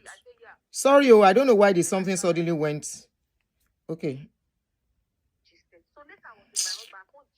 And if I have to start again, the phone is not even sliding. Yeah. The phone don't freeze, yo. Okay, let's go back. Let me refresh. I won't refresh. The phone just suddenly, I was trying to move something, it suddenly went off.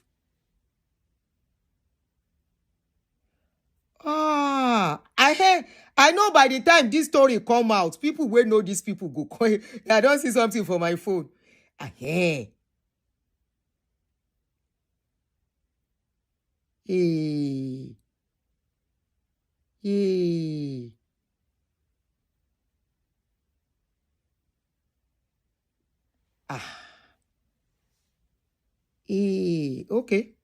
Okay.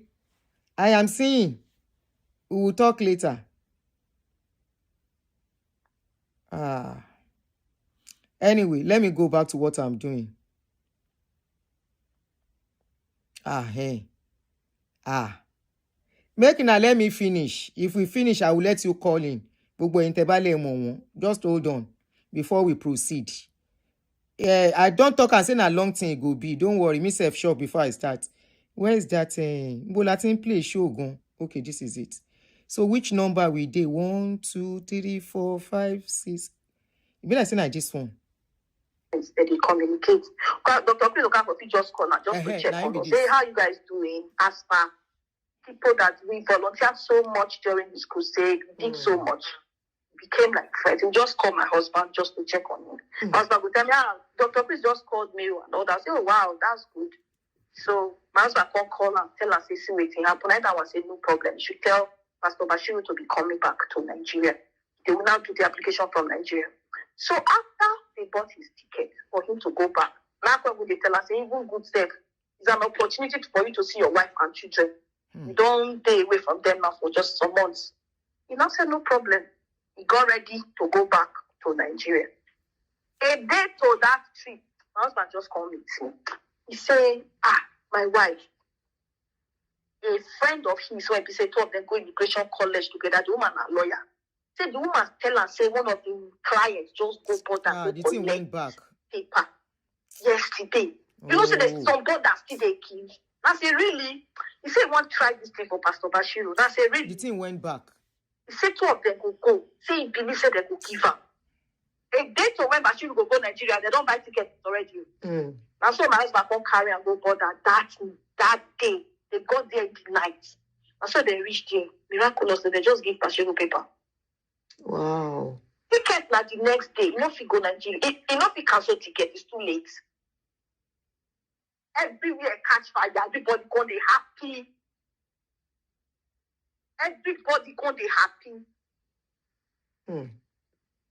So now Pastor Bashiru can say, well, they happy said we go see wife and children. Children don't they miss up.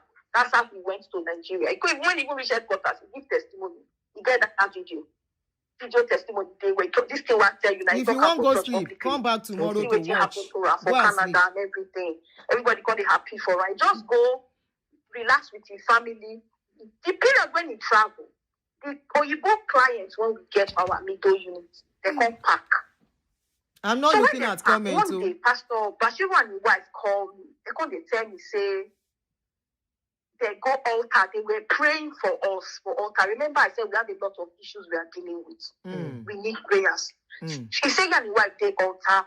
They were calling me. I not pick call. So they were driving back home when they called me that day. So when they call me, we just they gist, they laugh on the gist, and the wife say, our Igbo tenant don't pass. I won't touch So it. now Pastor Bashiru can say, really? Hey, what happen now? I say, the guy, I don't know. My husband, they talk, say, like, they use prayer. They disturb them for the house. Like I said, they pray at midnight. We don't like noise. You get? Say, they don't pass. So now, Pastor Bashiru can say, I don't even know how that middle unit be. This one, when God don't do it for my paper, don't come. He will say, immediately, now my husband will file for his wife and his children. Go sleep. Whether in a place where they feel rent. Now, I say, no, now, woman, palo.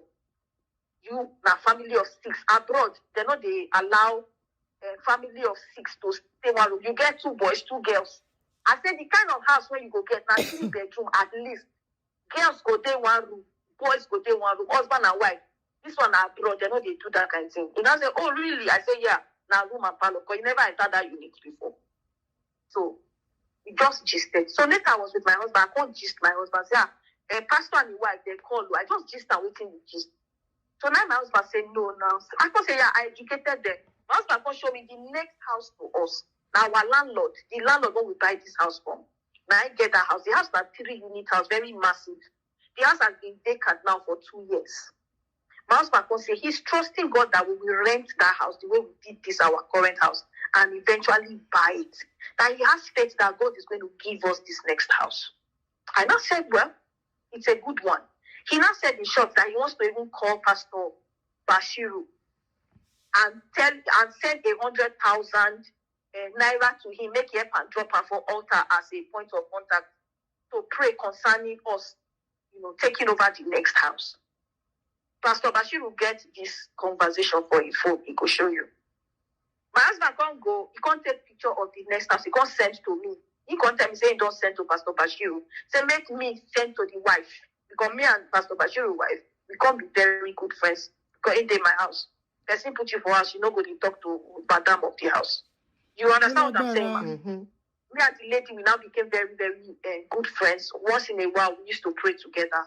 Like, at least once a week, she would call. That's his wife, Abby? Yes, Pastor Bashiru's wife. Will call me. We'll pray together and things like that. So we were very good friends. So my husband comes and now your friend, if he send me, I don't send Pastor Bashiru the picture and I don't send 100K. He can say, make me send the picture to the wife, which I did. Me and the wife won't talk. I say, I'm going to put us for prayer. So my husband now said the reason why he wants us to take the next house, because the up of that next house has 4 bedrooms, the middle has 3 bedrooms, and the basement has 3 bedrooms. He said he has a client that is a manager in Nigeria, a bank manager.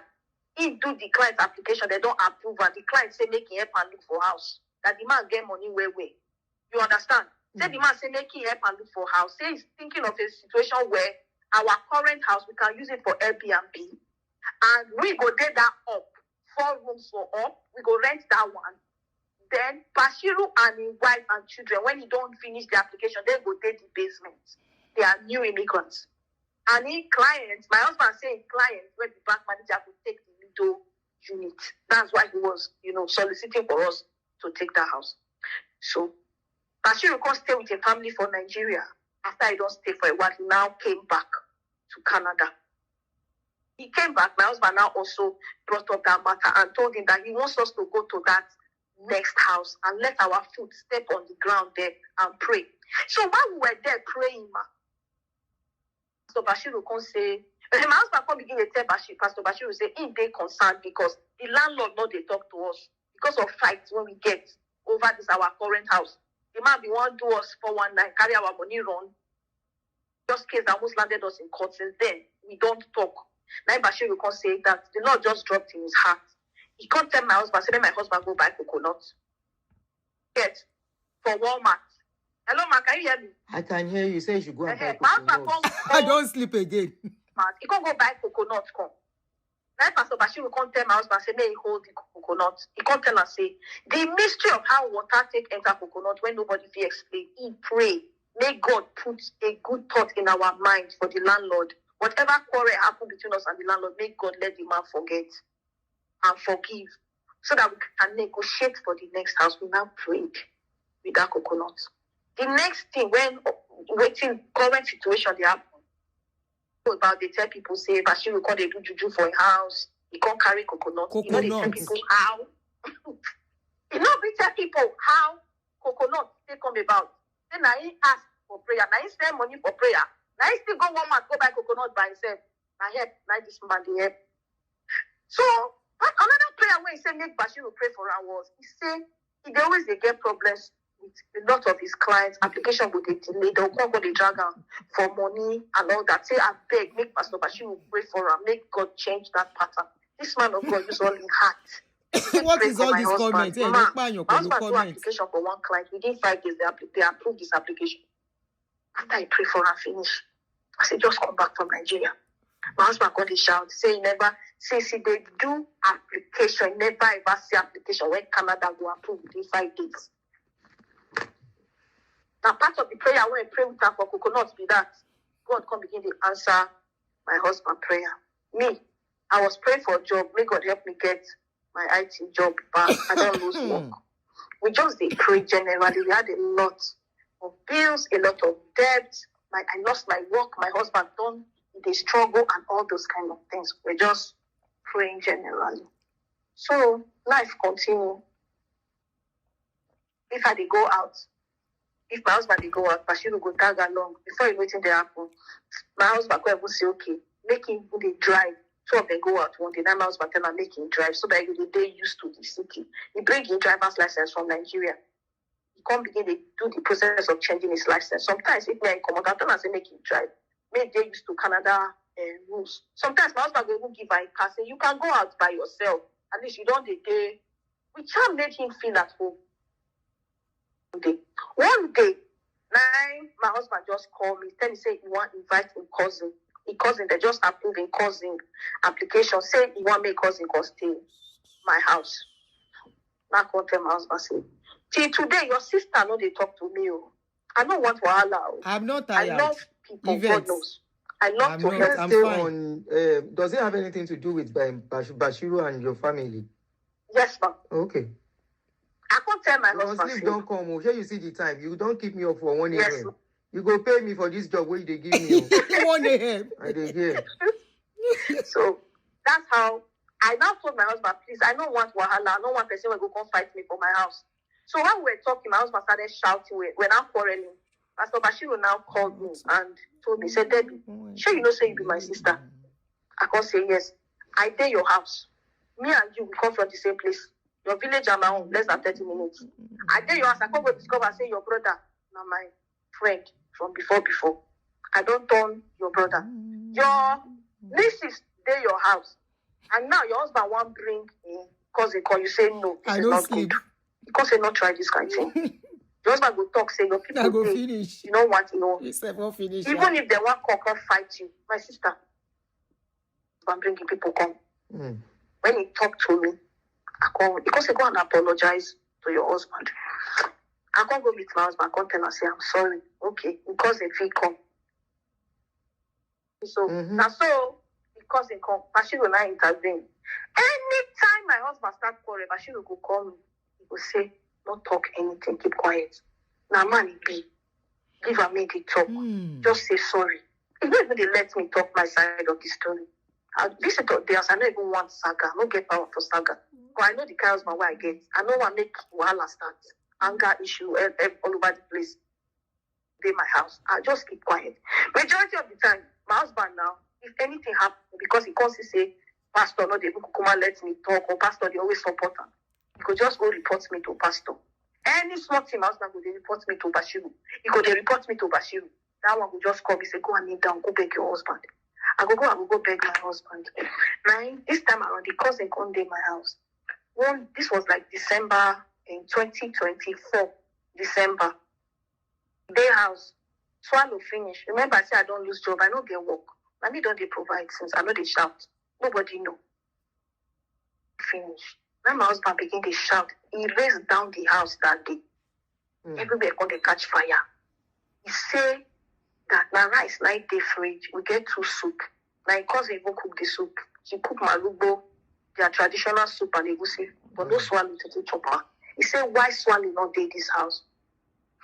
I could try explain to her, say, swallow don't finish. I no get money. When I come go ask you for money, just like you say you no go give me. Visitors day house, pick am easy. Go they shout the more. The day my husband come call for meeting. Gather the whole everybody went in the house. They rake that day. 8 hours. Now my husband they do meeting that day. Come they quarrel. When they talk, I not talk anything. Bashiru will just come time for me, say, if he hear thing from my mouth, make I not talk anything. I just keep quiet. Husband come talk. He get where he talk, which now he calls it, say, brother me. Ha! This your wife, he kind though. Only you just they talk since woman when you just they abuse they talk. She don't even say anything.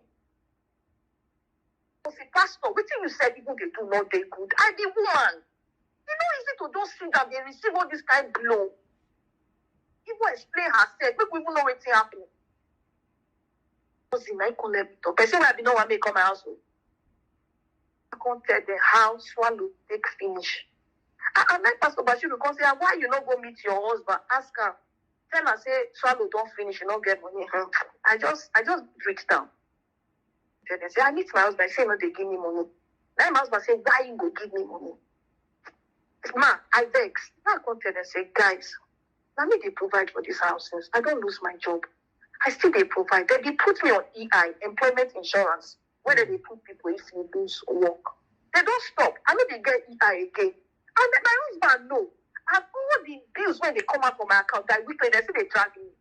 Only child support when they enter my account. Now I think they pay bills. It's not even enough.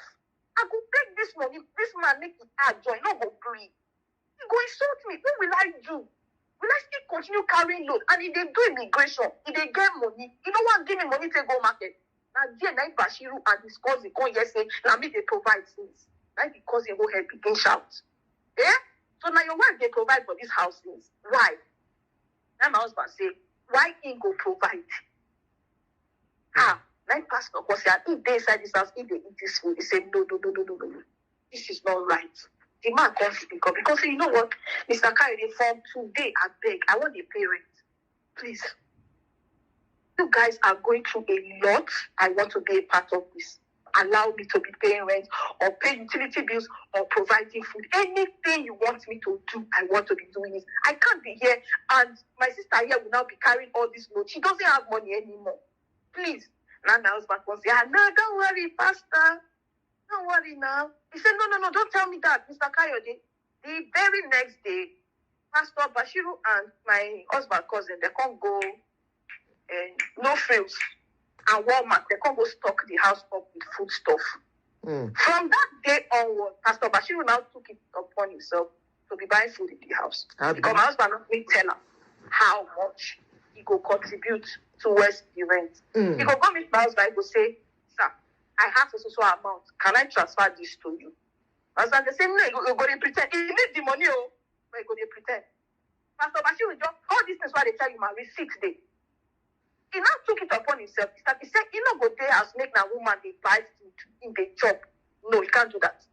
He now started buying. That's how he started buying things in the house. My husband don't move. Around December, on the 31st of that night, my husband couldn't look for trouble. He couldn't look for waiting to take us quarrel. Now so he just go upstairs. He begin carry video. They video children room. My children, I get focused. They don't play.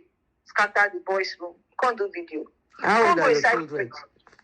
My oldest just became 13 in October. They're still young. My oldest is 13. My youngest is 4. Okay. So they don't play. Scatter their room for upstairs. My husband can't go there. Can't go do video. Say they gather evidence. I just they look this man. I don't talk anything. He can't go inside kitchen, open fridge, bring out all the leftover food where my children and my nieces put inside fridge. Can't spread around table. Can't do video. Just the twice say they gather evidence. I just look at evidence for what? I don't know. Okay. Now we say talk. I was just looking at him and visitors day house. I just they look this man. Pastor Bashiru come carry himself and the cousin. 2 of them can't go out. They can't go buy food stuff. They can't stock up everywhere.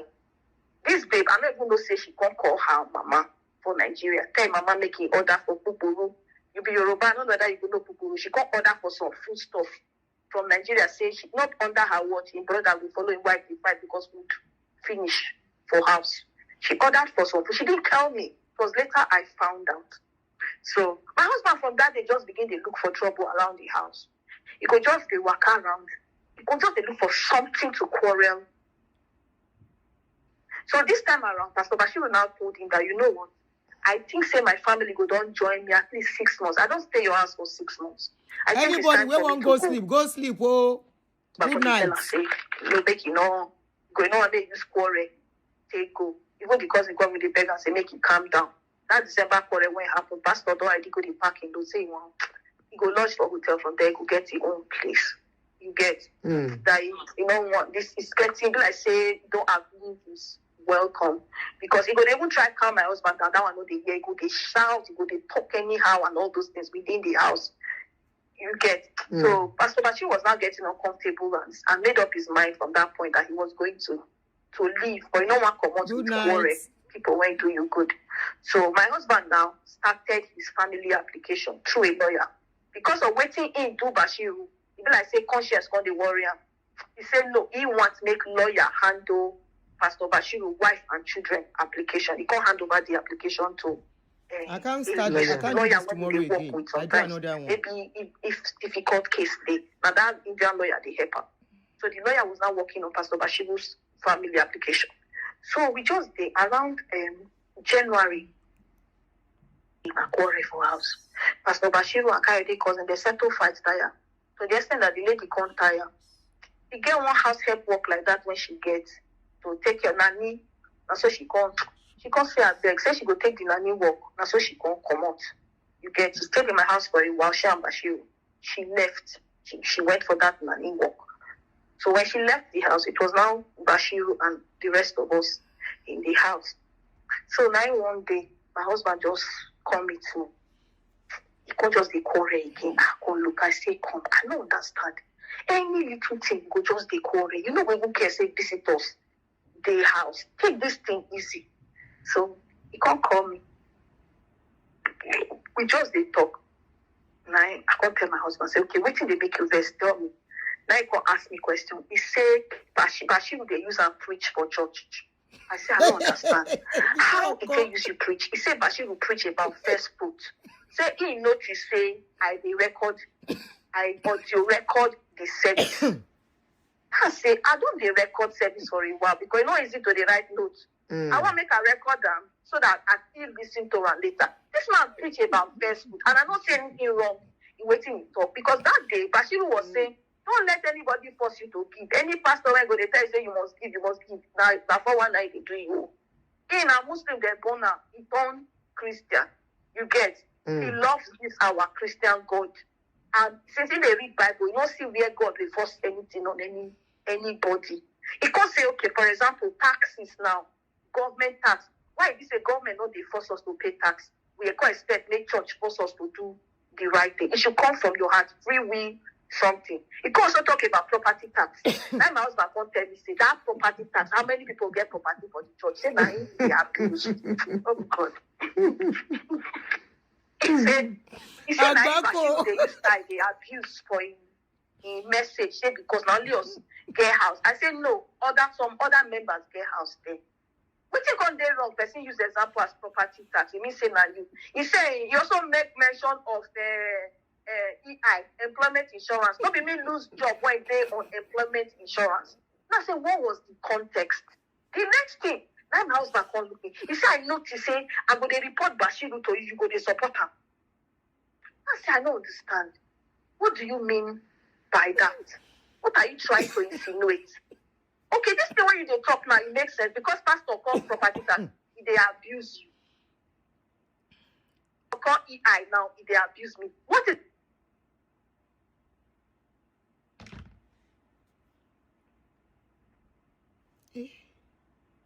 Why you stop? Like Canada immigration change law. They can't talk. It's easy for me to get to my destination. You made me stop there. You carry me because you say you be member of board of directors for Grace Nation. Are you open? Hold on, no. I need to get the next one. This thing stopped. I don't know whether I don't you come in as a visitor for house. Say he's thinking of a situation where our current house we can use it for Airbnb. No, we have done this one, Abi. the church for Canada.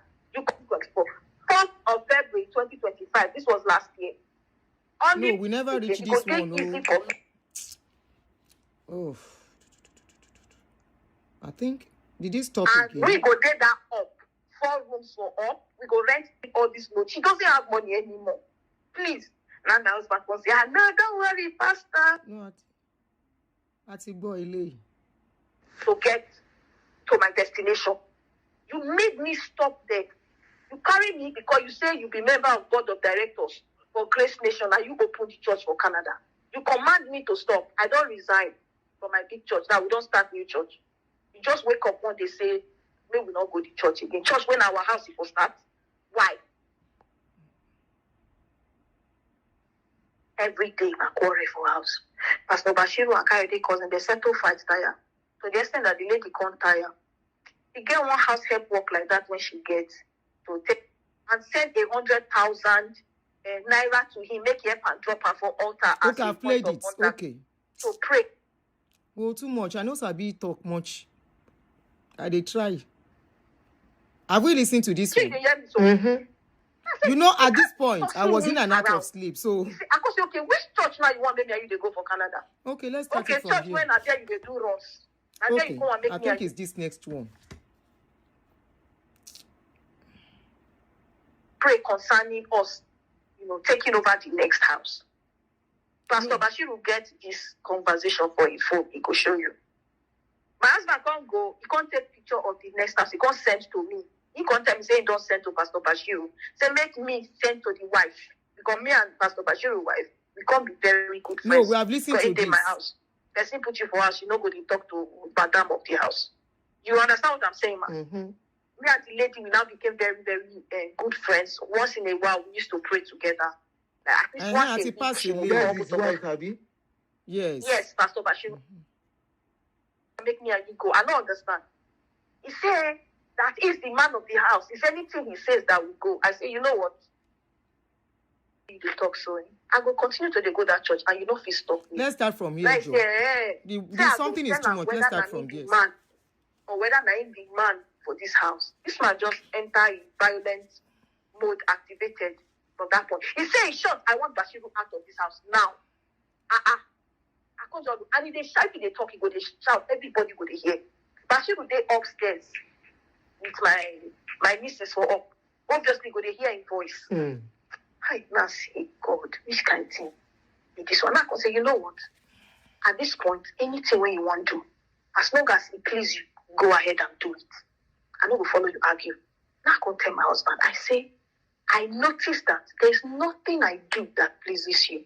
I don't even have a life. All my money I don't even make since I come this abroad. 16 good years after last year. I tell her, say, this year now 17 years. I say, I don't have a dime.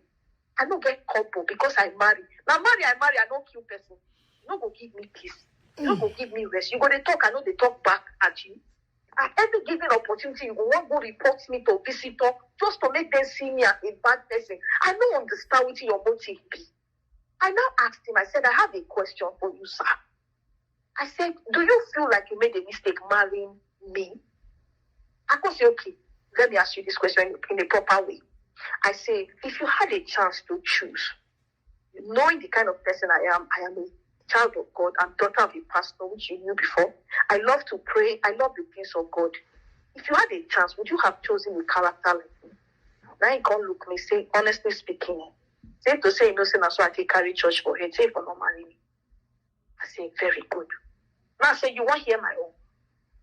Come they look me. We didn't say, when we are to talk. Now God tell us, God knows. If to say, I know, say, now this kind of man you be. Say you be man when be say, person not the feed talk to, person not the feed give feedback. You are an abuser. You feed beat woman. Get. Say now like this should be, God knows say I no go marry you.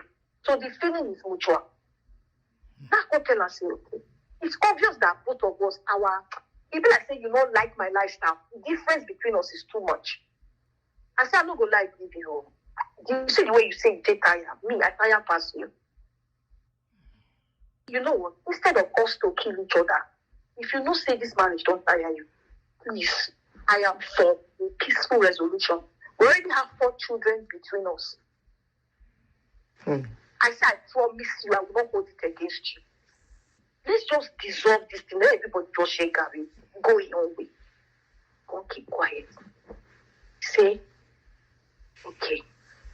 Hear everything I talk. And the truth I talk. He kept quiet. For the first time in our marriage, we had this reality conversation without breaking each other's head. I could tell and say, I want you to really think about this because I am tired. Very, very, very tired. I got him say, okay, say go reason all the whole things when we talk about and he will get back to me. I say, okay. So he can't come out for house. When he come out, now I can't go upstairs. I can't go meet Pastor Bashiru. In there upstairs with family members or they eat, they gist for them. Now I can't tell him, say, because I eat the year, see now they fight again. Wait again. Now I can say, Pastor, then I say you go call headquarters or call the church. Tell them that they look for a place for you. This man won't send you out. My pastor say, he reached like that. He said, no problem. Immediately, pastor contacted the church leadership and told them, please, go and look for a place for me ASAP. He called Dr. Chris Okafor and told him, look for a place. I need a place. I will overstay my welcome in this place. Then Dr. Chris Okafor called the church board leadership and give them a go-ahead to release funds for Pastor Bashiru to get his own place. So they had that cover. Now me tell her, I quickly went before my husband go embarrass her. Because that one don't tell me, say, if he go come back, he go scatter everywhere. Say, okay. So when my husband come back from wherever he go, I got shocked. He don't even talk good outside. He just kept quiet. The next thing, he started packing his bag.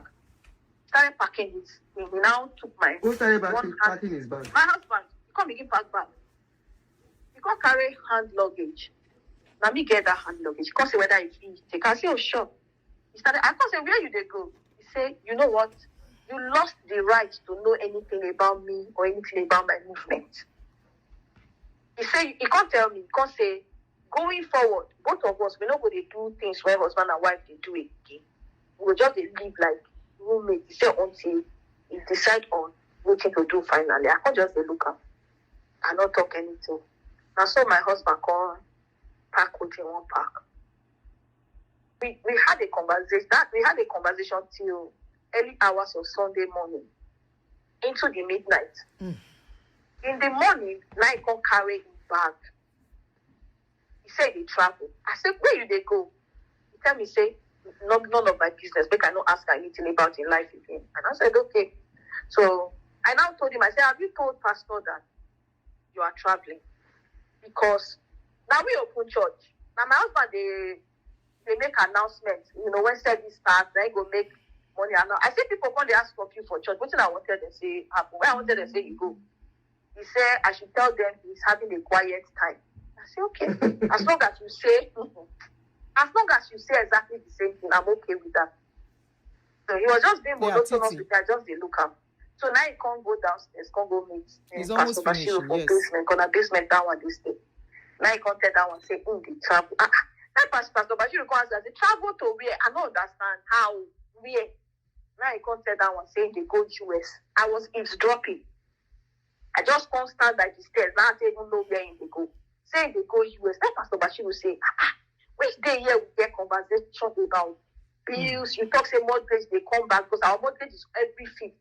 Mortgage is coming up, no money for even the mortgage. I call you, they tell you, say, okay, how much you want make I contribute? How much you don't get? Let me contribute. You not talk. Then you want to see money now, take travel.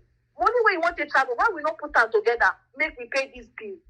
He now said, as I speak, there's an outstanding 900 utility bills. Pastor Bashiru can't tell us, say, I have $934 in my account. I'm transferring that 900 to you right now. Please, sir, use it to pay the utility bills. Then we don't say that one don't come on. Now mortgage we talk about. Pastor Bashiru transferred 900 to him immediately. He received it and said, oh, thank you. And my husband said, don't worry. I won't go work for America. And my husband, now Pastor Bashiru can't tell us, say, you never get work finished for Canada when you be citizen. America, when Donald Trump they do it, now you won't go get work. Say, don't worry, I've already made arrangements with my friends. Now, so this man come out. Before he come out, he can't go hug the children. He can't shed tears. I just they look up. He can't come out for house. He don't tell me where he go. This man left for 1 week. Pastor Bashiru called the answer. When you they come back, he said maybe in 2 weeks' time or thereabout. I don't know. And he traveled.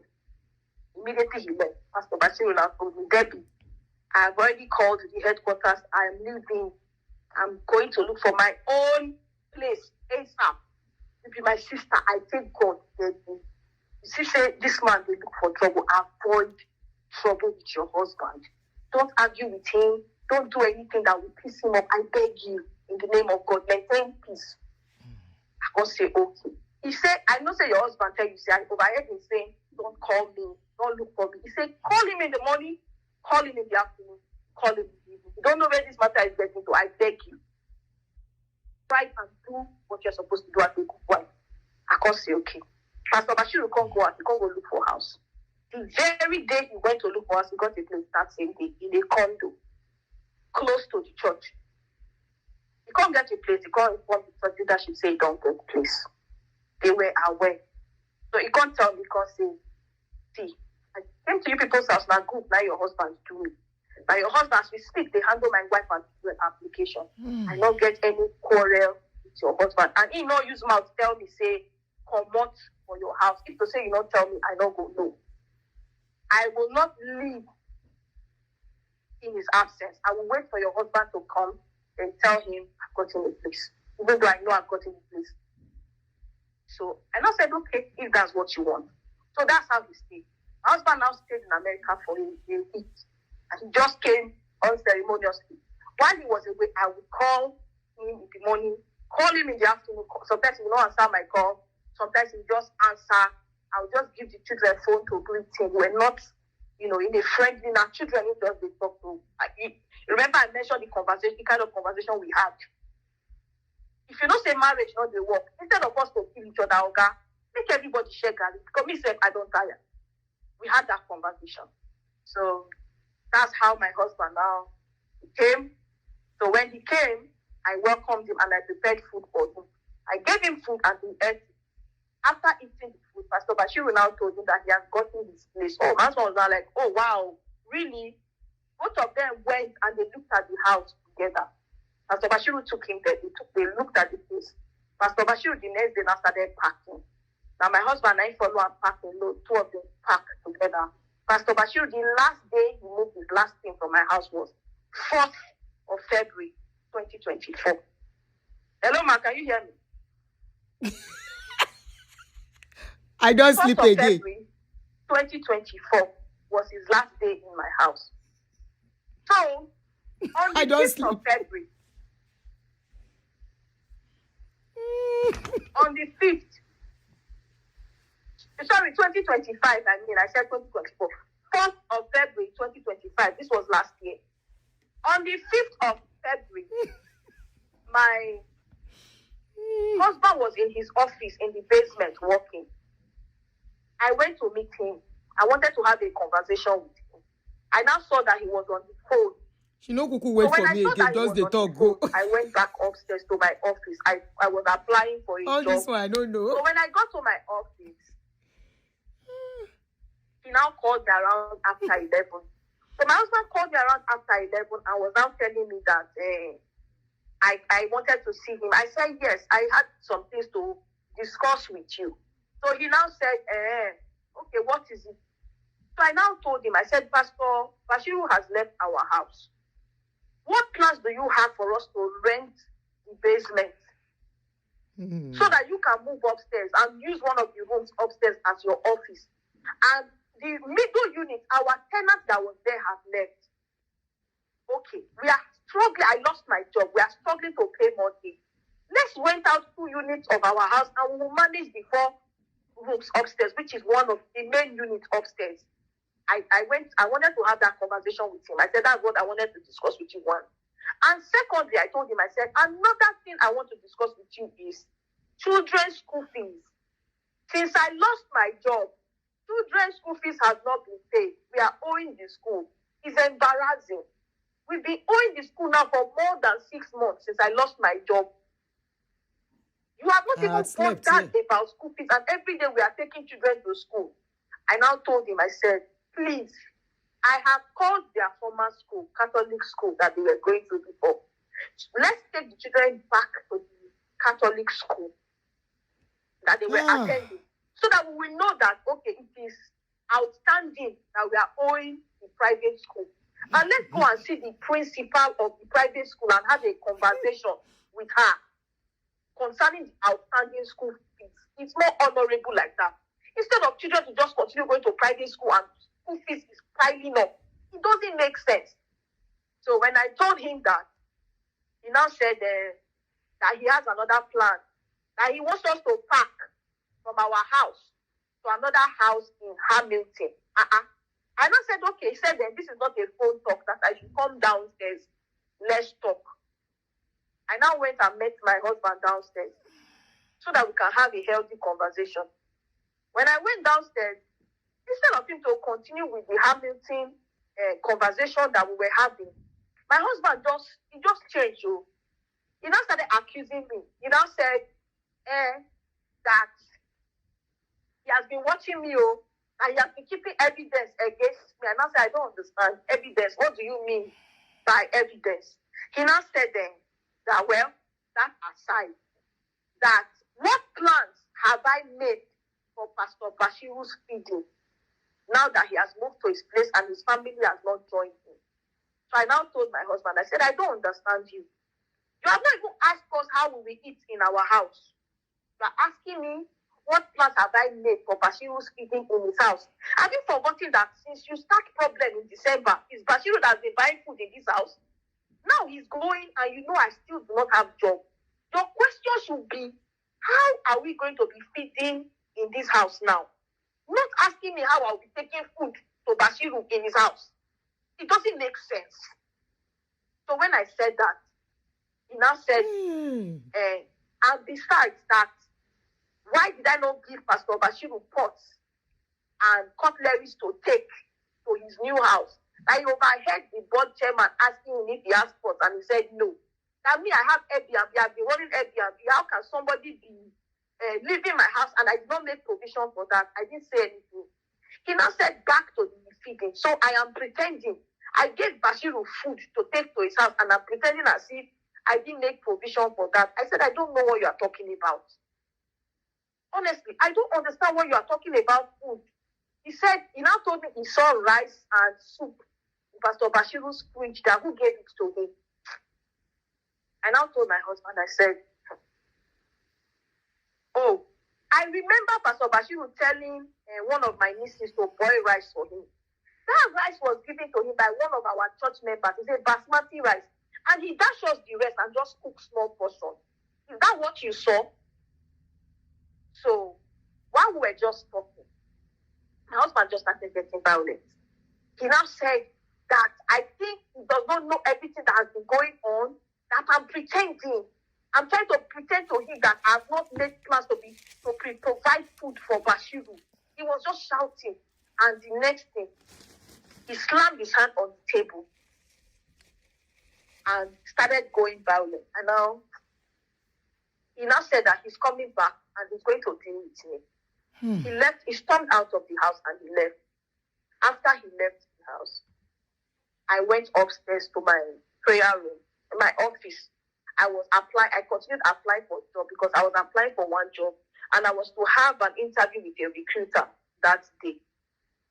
So while I was upstairs in my prayer room applying for a job, Pastor Bashiru now called around after 12. He was now telling me that, he just finished speaking with my husband. He called my husband, told him he was going to call to say hi. Now, how are we doing? Because he left my house a day before that time.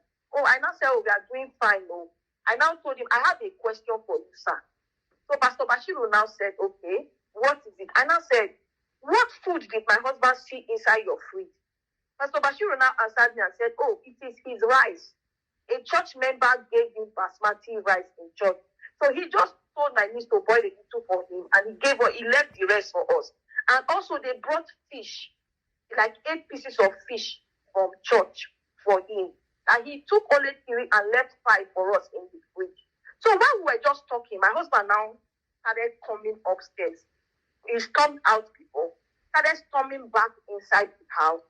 And the next thing, he just came to the door of my office and started banging the door loud. Bang, bang, bang, bang. Open this door. I ended the call. I went and I opened the door and I said, what is it? He just launched towards me and grabbed my phone from my hand. Hello, man, can you hear me? Anyways, I don't know if you're hearing me, but I'll keep talking. She said she doesn't know if I'm hearing her. She will keep talking. He grabbed my phone I don't sleep. from my hand. So when he grabbed my phone from my hand, we now went to, I now followed him to the sitting room. I was now telling him, please, I'm expecting a call from a recruiter. Give me back my phone. I was telling him, please, because this is not his first time of breaking my phone. He would snatch my phone and smash it on the ground. Sleep, Tete. In 2024, he attacked me one time in the basement and broke my finger. I have that doctor's report. So I was now begging him. I said, please, do not destroy my phone. I am expecting a call for interview. As I was just talking, he threw a punch at me. I dodged it. He grabbed me and slammed me on the wall. I wanted to start beating me. You know, he had already started, squeezed me on the wall. I was able to detangle myself and I held him so that he would not be able to throw successful punches at me. So he now started calling my niece. He said, come, I want you to witness what is about to happen. That one was upstairs. So she came. When she came downstairs, he grabbed her phone from her. Even snoring. So he had my phone. Did you hear my snore? Had my niece's phone in his hand and wanted to start. He was already, we're now having like. I was even snoring. You know, he pressed me towards the chair. And while in that position, I noticed that his own phone was inside his pocket. I quickly took his phone and I called 911. Because I didn't know what he was going to do to me next. Because I've had issues with him before. I know how violent he gets. I called 911 and they came to my house. That's how police got involved. Immediately I called police. He now gave my niece back her phone and gave me back my phone and started shouting, Deborah, don't call police for me, and told my niece to quickly call Pastor Bashiru for him. So my niece called Pastor Bashiru for him and he was now speaking to him on the phone and told him, Debbie, don't call police for me. Oh. So Pastor Bashiru on the other hand of the phone was shocked and said, why? Jesus. So he now said, okay, I'm taking the nearest Uber and I'm rushing to the house. So that's how Pastor Bashiru took Uber and started rushing to the house. So police now started coming already because I had already given them my address. So when they came to the house, the male police took my husband and they were interrogating him, and the female police took me. They saw how squished the rug in my living room was and the posture. The police captured the scene of the event.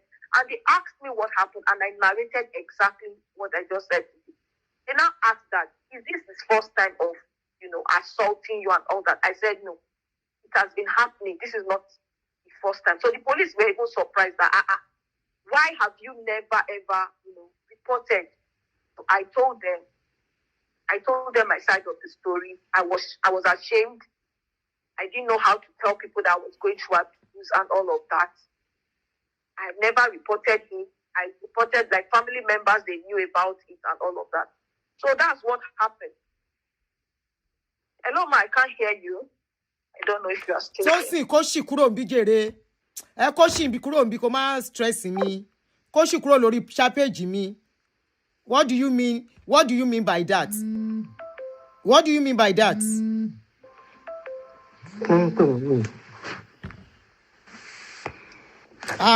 Do you know what time I was attending to her? Pẹ̀lú ṣí ọ̀rọ̀ tó ń sọ wípé but it's kini kan to be laughing. Ó ṣe yẹ kí máa sunkún. Ó yẹ kí máa sunkún ni. Orí ẹ burú. Wo de sunkún tó bá fẹ́ sunkún. If you want to cry, cry. Carry bucket and put your tears inside. Látàárọ̀ tí mo ti jókòó. I used almost 6 hours to listen to somebody. I gave up my ears to listen to her. She said she wanted to speak, and I gave her the opportunity. You think it's that easy to stay on for almost 6 hours listening to somebody talking? Ẹ kó ṣì dànù kẹ́ máa provoke mi bí jèrè. I've been sitting here for almost 5 hours again trying to relay the message. She's the one that wants to put her message outside. So some things are not funny there. Is he say, is Kene can't to be laughing? Ẹni tó lọ́rọ̀ gan rẹ́rìn. Didn't you hear when she was laughing at a point? Ìyẹn kò ṣìbérò yìí. Lè má ṣe wọ́n yín kiri. If you have problem, this story we are talking about is not your problem if you feel like crying. If you have your pride problem that wants you to cry, go and cry your cry. Don't take somebody's pain to make your own cry. Don't use somebody's story to cry. You want to cry before, go and cry. Go and cry your cry. Abi kintie. Person wey get matter. Hello. You know, she not hear when I dey laugh. When both of us laugh inside the story. Uri eburu. Hello, ma. Hello. Yes, ma. Oh yeah, let's try and round up. Now sleep catch me. One don't knock. Okay. At almost 2 o'clock or 2 a.m. That's Ọlọ́run ò ní what jẹ́ kí n rí happened. nǹkan That's tí ò how ní jẹ́ police kí n got sùn. involved. Okay, I missed some parts there. So where I fell asleep, I didn't know when I fell asleep, was when you said he now left to US. Abi, I was back. laughing at myself. Mo ti sùn lọ, mo tún hanrun. He left to US. You Yes. see where I carried the After story that, what from? happened? Sorry. I didn't. So he left to US. Immediately he left to US. You see where I carried the story go? I said the last time I hear, be say when she spoke about leaving the US. That was all I had. Everything she said. I know here again. Sleep don't catch me go. At almost 2 a.m. Mo try you. Emi go yinra mi. Left to US. Pastor Bashiru got his own place. Okay, he now got his own place, yes. He got his own place and said, my husband has been a destiny helper to him. He's not an ungrateful person. They don't have a quarrel. He cannot live in my husband's absence, even though he has gotten his place. Yes, Now he was going to wait for him to come back. So immediately my husband came. Pastor Bashiru told him, I have gotten my own place. It was even my husband that helped him pack. Both of them moved together. He left my house last year, 2025. 4th of February was the last time he picked the last belonging from my house. 5th of February was when we had this issue, me and my husband. Because I went to meet my husband downstairs in his basement where he works to discuss some very important things with him concerning, now Bashiru has left our house. Are we renting out the basement so that you can move upstairs? Since we're having issues paying mortgage, I lost my job. Your own immigration, something is not stable. Hello, ma. Yes. You said his immigration something is not stable. At this point, Yes, she was just I calling said hello, we ma. need Because to so that I be won't able to, we sleep need to again. figure out how to survive this. Are we renting out, or you both don't come out? Let's rent out the middle unit and the basement. And also, another thing I want to discuss with my husband was the children's school fees. Since I lost my job, school fees has not been paid. It's piling up. I've already gone to negotiate. They were still back going to private. They were going. He refused. I went to Catholic school to go and re-enroll them in the Catholic school. That was part of what I was telling my husband. When he traveled, I did that. So he now started, and he said, I want to prove to him that I'm the man of the house. I said, no, this has nothing to do with being man of the house. It's just wisdom. We can't pay. Children, they go private school. School fees, they pile up debt upon debt. I said, it doesn't make sense. Let's know we are owing arrears. Since I lost my job and I've not been giving you money to be able to issue check and give children, you don't even care. Let's take them back to Catholic school. It's free. So those were the conversations I went to have with him. So he now told me that you think you have sense. You want to tell me you are the man of the house, that when he's done with It's me, I will almost not finishing. recognize what he's Short doing. one, 3 That more. for my After information, this, he's 7 gathering minutes. evidence against me. I was just looking at him. I was like, I don't understand what you mean. He now said that is by the way. Hello, ma. I'm hearing you. He said that is by the way. He now Hello, asked me, ma. he said, now Pastor She doesn't Bashiru want has me to left our sleep. house. What provision have you made for his feeding? You know, his wife's application has not been approved yet. I now looked at my husband. A man that has been the one buying food since you disgrace yourself for December, where everybody don't know say na me they provide. He don't come out. I expect your question to be, how are we going to feed now? You are now asking me how are we providing food for Bashiru in his house. I got angry, man. I lost it. I said, I don't understand you. I'm discussing with you how we pay, how we rent out 2 units of our house to be able to survive with the bills. I'm discussing with you how we remove children from private school back to Catholic school so that our head can be correct. You're asking me how we're providing food for Bashiru in his house. When I said all that, he just got angry and snapped and slammed his hand on the table. Violent mode. Okay. He Activated. said, you are trying me in this house. You think I don't know what you have been doing? I was not looking at him. I don't get, what are you She saying? has said all this. He said, you think I don't know you provided food for Bashiru? For your information, I opened his fridge and I saw rice and soup there. I couldn't for my head. I was thinking, when did I give Bashiru rice and soup? I now remembered I overheard Pastor Bashiru telling my niece to boil basmati rice for him. A church member had given him this 8 kg basmati rice in church. Bashiru dashed us that rice and just told my niece to boil a little portion. I was not trying to tell her, is it that one you are? I don't understand. That's Bashiru's rice. He even gave us the bag. He's upstairs. Oh, you can do the food you think I cooked for him. Now Bashiru don't they feed everybody for house. I know they receive EI. They are not getting income. Now debt I did. So he now got angry and said he's going to teach me a lesson I will never forget. Slammed his hand on the table and stormed out of the house. Immediately he stormed out. I ran to my office upstairs. I continued applying for job because there is a part I skipped. 2024. One time my husband invited me downstairs to the basement. I transferred 2,000 to him. That was all I had. This man, he showed me shake, break my finger for downstairs. My bone cracked. Doctor's report. And at the same basement now, this whole issue was start. Immediately he come out, I ran to my prayer room. I know Kai husband why I marry. I know what wahala. Went to my office. I was applying for job. As I was applying for job, Bashiru now called around after 12, like 12:30-ish. He called and was not, she just routine call. Person when I was going to come out a day before. How are you doing? I just finished speaking with your husband. I told him I was going to call to say, hi, how are you doing now? I said, sir, I beg, I get question. Which food my husband see inside your fridge? Because what happened? He says my basmati rice and fish that they gave me in church. They gave me 8 fish. Somebody grilled fish and brought for him. He said he took 3 and left 5 for us in the fridge. What happened? That one was even asking me what happened. While he was just asking what happened, I just heard footsteps on the stairs coming up. My husband was just coming up angrily. The next thing I heard on the door was a loud bang. Bang, bang, bang, bang, bang. He started banging on my door. Got up, I ended the call and I opened the door for him. I was like, what is it? He just launched towards me, grabbed my phone. Okay, we've listened to all this. Oh, no, this is another one. Followed him. I was now begging, please, because I was expecting a call from a recruiter. Hello, ma, can you hear me? Yes. Oh. I was not begging my husband, please don't smash my phone. This is not his first time of breaking my phone. I was begging him. I don't even get money to buy another phone right now. I'm expecting an interview call, please. I was just begging. The next thing, this guy threw a punch at me. I dodged it. He grabbed me, jacked me, and slammed me on the wall. Wow. And told me, say, I will kill you and nothing will happen. That he's ready for me. Remember the conversation I told you both of us had before you went to America? We're not in good terms. Because for the first time in my marriage, I summoned courage to tell my husband I was tired. So that vex stay in body. He carried me. He said by the time he's done with me, he said, I'm not going to recognize myself. My niece was upstairs. He now started calling her.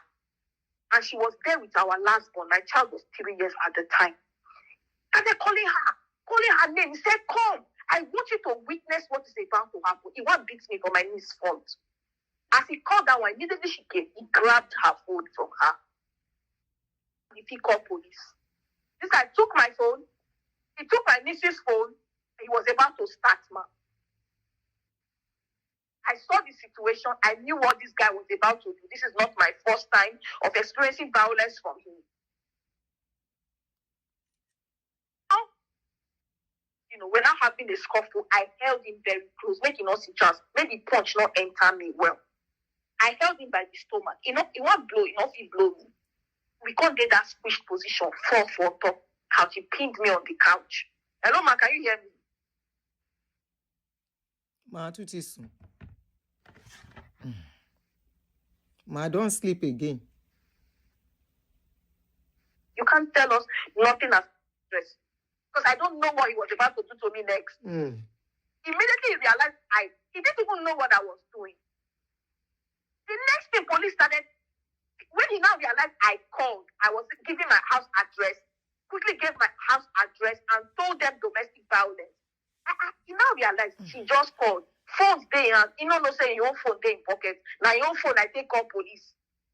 Immediately he realized what happened. He grabbed the phone from me and cut the call. Police now started calling him back. The police called because I was gasping for air in that posture when I called police. They knew I was in danger. So when they called him back, he ended the call. They kept calling him. He picked the call. They now said, "This is a man's voice. We heard a lady's voice in distress. Who was that?" He said, "No, it's my phone." They said, "No." In short, we are on our way already. When he realized police was coming, he now quickly gave my niece back her phone and gave me back my phone and started shouting, telling my niece, "Call Bashiru for me, oh. Call Pastor David for me, oh. Deborah has called police for me. They are on their way." So my niece now helped him call Pastor Bashiru. Immediately they called that one. He now told Pastor Bashiru that, "Deborah, don't call police for me, oh." Pastor Bashiru was shocked. Jesus, why? "Okay, I'm taking the nearest Uber to your house," because he's not mobile. He's new in Canada. That's how that one took nearest Uber and started running towards my house. But before he got to my house, less than 5 minutes, police don't come my house. 2 police entered, a male and a female. So it was my husband that went, and before he went to open door for police, he now came upstairs and started threatening me and told me that, "You see, if you tell the police what just happened, I promise you, everybody goes down." You remember, I said, I tell you, I run, they carry his sister, and my niece is come. What else? Because me, I don't get any skeleton when you want to bring me down. He said, "Everybody goes down." Now, wait till he talk. I can't look this man. I say, I don't understand. After everything you have put me through for years, even when I get marks for body, if I want to put you for trouble, I go down. At this point, instead of you to still be sober, you still a book. Man, my head got scatter. Now I tell her, say, "You know what? I don't go just tell police this one will happen. The one where you don't do me since, I will tell them in areas. You see that go down when you say you want to go down, don't worry. I'm ready for you." I got angry. This guy provoked me. Police came. When they came, I don't know how to lie for a person yet. I will tell you exactly what happened, exactly how it happened. When the police came, the female police came upstairs, the male police held him down. They were interrogating him and asking him what happened. So the female police that came, they saw my living room was upside down. The rug was squished. The couch was in disarray, where they just fight war. Captured that. Hello, ma'am. Are they here? You say police captured that. They captured that. They saw the scene. They asked me, "Where did this happen?" I said, "Yeah." They now asked, "Did my little son, my 3-year-old son, witness it?" I don't know now. 5 days ago, I don't even know what happened around me. They now asked my niece, "Were you here?" She said she was upstairs. It's my husband that called her. She just saw when I was squished, whatever. They now said she should go to the kitchen. They don't want her testimony to interfere with mine. They want to get the truth. So they sent her away. And they just asked her, "Did this little child witness what happened?" My niece said the part that my 3-year-old witnessed, he was just crying, "Daddy, mommy fighting." Police now said no, that they have to involve child services. A child was not supposed to see this. So that's how they now said, they now asked me to tell them exactly what happened. I explained exactly what happened. I told the police. It never even started. In short, it never began. It's just about to start beating me. The punch he threw, I was able to dodge that. The only thing he has done so far is to carry me and slam me on the wall and pin me there. He has already pinned me on the couch to start the main beating. I was able to use his phone to call for help. Police said, "No, you can't tell us nothing has happened. This one that you just said, a lot has happened already. When he slammed you on the wall, what if you cracked your head? You know you could have died." They now asked me, they now said, "Is this his first time of abusing you?" I said, "No, I've been going through abuse for 16 years. I've never thought." Police said, "What?" Yes. They said, "Are you serious?" I said, "Yeah, that's the truth." I know they talk. Even with pregnancy, I tell them, I said, "Last year I break finger. I reached hospital. Doctor, they asked me what happened. I say, maybe I eat them for war. That's how much I've covered up for this man." Go there, go to talk another thing. Or they go ask me a question, I will just they look, I don't go talk. It's through a lot. It's just that I'm not talking. No, I'm not blaming you. I hear you, ma. That was how they said, this is a criminal case. We're taking all of you to the police station.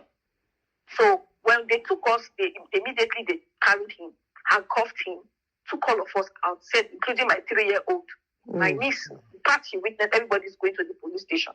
So when we got outside, Bashiru just arrived with his whole bag. That one can't see my husband or handcuffed. Person when just come from Nigeria, I never witnessed this kind of thing before abroad. He couldn't shout. He couldn't run go meet police. He couldn't cry. He couldn't beg them, say, please, he's my brother. Please, sir, can I follow you people? Then police say, no. This is a criminal case. They now gave Pastor Bashiru, they told him the name of the police station they are taking him to. And they now told him they are charging him to court the next day. They told him the name of the court. Me, I don't even know now. Pastor Bashiru didn't tell. They now say you can come to court. So immediately, Pastor Bashiru now called Dr. Chris Okafor and informed him that, Papa, this is what is going on. No. That one called him shout to say, Jesus. He now said, please, you guys should follow up the matter and help anyhow you can help. He now called the pastor, Dr. Chris Okafor now called the church board chairman. My husband was a board of director. Remember, I said I registered the church in a board of director. They now called the board chairman. The man was even in that church, in that video that Jimmy came and did. He was that elderly man that was like, what? I am the board of director. That's the man. Okay. Yes. The man was, So Pastor Bashiru and Dr. Chris Okafor quickly called that man and told him intervene in this matter immediately.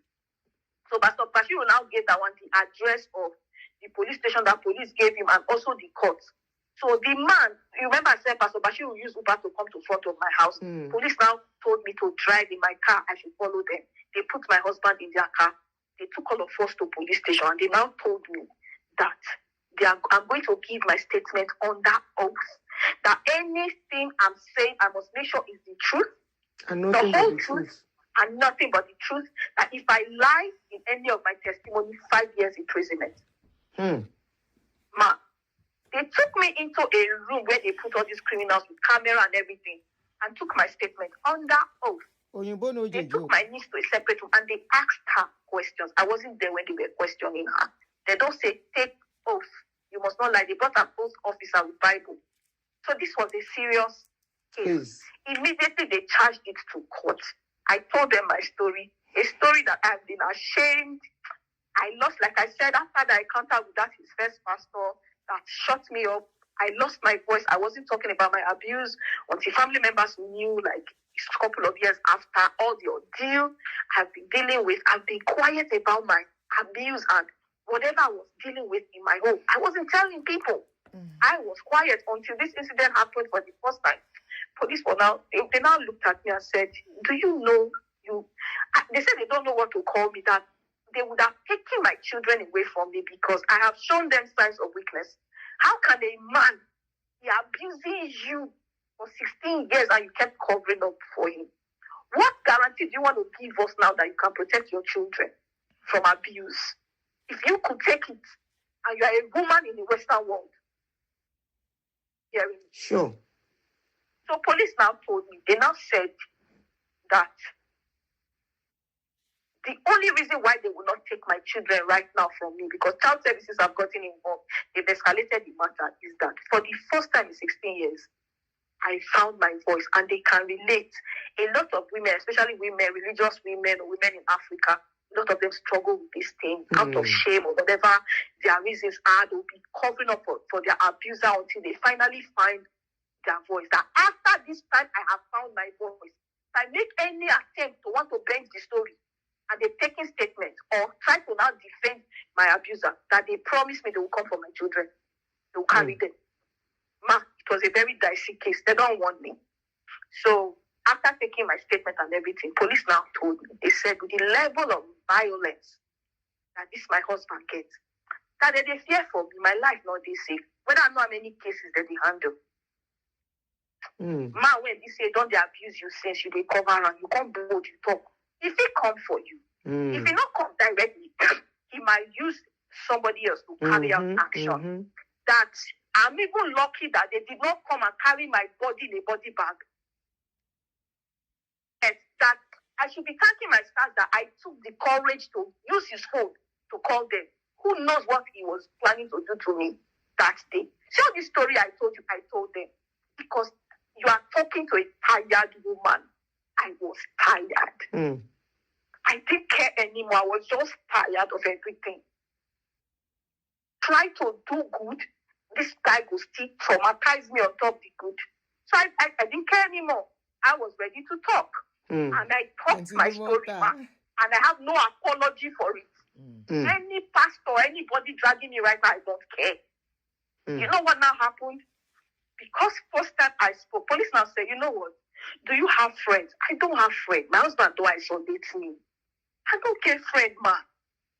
I now said, then I said, okay, do you have neighbors on your left or your right? I said, I don't have neighbors. The house on my left is empty. Now that house will be this. Try see whether we rent. The one on my right is an office unit. They're closed. They go out. The police now told me you are not safe. You need to install camera around your house. They now asked me. They said, okay, what of your family members? They go work. They come. They now said, okay, what of that pastor that wanted to follow us that day? You said he stayed in your house before. I said, yes. He's a brother to me. And I said, can you tell him to be coming to your house frequently and also tell church members to be taking their turns to be coming to your house? There must be activity going on in that your house. And you must not be alone. This guy can attack you and delete you before you come. And police now told me, they said, always be with your phone. Even if you're in the toilet, hold your phone. Don't be alone. Whether in a car you did, pastor, bed members, surround yourself with people, join community. Who I know for this Canada? Community I want to go join now. After everything, to cut the long story short, I got home and I told pastor and I said, please, this is the situation of things. I called my family members. I told them. So the next day, that very day, Pastor David and that man that was videoed in that so-called Jimmy, whatever he came to do that day, that one, both of them went, Pastor David, Pastor Bashiru now, and that man, they went to police station that day to beg police again. Police now told them to come to the court the next day. The man now went to the court the next day. He was there from 9 a.m. to 4 in the night, 4 p.m. He wanted to discharge. Okafor was asking, please help Kayode, because Kayode don't try for them. Sorry, I mentioned his name. You can't You've been mentioning his name. Oh, I didn't even know. I'm sorry. If you can. No, it's that. You've mentioned that. Go ahead. So, Dr. Chris was now telling them that please, anywhere you people can help him, please do it. Help him. So the board chairman went. He was in the court throughout that day, and they finished the court session by 4. The man now put his name down that he wants to discharge him, my husband, and take him to his house. You know, they want to step into the matter.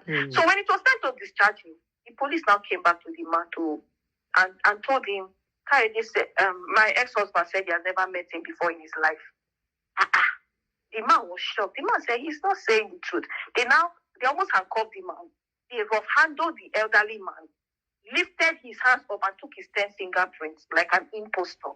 The person you came to bail when you don't take court for sin, say he never see you for life, he don't know you. The man wept that day. The wife can send me a message, say, can you imagine? My husband closed his shop because the man had cars in the cell.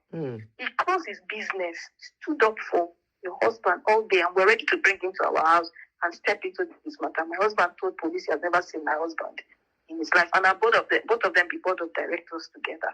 What is this? He said, well, we leave him to God. That's how they gave Dr. Chris Okafor back feedback and they left him. Everybody can't day on.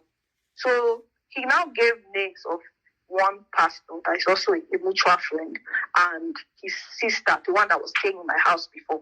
So police now released my husband to his sister. So that's how he went and started staying in his sister's house. So the next thing, hello, ma. I said okay. There, right? Okay. So when they now released my husband, the next thing, my husband started calling different pastors around Toronto. Like I said, I'm a singer. I'm a gospel singer. I sing and all of that. I sing in different churches. People invite me. He started going from one church to another where I minister and started propagating all manner of stories, telling them story of how he caught me and Pastor Bashiru on the bed. He now started telling them all manner of stories. He just came up with a different story. So this story started spreading around. This was like 2 days after his release. So 2 of the pastors that he went to tell the story did not add up. One of them now said, you know what, let's go to that Archbishop's church. Remember I said he used to do immigration stuff for the church. They went there. I thank God for men with wisdom. The Archbishop was just looking at him while he was telling the story.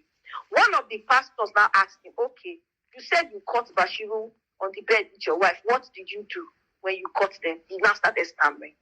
The pastor now said, I put it to you that you are lying. I'm a very quiet man. I know you are a hot-tempered man. As I quiet, if I see that kind of sin, I will commit murder and the law will not do anything to me. No, it's not everybody what that did will you do commit now? murder. You can't answer me. You are stammering. Mr. Kayode, stop telling lies against your wife. Tell us exactly what happened. If you come before equity, you must come with clean hands. When you come to court or you want somebody to help you, you must say the truth. What happened? He now started stammering and started avoiding those pastors. They now invited me to come and say my side of the story. When they invited me, I told them what happened. They invited Pastor Bashiru as someone that has lived in my house to within your eye see. That one tell them. They now invited, because police now, they've already removed him from the house, that he shouldn't come near me. They now gave him restriction order. They were now protecting me from him. Yeah, go ahead. They were now protecting me from him. He's not supposed to come close to me. I now told the authorities, I said, we co-own this house together. I know how Nigerians reason. I know how many years it took me to finally or to talk. I don't want a narrative that I pursue my husband, come off for house, I stay there. I now told the authorities that, please, can they look for government housing for me? I want to leave the house. Telling me that, what kind of woman are you? So you want to leave your house? They now told me that, number one, the list is very long. Hello? I can hear. Okay. The list is very long. And secondly, because I own a big house, it might be difficult for them to approve. Long story. I said you don't talk and say a long story. Go ahead. Yes. So they now told me it might be even difficult for them to approve a house for me. But if I can look for a house myself, they will be looking for me. If I can also join them look for, it might be faster. I now contacted there's this pastor friend of mine. He's a friend to my big brother. Like I said, Pastor Bashiru is a friend to my big brother. So I had one other. Everybody started running away from me because of all the stories my husband was peddling around. People didn't want to get themselves involved in trouble. The only people that were now kind to me was Pastor Bashiru and my brother's friend. He's a pastor too. Those ones, they were the ones that stood by me. They're not leaving in all of this. I now called the pastor. The pastor now introduced me to one white real estate agent. I said, okay, I want to leave this house. I don't want to stay. How are we going to pay the bill of the house, the mortgage? I need to figure out how to rent out the different units. Hello, ma. How to rent out different units. Different units of the house. They introduced me to a white real estate woman. So I started working with her. She now told me that she's a professional, that because I co-own the house with my husband, she cannot rent out any unit without his consent, that she wants to reach out to him for his consent for us to rent the house while I move away to government housing or any house I see. So that was how we now started looking for a place and all of that. The real estate woman contacted my husband, contacted him. My husband was not like, who are you? She introduced herself. And he now told her he wants to see her. So he went to her office eventually. I have those chats on my phone. I can show you. I can send you those receipts if you want. She started talking to my husband. Both of them were having back and forth. Eventually, my husband went to see her in her office and told her that, okay, she should ask me if I want to come back to the marriage. Hello, ma. Ask you if you want to go back to the marriage. I now told her, I said, he has already gone to your office to narrate story to you. I've been going through abuse for a very long time. In 16 years, first time in my life, I open mouth. I don't feel talk, and I'm tired of the marriage. I'm not going back. It remains small. We don't nearly finish anymore. I've tried. All right. Oh, we're almost there. Good. Okay, the rest are just short. Well, I think short ones. He will add his own until the fourth Short time. ones. Mortgage company called me after 10 days that mortgage was not paid. This guy now started skipping mortgage. And you know what that means in this Western world? There are a number of times you will not pay mortgage. They will come for foreclosure for the house. So the mortgage company reached out to me that mortgage was not paid. I started panicking. I now called the real estate woman. That one now called him. That what is wrong with you? You know you don't have money. Rent. You guys can just do month to month until we sell. This guy now started making things unnecessarily difficult. Meanwhile, he was calling people, telling them all manner of stories that he frustrates my life. By the time I'm frustrated, I will have no choice but to come back to him. So those things he was doing it on purpose. This time around, I don't go carry bulk money to go pay mortgage. I don't get money to go rent house again outside. I'm stuck. He now started skipping mortgage. This guy skipped mortgage to the point that November, he called one pastor. You know, said the pastor had me join call for another line. I was hearing the conversation. He was now raking and telling the pastor that he has gone to rent a big house. That he's not going to bring his half of the mortgage. That by the time the mortgage failed the fourth time, they will come and collect house. So I will be on the street and authorities will have no choice but to give the children to him. To He him. said this in October. Yes, last year, October. Can they give the children to him with the domestic violence? I don't know. I'm now waiting to talk. The pastor put me on another call. I heard that thing he was planning. I said, wow. By first week of November, the mortgage company called me and said, my husband did not pay his house. I sent my house to him. No, I now started sending my house directly to the mortgage because I saw I would send him money, he will not use it to pay. Mortgage will still fail. I now called the mortgage company and begged them, let me be giving you people my own house. He will bring his house later. They accepted. So I gave them my house. I now started giving them. They called me and said he did not bring his house in October. That means by November, we now had 3 payments to make.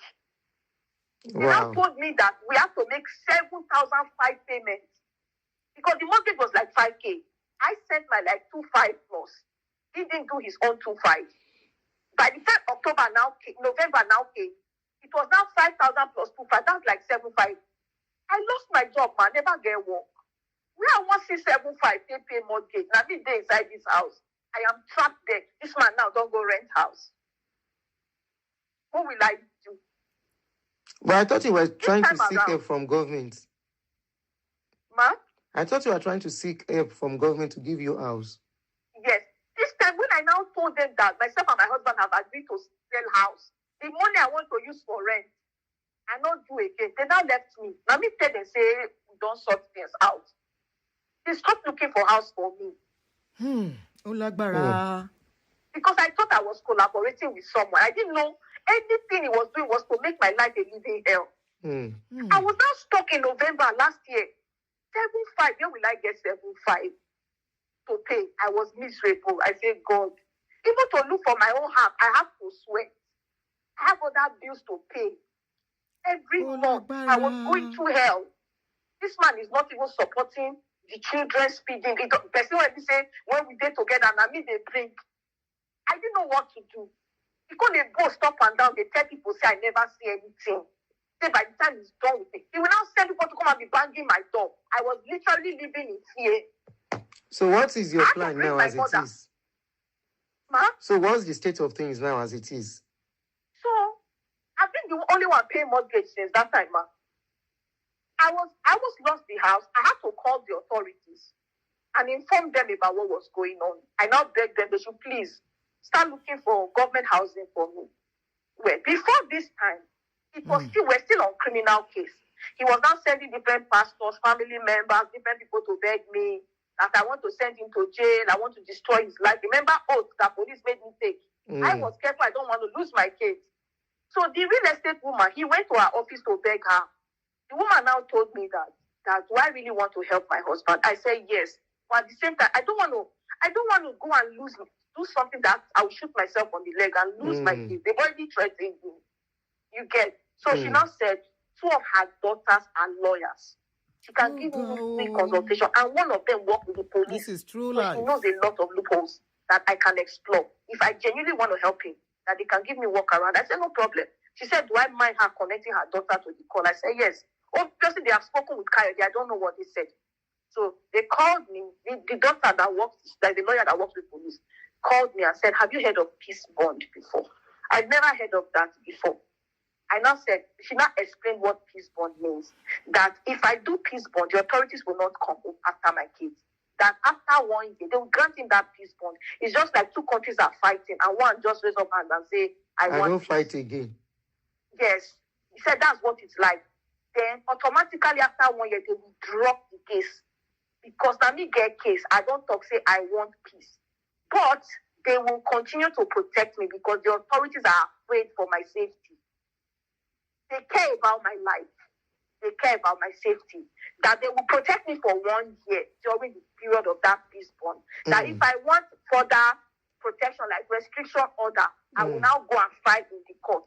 That sounded like what I could work with. I have no pleasure in sending him to jail or harming him. I now said, okay, I will do that peace bond. I didn't know how to go about it. They said I can talk to the government lawyer that is working with me. So I called them. I scheduled an appointment. He said, are you sure you want to do this? I said, yes. He's the father of my children. And I said, okay, if that's what you want. They now guided me that I should call my victim witness, the one that brings information to me from the judge. That if I tell the judge that's what I want, it's the final decision. So that's how I talked to the victim witness. They now took my message to the judge. The judge got back to me. Is this what you want? I said, yes. That's how they did extended peace bonds to my husband. Instead of him to be happy and say thank you, he started cursing me, started spoiling my name up and down, sending messages that Shebi, I say I be gospel artist, I want to work for God. Say by the time he's done with me, go spoil my name. Say I don't go see where sing my song again. Did they hear me so? They see why I give peace bond. Now I started going from church to church and spoiling my name. Already I don't do it I want to finish. I don't shoot myself for leg finish.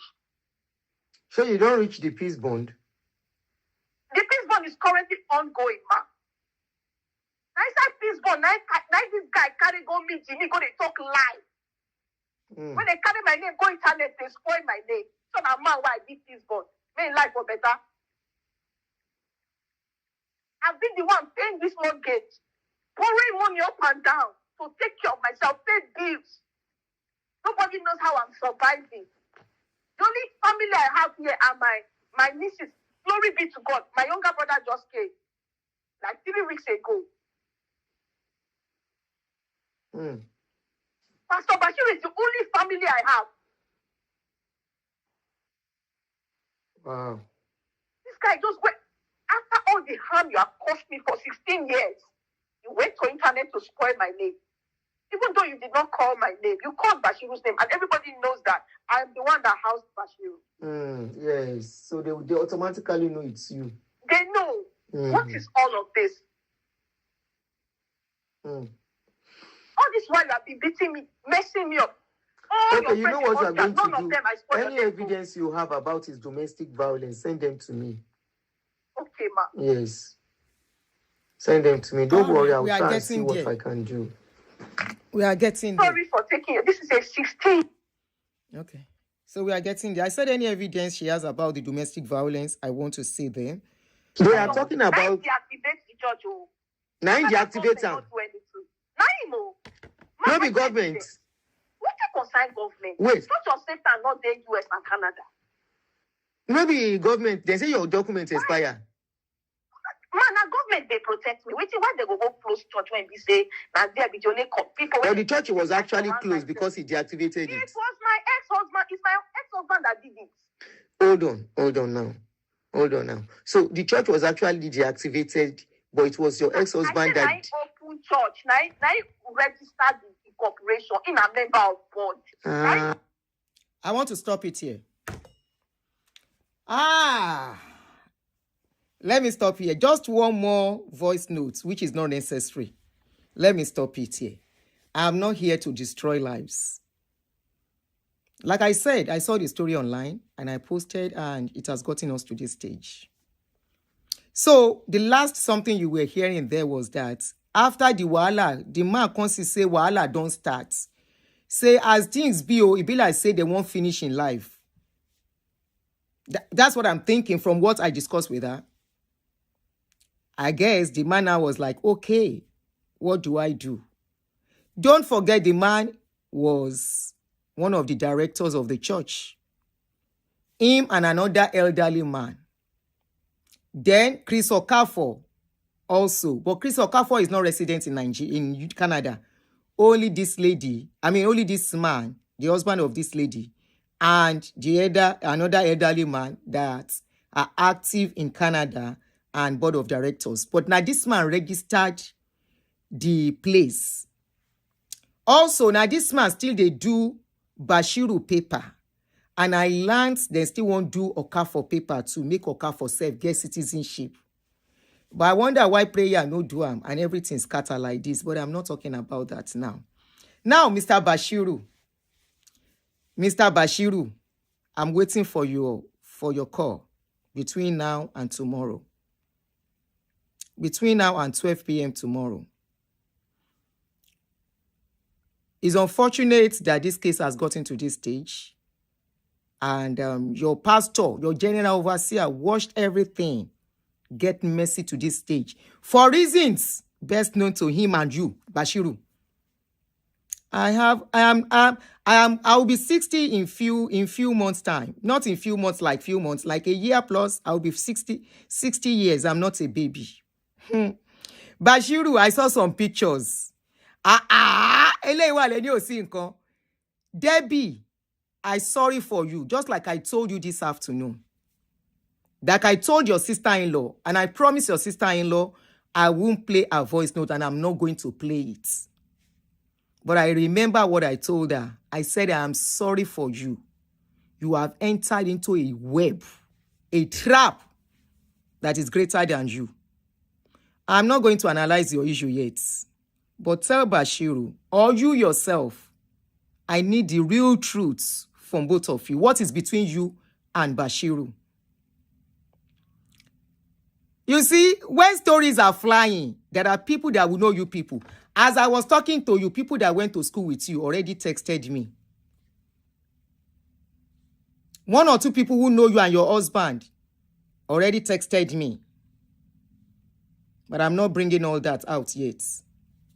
Bashiru, they've sent me some picture of you and what's this lady's name again? Debbie. I picture of yanye. Picture yen nene kilo de. Picture choir àti pastor. Irú picture ọ̀rọ̀ wo nìyẹn? Ede ni kò sí nǹkan kan láàrin yín.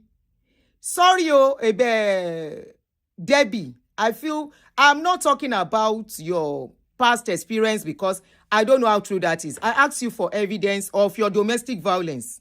Let me check. Maybe you have sent it. Before I came out, I checked. I never saw evidence of your domestic violence.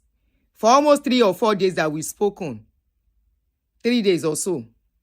I didn't see evidence of your domestic violence that I asked you to send to me. We spoke today, yeah. Let me go for your, okay, yeah. I said, please send me evidence of any of your domestic violence.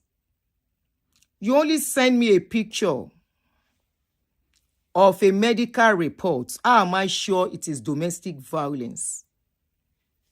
I am not watering down your domestic violence case in Austria. Remember, this problem is actually Canada problem. And that was why I was emphasizing on Canada. But what you kept sending to me was pictures of you going for Australia musical program, pictures of Bashiru in your house. Iṣẹ́ wọ́n ti jọ Bashiru jókòó sínú ilé yín yẹn gan lè díẹ̀. People come and learn from this, yo. Ilé wa ò ní, ilé yín ò ní dàrú, ilé àwọn ọmọ wa ò ní dàrú. These people still have a baby now. Ẹ kó ṣì kúrò nínú ilé wọn kẹ́ bá ti yín lọ. Ẹ jẹ́ kó yanjú ara wọn. They've been managing themselves all the way from Austria. Tán fi dé Canada. Ẹ wá sáré pè mí. Ẹ sáré pè mí kí n ṣe damage control. Ẹ fẹ́ cover. Unfortunately, wrong person lẹ wá bá.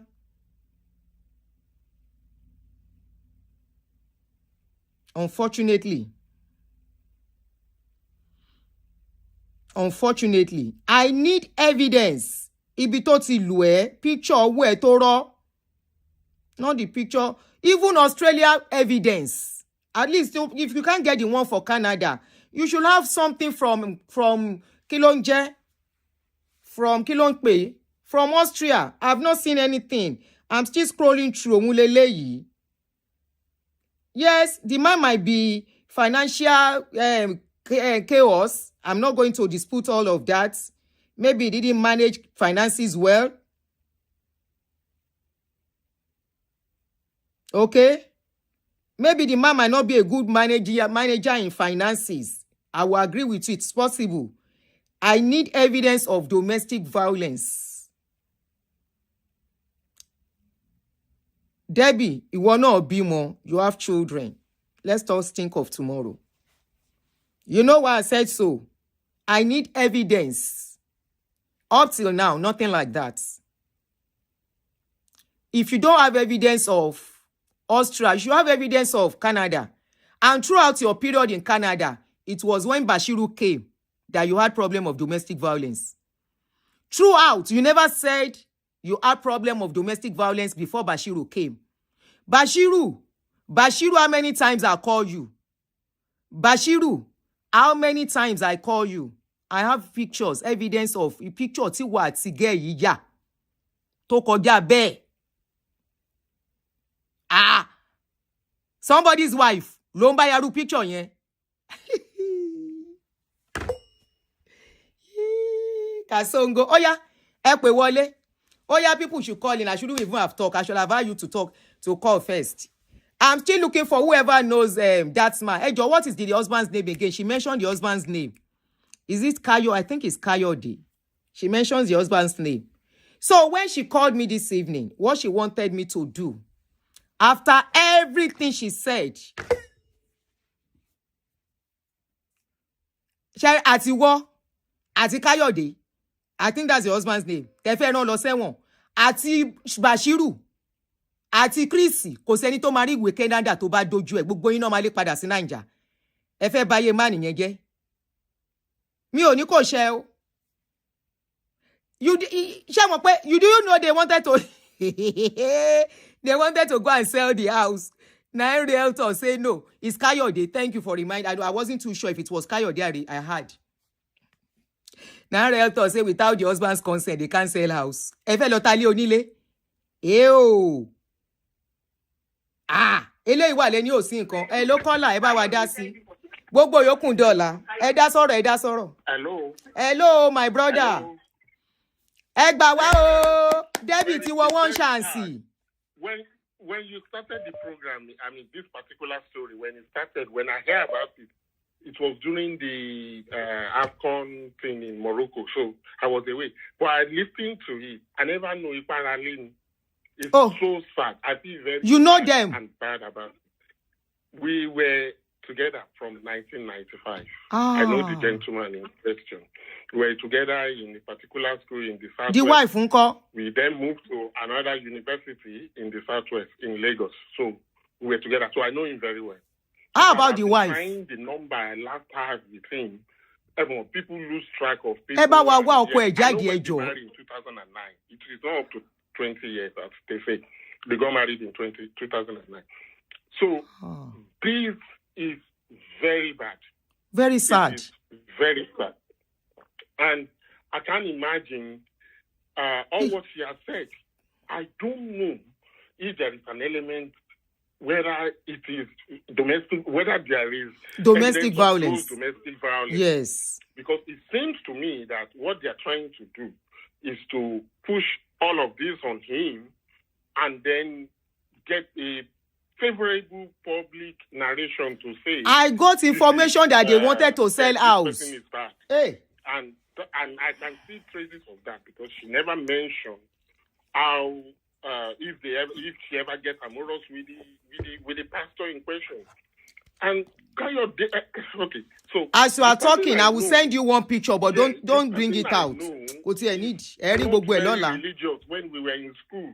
It's not very religious. I don't know how he got himself into this. So I don't know how he gets himself into this.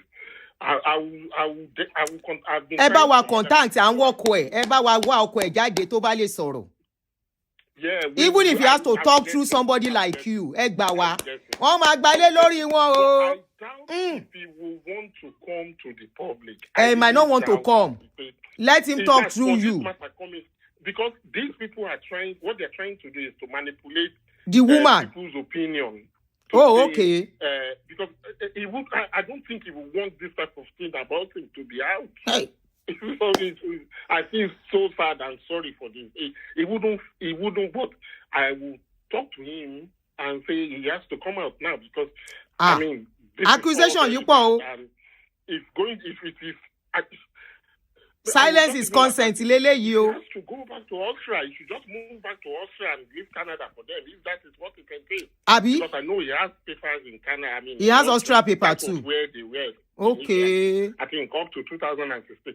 In fact, all the records, I doubt it. I was doubting when I saw the image of the lady. I was doubting, is that the person I used to know or not? And then I was doubting, but all the records were falling into place. I was looking at certain records to see, yeah, it is, and yeah, it's very sad. It's very sad. And if you listen to this, he will know who is talking. Okay. Glasgow. So okay, yeah, I will get across to him. Let me just leave other people to talk because I don't want to then share my opinion. No. We talk for both parties. People should stop going to engage themselves with churches. They will just do it and do it. You are better off going to Babalawo first. If person has to consult a Babalawo, is better than all these churches and churches. It's rubbish. Ṣáwọn méjèèjì rè ní kékeré when they were still young. What did you say, man? Àwọn méjèèjì lẹ send yẹn when they were young. The picture. Yes. Ọlọ́run o, ìfẹ́ tán dàrú rè. They were. In fact, why? Yes, I mean, people get ambitious and move to greater things. Better place. But they could, probably because of the language barrier that people in Austria or Germany. So I think that's why they decided to go to Canada. And yeah, I know when you went to do that politics, I was like, what are you doing, man? But he was also a politician in school. He was into student union government. So okay. Politics has been in his blood since school days. I was like, okay, maybe that's why he did that. But I also see financial recklessness. If it is true, said is true. Yes. Because we actually did, I don't think he will be making those mistakes. Yeah, because we did in the first we did something that we did accounting. And she doesn't know what's going on with her. We did something that has to do with property. So he wouldn't make such mistakes. That on the face of it, if I'm going to think, he is also qualified and is qualified in that field. So I don't think he will be making such choices regarding those properties because what we have our qualification on is on that one. And then with regards to the finances, we did ONG. I will pick your call, all of you calling. I don't know, but I will find him out. We will talk. Okay. We will talk. All right. I will find him out. Thank you, my brother. Let me leave floor for other people. Thank you. Yeah.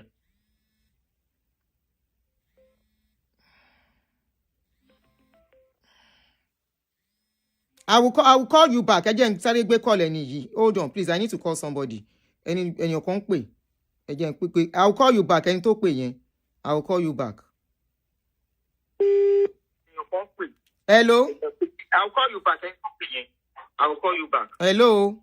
You have to please, if you are calling me, turn off your other phone, please, or turn out your volume down. Yes.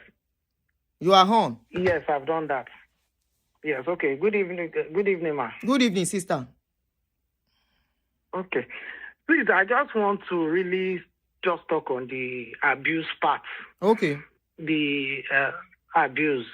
The truth of the issue is women go through abuse for years. Nobody is saying they don't. This story she's saying, yes, this story she's saying is just like resonating with me because I have a sister that has been going through abuse for almost 15 years.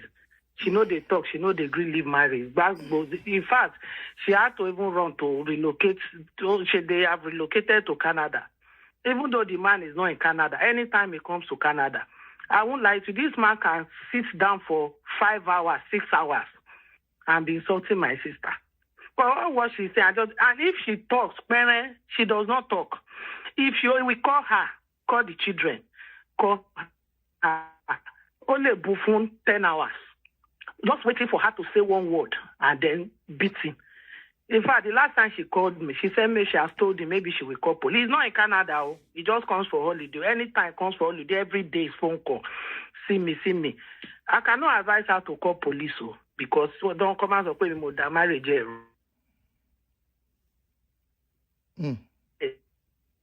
So I'm telling you that she even said it one day that she has told him that if he comes to this Canada again and he does it, she's going to call police. And if she now calls police now, everybody will now say, see, the husband relocated her and the children to Canada. See what she did. But some men can be very, very wicked. Thank you, sister. Because of time. 2 minutes. That guy is very quiet, 2 minutes. Sister, Tori time. If you see him outside, I swear to God, you will say he's a gentleman that cannot talk. Thank you, sister. But what he does to his wife and children, you will not believe it except you witness it with your own 2 eyes. So what she's saying may not just be a lie. It may just get that point where she got to was just where she just had to cry. I am not saying she's lying. I'm not saying she's lying. Don't get me wrong. Yes, ma. Okay, ma. Because let's look at deeper things happening to this lady. Thank you very much. I am not saying she's lying. But you cannot tell me you've been going through so much abuse in Austria, Canada. There is no evidence at all. Please, let's be honest here, please. Especially at this dispensation. There will be some kind of mark on your body that you will record and snap it and keep it somehow. Let's keep that aside now. The abuse no break them when they were in Austria. Now for Canada, the abuse can't break them. Do you know the latest news I had? I don't know how true. They say Bashiru don't go back into that house. That as the man come out, Bashiru move back. I was now asking her. She said no. Bashiru no move inside the house. But police say make Bashiru, they guide her, they protect her. So Bashiru comes around the house regularly to come and be checking up on her. Sharing back she talk pẹ̀lú lady yìí. Anu ò ṣe mí by the time they are done with her. Èèyàn wọ one chance mọ nǹkan tó ṣẹlẹ̀ sí. Èèyàn ti wọ one chance. Kí Bashiru máa wò mí bí. Kó wò mí dáadáa. One chance ni gẹ̀ yẹn wọ̀. Hello. Láwọn tán lọ ń ṣe àgbọn tán lọ ń ṣáájò nù ilé onílé. I've spoken to 1 or 2 people. Sọ̀rọ̀ yín. Hello, good evening, sir. Good evening, ma. Good evening. All right.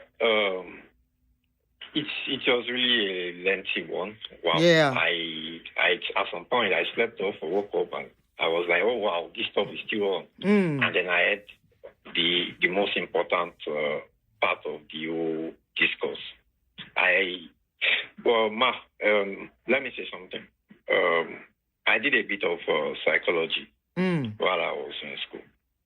And I can tell you categorically, at the beginning of this story, when people were complaining about, oh, it's too long, let her go straight to the point, and you're like, oh, she's the one that made the story like that. Let me tell you, she deliberately made that story like that. It was deliberate. Like, you just admitted it now, that what they are trying to do is whitewashing. Is whitewashing. If she didn't make this story lengthy like that, it wouldn't make sense from her own point of view. It was deliberate. They needed to do that. Their point was also to make you get tired of the story, so that you will just hear the part you want to hear without piecing it together. It was deliberate because there was no point. All those narrations were inconsequential to the point we are arriving at. So let me tell you, everybody already know that once you throw in domestic violence, the rest will be treated as nullity. Exactly. Any other thing you are accused of will be dismissed. Just throwing domestic violence. So let me on. I followed this. I followed this thing passionately. You said you got engaged in 2006, but officially got married in 2009. You could call your parents when you guys are in financial turmoil. You could call your parents when you guys need assistance in trying to purchase a house. But unfortunately, where it becomes a problem to call your parents is where you are suffering abuse. I won't buy that. That's a lie. You can't tell me that it was comfortable for you. Now, if you go back to the beginning of that story, a few minutes into that story, she said something integral. She said, she needed, after the man assaulted her, they were not yet married, like, through the church. Yes. After the man assaulted her, she requested to speak with his pastor. So you could be bold enough, you could be courageous enough, you could be self-aware enough. A pastor you just knew. Speak with his pastor in Austria. They were not self-aware enough to call your own father, who is equally a pastor. Or your mom.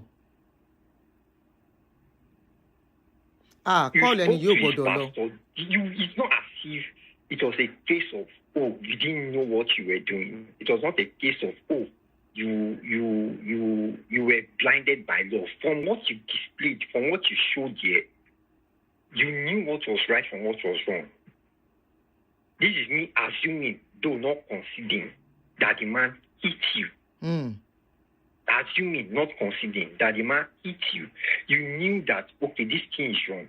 You said it at the beginning of this narration, that from that moment, you didn't want to get into the marriage. So what stopped you from telling your people, the most important people in your life, that, look, I don't want to get along with this anymore. This is what is happening. This is what is happening. That is why I said that from the narration, there's obviously a deliberate intention.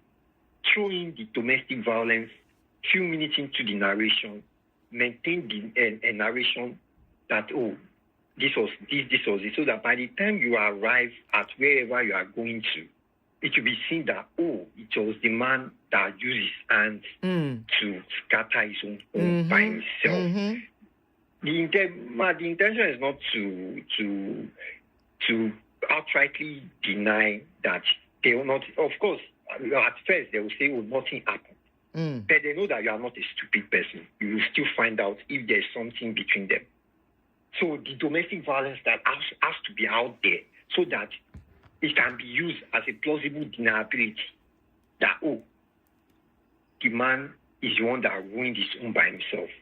So that's just what I can get out of it. This Thank is you just so pure much. whitewashing, Because of nothing time. more. Thank you. Thank you so much. Hello? Yeah, I can hear you. I say thank you so much because of time. I want us to make it short. All right. Yeah. All right. Yeah. Now I'm going to respond to one or two questions. I mean, two comments here. Now somebody said, where is that comment again? I'm coming. I'll pick your call. Somebody was saying as if we are trying to water down her story. No, I have not said everything she said. But I'm standing on one thing. This lady is inside a web. Take it or leave it. She's inside a web. So you want to wait until they destroy her family. You want to wait until things scatter for her enemy. Right? She doesn't know what's going on with her. She doesn't know where she is. And the manipulation and whatever it is started from our brother that was worshiping in Chris Okafor's church. I don't care what anybody says.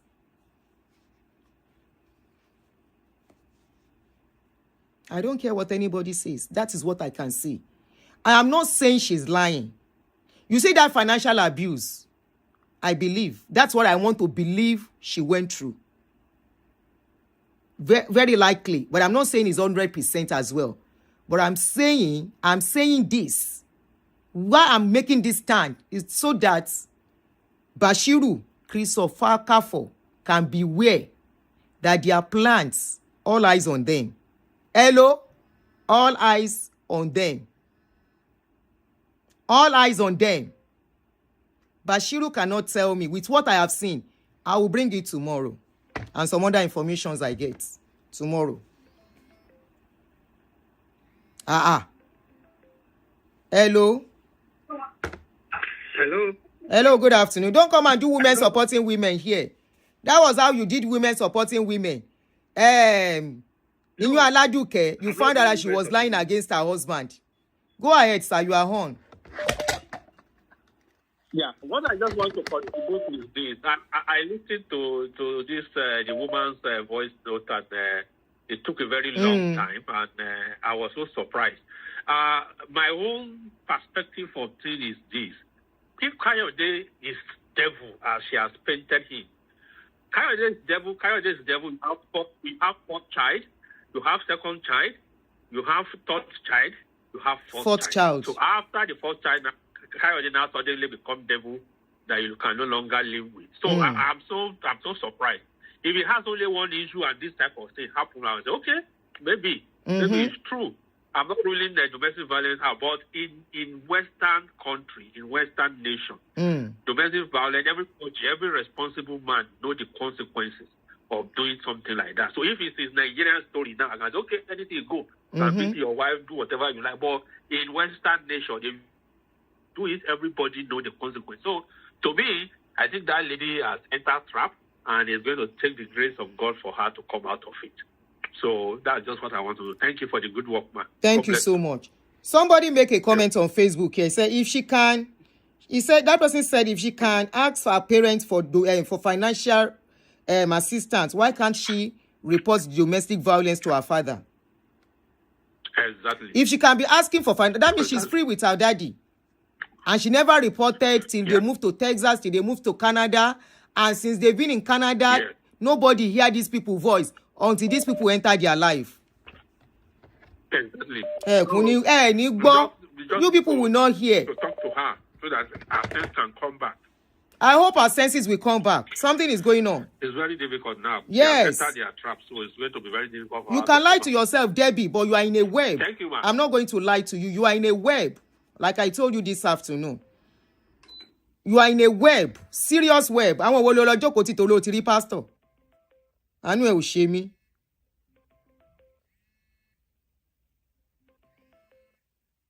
Hello.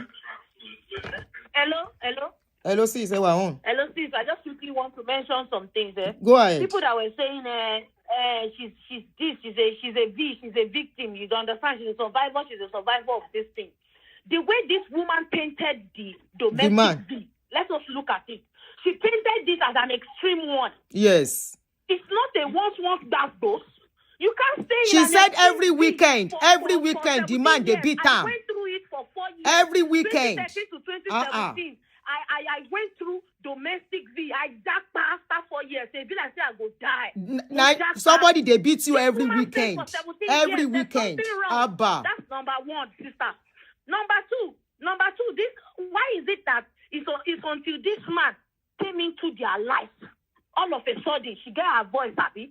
Now she found a voice. Now there's something I also realized again, Aunty Aduni. When Bashiru moved into their house, Bashiru was completely towards the husband. He was following the husband around, doing everything. But immediately Bashiru, this woman told Bashiru that I'm the one taking all the responsibility. They know where the money lies. It switched to the wife's side, ASAP. The switch there was very clear. Bashiru was driving the husband's car, following the husband every time they go out. He will follow the husband to go out. They will go, they will come. They were like friends. They were going everywhere together. Immediately they had a fight, and Bashiru and the woman shouted that I'm the one taking responsibility. I'm the one paying this, paying that. He moved to the wife's side. All of a sudden, he started following the wife, cooking, doing this, doing that. That is wrong. That is a sign for me that something is wrong. And then again, why was Bashiru in the house that very day that woman called the police? Why is it that day that Bashiru was there? Bashiru was a witness according to her of what happened that day. So Bashiru was so it was the day that Bashiru was in their house that they called the police to come. So the police came that day, and the woman also said that Bashiru told her to tell the police everything. It's like a setup.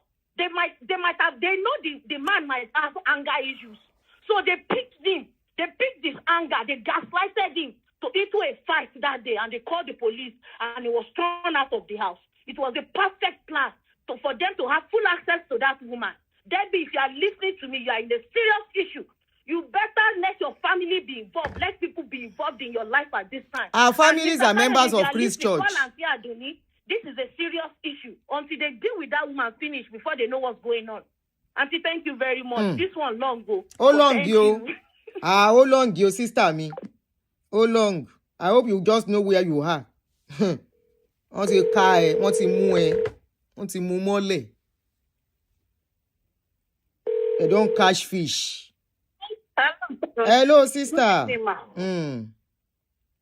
see, that sister, she kind of, she's a gaslighter, number one. Number two, she said when they were in Austria, they said she should not get pregnant. They gave them C. Then she now did in vitro. You that they said you shouldn't get pregnant. How come you did in vitro? You understand? There's so many, she's a questionable character. There was abuse, like a financial abuse. You know, the husband has problem in managing funds. But they now took advantage of his angers through the help of Pastor Bashiru. Pastor Bashiru is the Igiwaraka that is Danoru. You understand? So they want to take advantage of her financially. You know, these people are very, very crafty. They just want to take advantage of Debbie so he can do papers for Pastor Bashiru. And now they threw the husband out of the house. If Pastor Bashiru is godly, he will tell the lady, I can't move into your house until your husband is back. He moved in. Oh, Pastor Bashiru is the Waroko. Is questionable. That lady is just making excuses. How can somebody abuse me for 20 years and I will have 4 children? Me, I will just pack. Some people actually stay. No, we are not sister me. Some people actually stay that long in abuse. But such people that stay in such abuse, they always have evidence. This is when he beats me. These are the picture of some things. One man need evidence. They will have some evidence that he will have kept somewhere. You know why she sent the mother away? It was Bashiru's plan that if the sister-in-law is still in this house, we can't achieve our aims. First of all, send your mother away, that there are too many people here, then we'll deal with him. The guy is Mr. Kayode is Amola Mola Ariero. You know that? If she is now Amola Mola Ariero, the pastor is there. Ogu pastor. Ogu Yayawo. Ogu sister-in-law. He doesn't have anybody to support him in the house. So he was left alone. Why tell you Sheni Binu? Ori mama go on now. One day not see your lori and Korea Magbono. Tell my back come and tell you. I don't tell you alone. Debbie is just in problem. What is that for the Pastor Chris don't do any? Aunty Beshe don't do it. Oh, what he was share? Kai. What about Aduni? Sis. Yeah, let's correct one notion here. When that the police issue came up, Bashiru was not in the house. He was no more in the house. They called him to come. So I get correcting that my sister got it mixed up. So if I miss your call, I will call you back. I hope Debbie is here. Debbie, how many years you get? I just hope after all of this, you will get yourself back together. I just hope things will not be messed up for you. When they are done using you, they will dump you. They will not care about you. Remember, I got some information. No, the church is not functioning again. No, they are not even paying Bashiru salary again. As it is for Canada. And you know, say, he never gets something to work. He was supposed to be working for the church. More information. More konje ke ma sọ ti yín lọ. As you are talking, I dey get some information from sources you can never imagine. Because there will always be people who know your story. I call somebody in Canada, do you know these people? I call another person, do you know these people? And they forwarded some things to me. And I was like, tomorrow I will show you. Mumbo. Let me carry 2 more calls, make I call the Wakago. If I miss your call, I will call you back. I'm just sorry.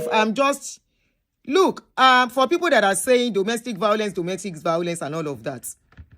Even now, for some countries, when you accuse your partner of domestic violence, they will ask you of evidence. Now, you know why? They know domestic violence is the easiest thing for a woman to nail a man. And that is why recording, now some people, they take go courts. I'm not saying probably there was no domestic violence. Don't use your own domestic violence case to judge this case. What did I say? Don't use your own domestic violence where you go through to come and judge the case. This case no be your husband. No be your husband dey inside this case. No see this case say na your husband you dey look. No be your husband. This na Shena Kayode and Deborah. Okay? This is not you and your husband. So kepa ki segbe kan. Go and experience domestic violence, then you know what it is to be in domestic violence. Because you have not seen domestic violence, that is why you are talking like that. Thanks for look, 1 or 2 people that no more want to go through domestic violence. And we don't know what it can do. Yes, we know what domestic violence can do. Some people stay put. I always say something, anybody that stay inside domestic abuse, that person himself or herself, they are abusers. Take it or leave it. If you are not an abuser, you will run from abuse, from domestic violence. Now, people who sabi abuse people too. Now, then they stay long, 10 years, 20 years inside abuse. Now, then they feel comfortable inside abuse. Along the line, they might not be an abuser from the beginning, but by the time they don't experience this abuse for a certain period of time, they tend to become an abuser. And they kind of bond with their abusers. But on this particular case, I asked for one evidence. I have not seen any. Debbie is watching me now. Debbie is watching me. So some pastors should just come and plan wickedness for somebody's child just because they want to use them. Right? They should just come from nowhere. Put yourself, if you are a family person, as a man or as a woman watching me, or picture Debbie to be your daughter, and you have your sane mind, not your church mind, not your Christian mind, you're not your general overseer picking mind. If you are clear of religion, I'm talking of people who are not religious here. Picture Debbie in your situation. Picture Debbie as your daughter in this situation. What is Bashiru still doing around her? Is Bashiru the only person? She told me there was nobody that could be with her. I spoke with somebody that's living with her in the house today. And I said, but you told me nobody lives in the house with you. She said, there is the sister-in-law. She comes, and I asked that sister-in-law, which church should they go? That one said she say she don't go Okafor'S church. I can't ask somebody, wait, talk to me. They say she be know they go that church before. Say she ate the church before. But she's not part of the church. Wọ́n ti ráyè gbogbo yín. Wọ́n wá fọ́ àgbọn nínú ilé yín. Wọ́n fi àgbọn ṣàdúrà. Ọ̀nà tó mi bá wọnú àgbọn ẹ̀dá kò lè mọ̀.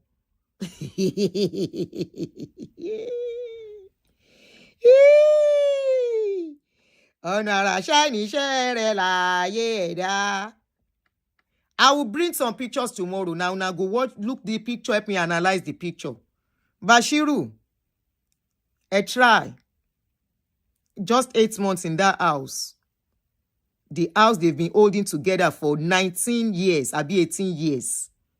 8 months in that house. And your pastor, according to what I heard, they said the pastor has stopped picking the call of the man. He doesn't want to talk to the man again. Mission accomplished. With all the news, tẹ́ ń gbọ́ nípa àwọn church Okafor ní Nigeria.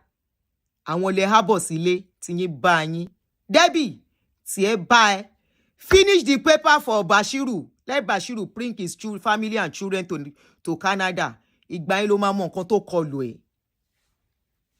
Ìgbà yẹn ló máa mọ nǹkan tó kọlù ẹ̀. Something don hook you already as you dey. Aunty Aduni say that of coconut in English. They use coconuts to do prayer. Say how water they take enter coconuts, nobody do know. Say God go make way for the husband. You no use the coconuts. Do I am biased. Go to court. I am biased. I hope the husband will come out and talk. I am biased. That was how you said I was biased with Inyo Aladuke before the truth came out. Now today, there was another case very close. Not far from that Inyo Aladuke case. Before we saw when the husband come talk, all of you change mouth. Now today. So once a woman cry out, now the woman be the saint. Come by your ọkùnrin yẹn jẹ́ àbí. Ṣáwọn náà ṣiṣẹ́ ilé tán fẹ́ jókòó tì. Do you know one of the pastors took this lady? Ó lọ gbé bá realtor kan talé. Kí n tí wọ́n ṣe máa talé? What's their business? I am biased. Go and analyze your own way on your channel. You think I will dance to your tune because you are a woman or what? Hello, Aunty Aduni. Good evening, ma. Good evening, sister or brother. Hey, sister. Okay. I've been laughing because I'm from Edo State as well. Okay. So for that lady to be talking like that as a saint, because she's very vocal, right? So what I see, too many lies, she was just being so smooth, not before a dope woman, to keep quiet, tolerate abuse. And also abuse not happen, no, because two of them are at fault, right? When it comes to both of them are financially reckless. That's what I would say. But I'm in Canada. I've been in Canada for the past 11 years. Canadian police will not interfere in your family business. Canadian police will tell you that Bashiru should be coming around. That's a big lie. That's a big lie. She better wake up from her slumber because she's sleeping right now. Because they will deal with her. She will not recognize herself in another 2 years. I feel it. That's all I have to say. Thank you. Yeah, somebody said, why should you accuse her of wanting to sell the house? Now she sent this thing to me. Make her read them. I dey come. Let me read it to you. What she sent. This one I'm doing is for her, not for the husband. I'm not saying the husband is a saint until the husband comes out to talk. I'm talking based on information at my disposal, okay?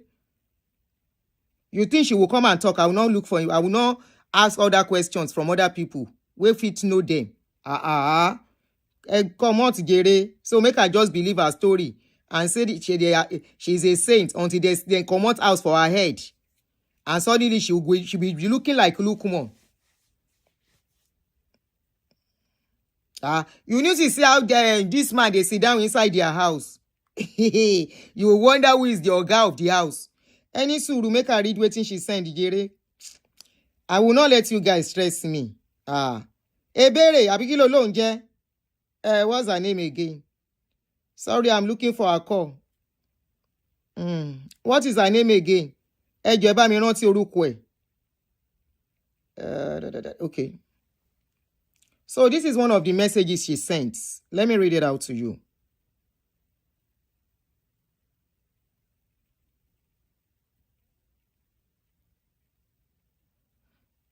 I'm feeling for her in this. Don't think I'm not feeling for her. But she has to shine her eyes. Okay?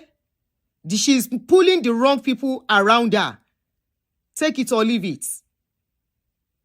She's pulling the wrong people around her.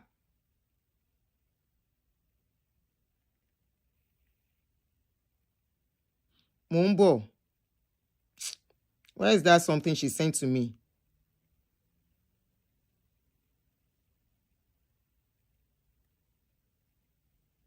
Okay. She said this was the text message I get from the wife of the board chairman.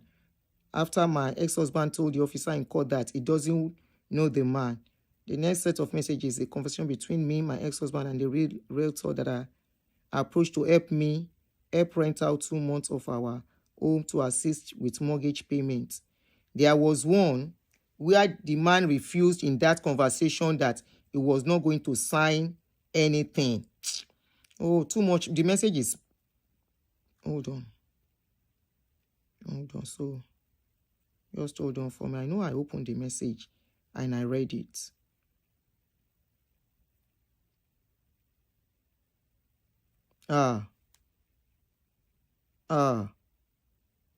You and Pastor Bashiru family. Debbie, Tiri family.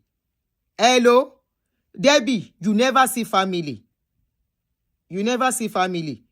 Maybe what we are shouting out now will make their Bashiru to move away from you and not be able to do anything.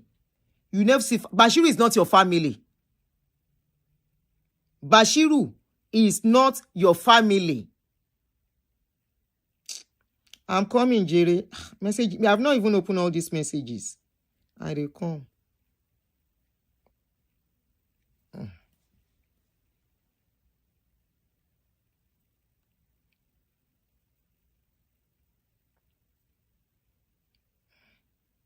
You know what? Let me do this tomorrow. I'll get everything ready tomorrow. You understand? Okay. So this is the details of the fracture she sent. Okay? This is the details of the fracture of her finger she sent. Anything can make somebody to have fractures of hand. I'm not saying it could be violence, it could be something else. It be like saying that this one.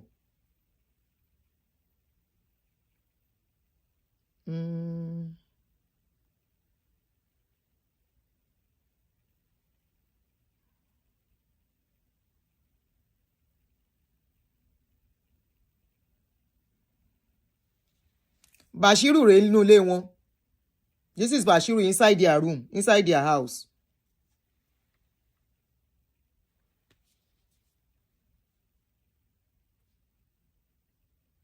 Husband dey there too, but no go show husband. Now I no complicate things for her.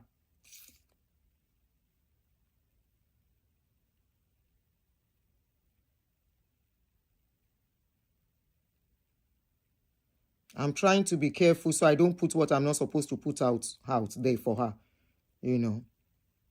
But I've got some exclusive pictures of Iwati Bashiru. Irú picture òfòrò wo lẹ̀ ń yà yẹn. Wọ́n pè ẹ́ lólè òun gbómi ẹran jó. Then they call you armed robber, you carry goat. Na adejo, na adage in Yoruba. Wọ́n pè ẹ́ lólè òun gbómi ẹran jó. Irú picture wo ni wà tí Bashiru ń yà yẹn? Ó dẹ̀ ní kò sí nǹkan láàrin yín.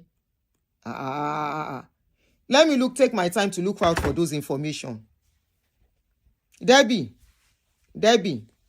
honestly, I may be tough on you. I'm not watering down your pains. Your journey of your marriage is your journey. But there is more to what you are going through. There is more to it. I hope your eyes will be opened. If they catch your family, may they no catch you.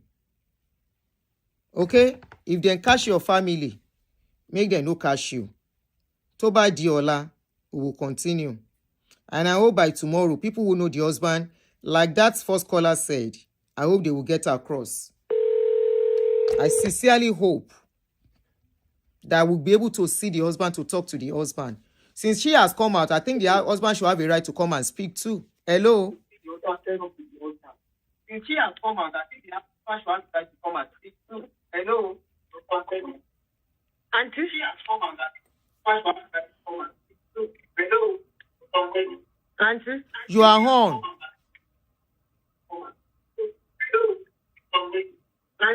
You are home. Auntie, can you hear me?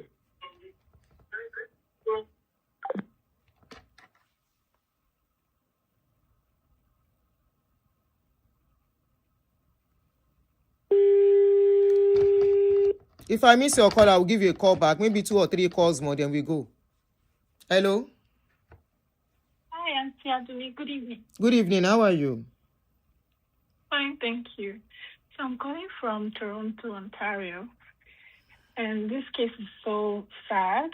And just 3 quick things I wanted to mention. Do you know the parties involved? Yes. They are in Toronto too. No, I don't know the parties I don't know the parties involved, but she called a city close to my house.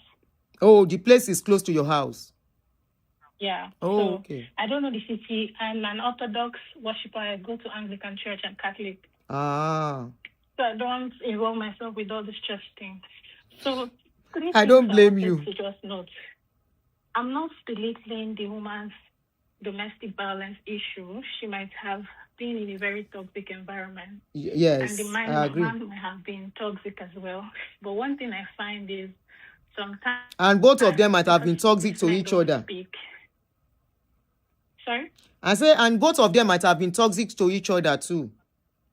Yes, and this has been going on maybe from their dating to their marriage to Austria to Canada. And one thing we find prevalent in this story is she has endured this thing and she had never really thought to leave, or like she had cherished the marriage so much, or cherished, having a child in the marriage, having that family together, that she didn't really see this as something she and her husband needs to address and resolve, or she walking away, because she has been in the Western world for so long. It's not like she's in Nigeria where, there's so much societal pressure to, put everything together. So I don't want to blame them. But one thing I'm happy about is it's now in the Canadian police custody. It feels like nothing is happening now, but they will dig deep and they will surely find out, a lot of things behind it. Because saying you've been in a DV case for 16 years is very alarming for the police to, address. So that DV case, I'm happy that the Canadian government is going to work on it.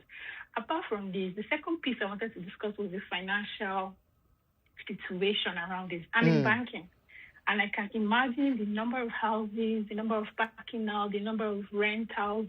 Like, the story was not adding up, because even as you're going to rent the house in Canada, except you're going through maybe the back door, or you're going through an agent that will not necessarily use your pay slips, nobody will rent you a house that is above 60% of what you get as inflow.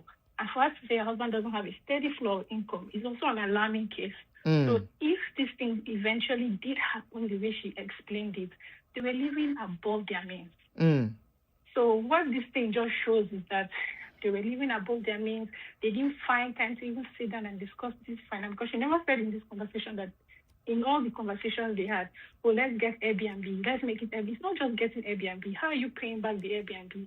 At some point, we have a lot of rules that are also guiding, like tenancy and everything. You can't just chase people that are already in your house. It's like a 1-year lease. There's a lot of things to consider. So they made a lot of foolish financial decisions. So this is a couple that had real toxic issues, real financial issues. They never really sat down to talk very well. And they both kind of deserve each other. Not to say that she's not going through what she's going through, but she felt a kind of achievement, a kind of level of satisfaction going through those things. And that's what's so sad. And it's so sad that she's done this in Austria and now in Canada. So it's both ways. She's either enjoying something from this marriage that made her not feel like discussing this, or she's probably just, answering them, I'm a married woman situation, I'm a married woman thing, let me keep everything together. And then you're going through hardships and you're still having people stay in your house for free. I'm a Canadian, I'm a citizen as well. It doesn't make sense. Doesn't make sense, I'm yeah. in banking, I see the figures, I see how much you're paying, and she's probably using B lenders. B lenders are not necessarily banks, because banks don't give her all these debts for all the loans she has. Banks don't give her this kind of thing. So she's probably using B lenders. And B lenders will charge you double interest rates. So when banks are charging you like 7%, for instance, for mortgage, B lenders can charge you for like 15%. So they were probably even paying more interest rates for more loans. They were just living recklessly. So now that the police have gotten this, the sad thing is they'll dig deep, find out the toxic issues. They'll also trace their financial blueprints. It's going to be a whole mess. The final thing I want to talk about is her relationships. She's thinking reporting her husband, which is a good thing, but she's finding shield in the wrong places. The funny thing is this, sadly, I'm not Orthodox, I'm not blaming these churches, but these churches have smart people as leadership. They are very smart. They've done their background check. They know who they are dealing with. So they would know that this is already a broken situation. They would only prime this relationship to milk out as much as they can and dump it. So putting ourselves in, friendships and relationships like this, and they are hearing everything. They're seeing her secrets. They're seeing his secrets, seeing her low sides, her weaknesses, trying to sell a house in Canada. Thank God, obviously, they'll ask for the man's consent before selling this house. They can't even, make that kind of purchase. It's not Nigeria where you can just sell it and share the money. They will definitely do all these things. So she's in the bad relationships. Nobody knows. She never mentioned Bashiru's status in Canada.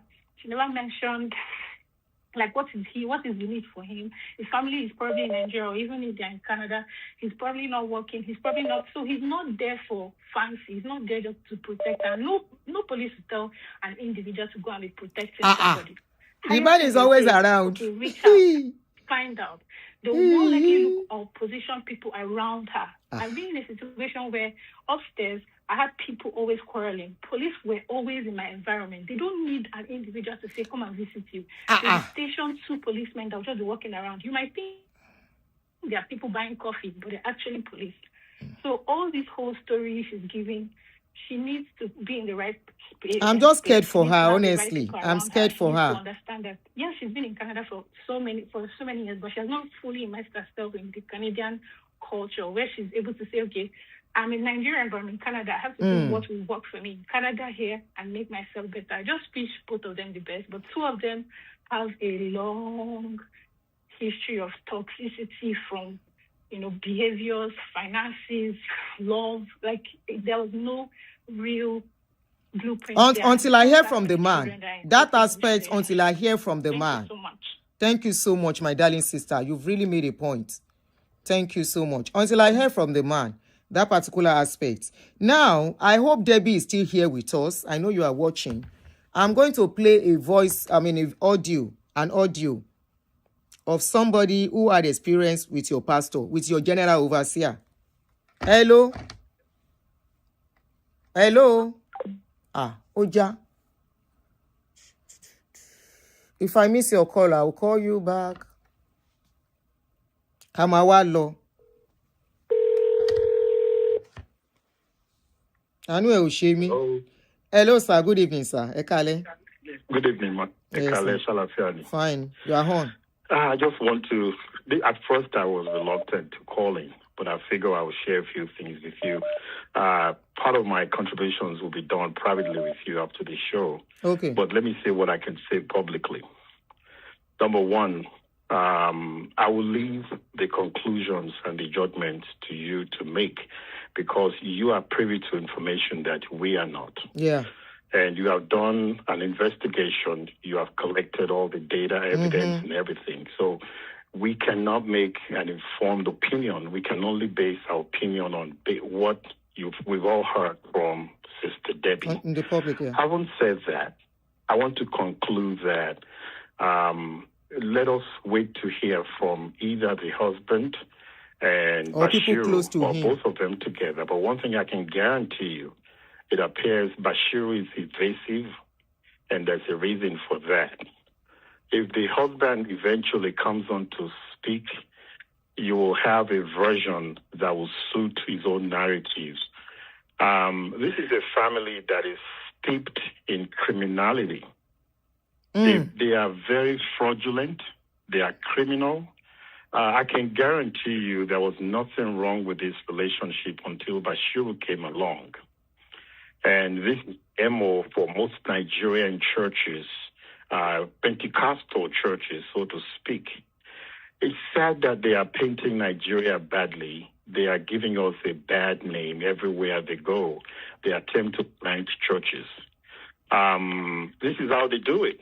They never go through the proper channel to establish whatever they're trying to establish. If most of the things that Debbie said tonight, if we are to go by it, the fallout from this nonsense is going to be all over the place. And I want to advise anyone that has worked with Coyote, either in his immigration basement enterprise, or whether it's a church or individual, The government is listening to all these things. They are collecting data because this case is in litigation already. They are still in mediation. And Yoruba Abafagbo. Benny.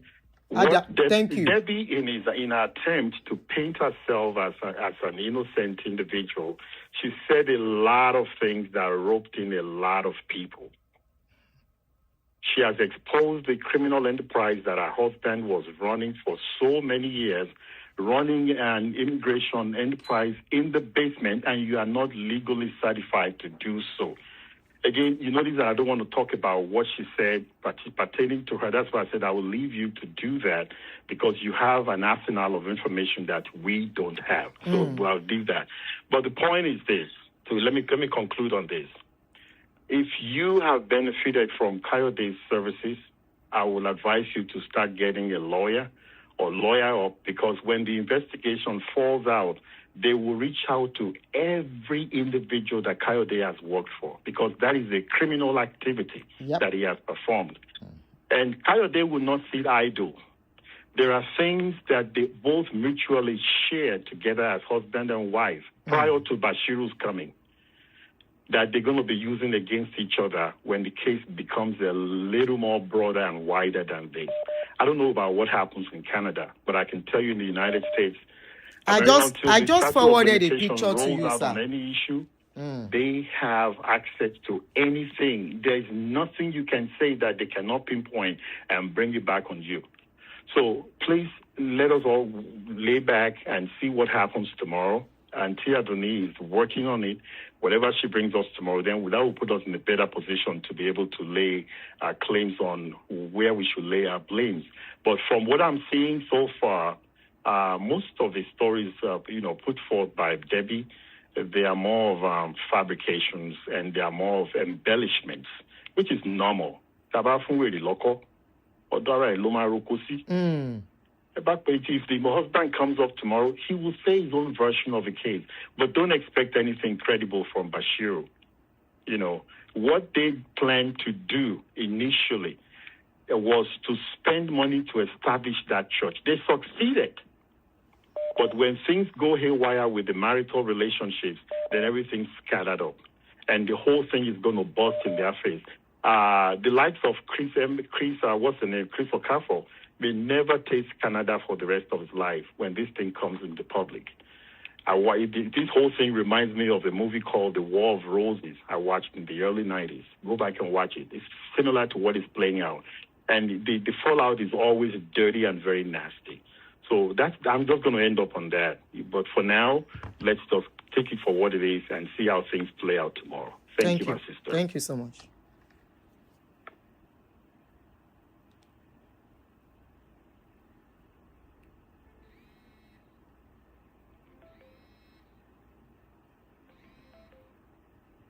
Hello. Hello. Hello. Yes, you are on. Yes. Good evening. How Good are evening. You? Fine, thank you for asking. Can you hear me? Clearly. Yes, you are on. Yes. How are you? Fine, good. thank you for asking. Can you hear me? Clearly. Yeah. I reside here in the U.S. and I've been listening to all the comments here. When you are ready, please call me back by turning down the volume of your phone. Hello. Hello. Hello. Yes, you are on. Ekale, Aunty. Ekale. Yes, Ekushe. Thank you so much for your concern because a very recent comment you said touched me so much. You said you are just feeling for her because you feel she's in the web. And I think that's the point. You just hit the nail on the head. As a psychologist and therapist, I would say that I'm seeing a lot of comments that are oozing of ignorance, if I would say. Some persons are saying, oh, it's not possible to be in that situation and have 4 kids.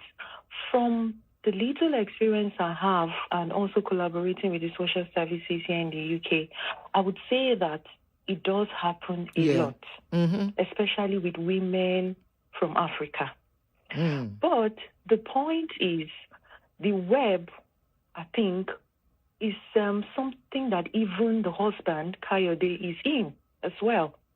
I think that this whole thing was cooked up before Bashiru came into Canada. I reached out to a friend in Mississauga, and the friend seems to have some information about Bashiru. I'm just waiting to get more information before the end of the week, and I could come back to you with it. But what I would say is Bashiru and the whole church had a plan before all of this happened. And that's why Debbie needs to be very, very careful. I want to appreciate some of the things that the last caller said, which seems to be aligning with what my informant said in Mississauga. It looks like they've done a whole lot of unquestionable things in setting up the church, in bringing in people, and a lot of people will go down if this thing busts out. I must tell you, it seems like a whole lot of people will go down. These people, the government agencies, immigration officers are listening to all of this.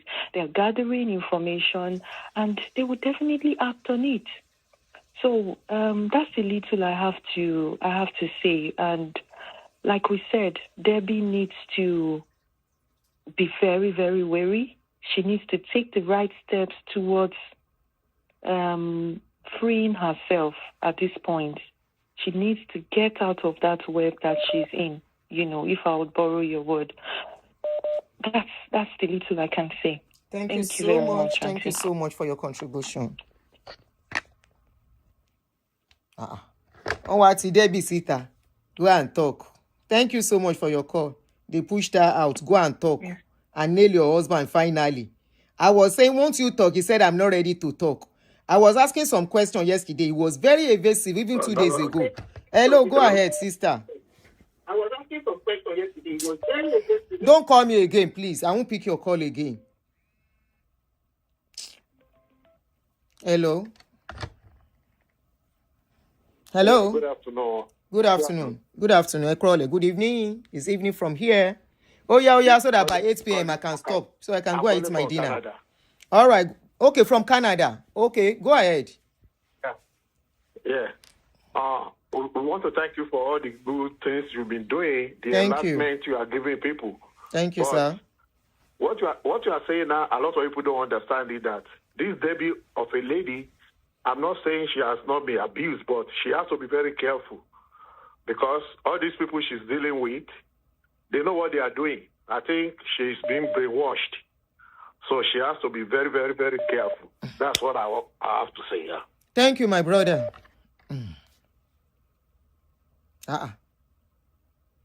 Even this case, we have even forgotten this case. Nobody remember the case. They now pushed her out. They pushed her out so that they can destroy the man. You guys don't see what is going on here. Now, Debbie, I feel for. Now, Debbie, in all of this. I'm feeling so much for her. Hello. Hello, sis. Hello. Good evening, ma.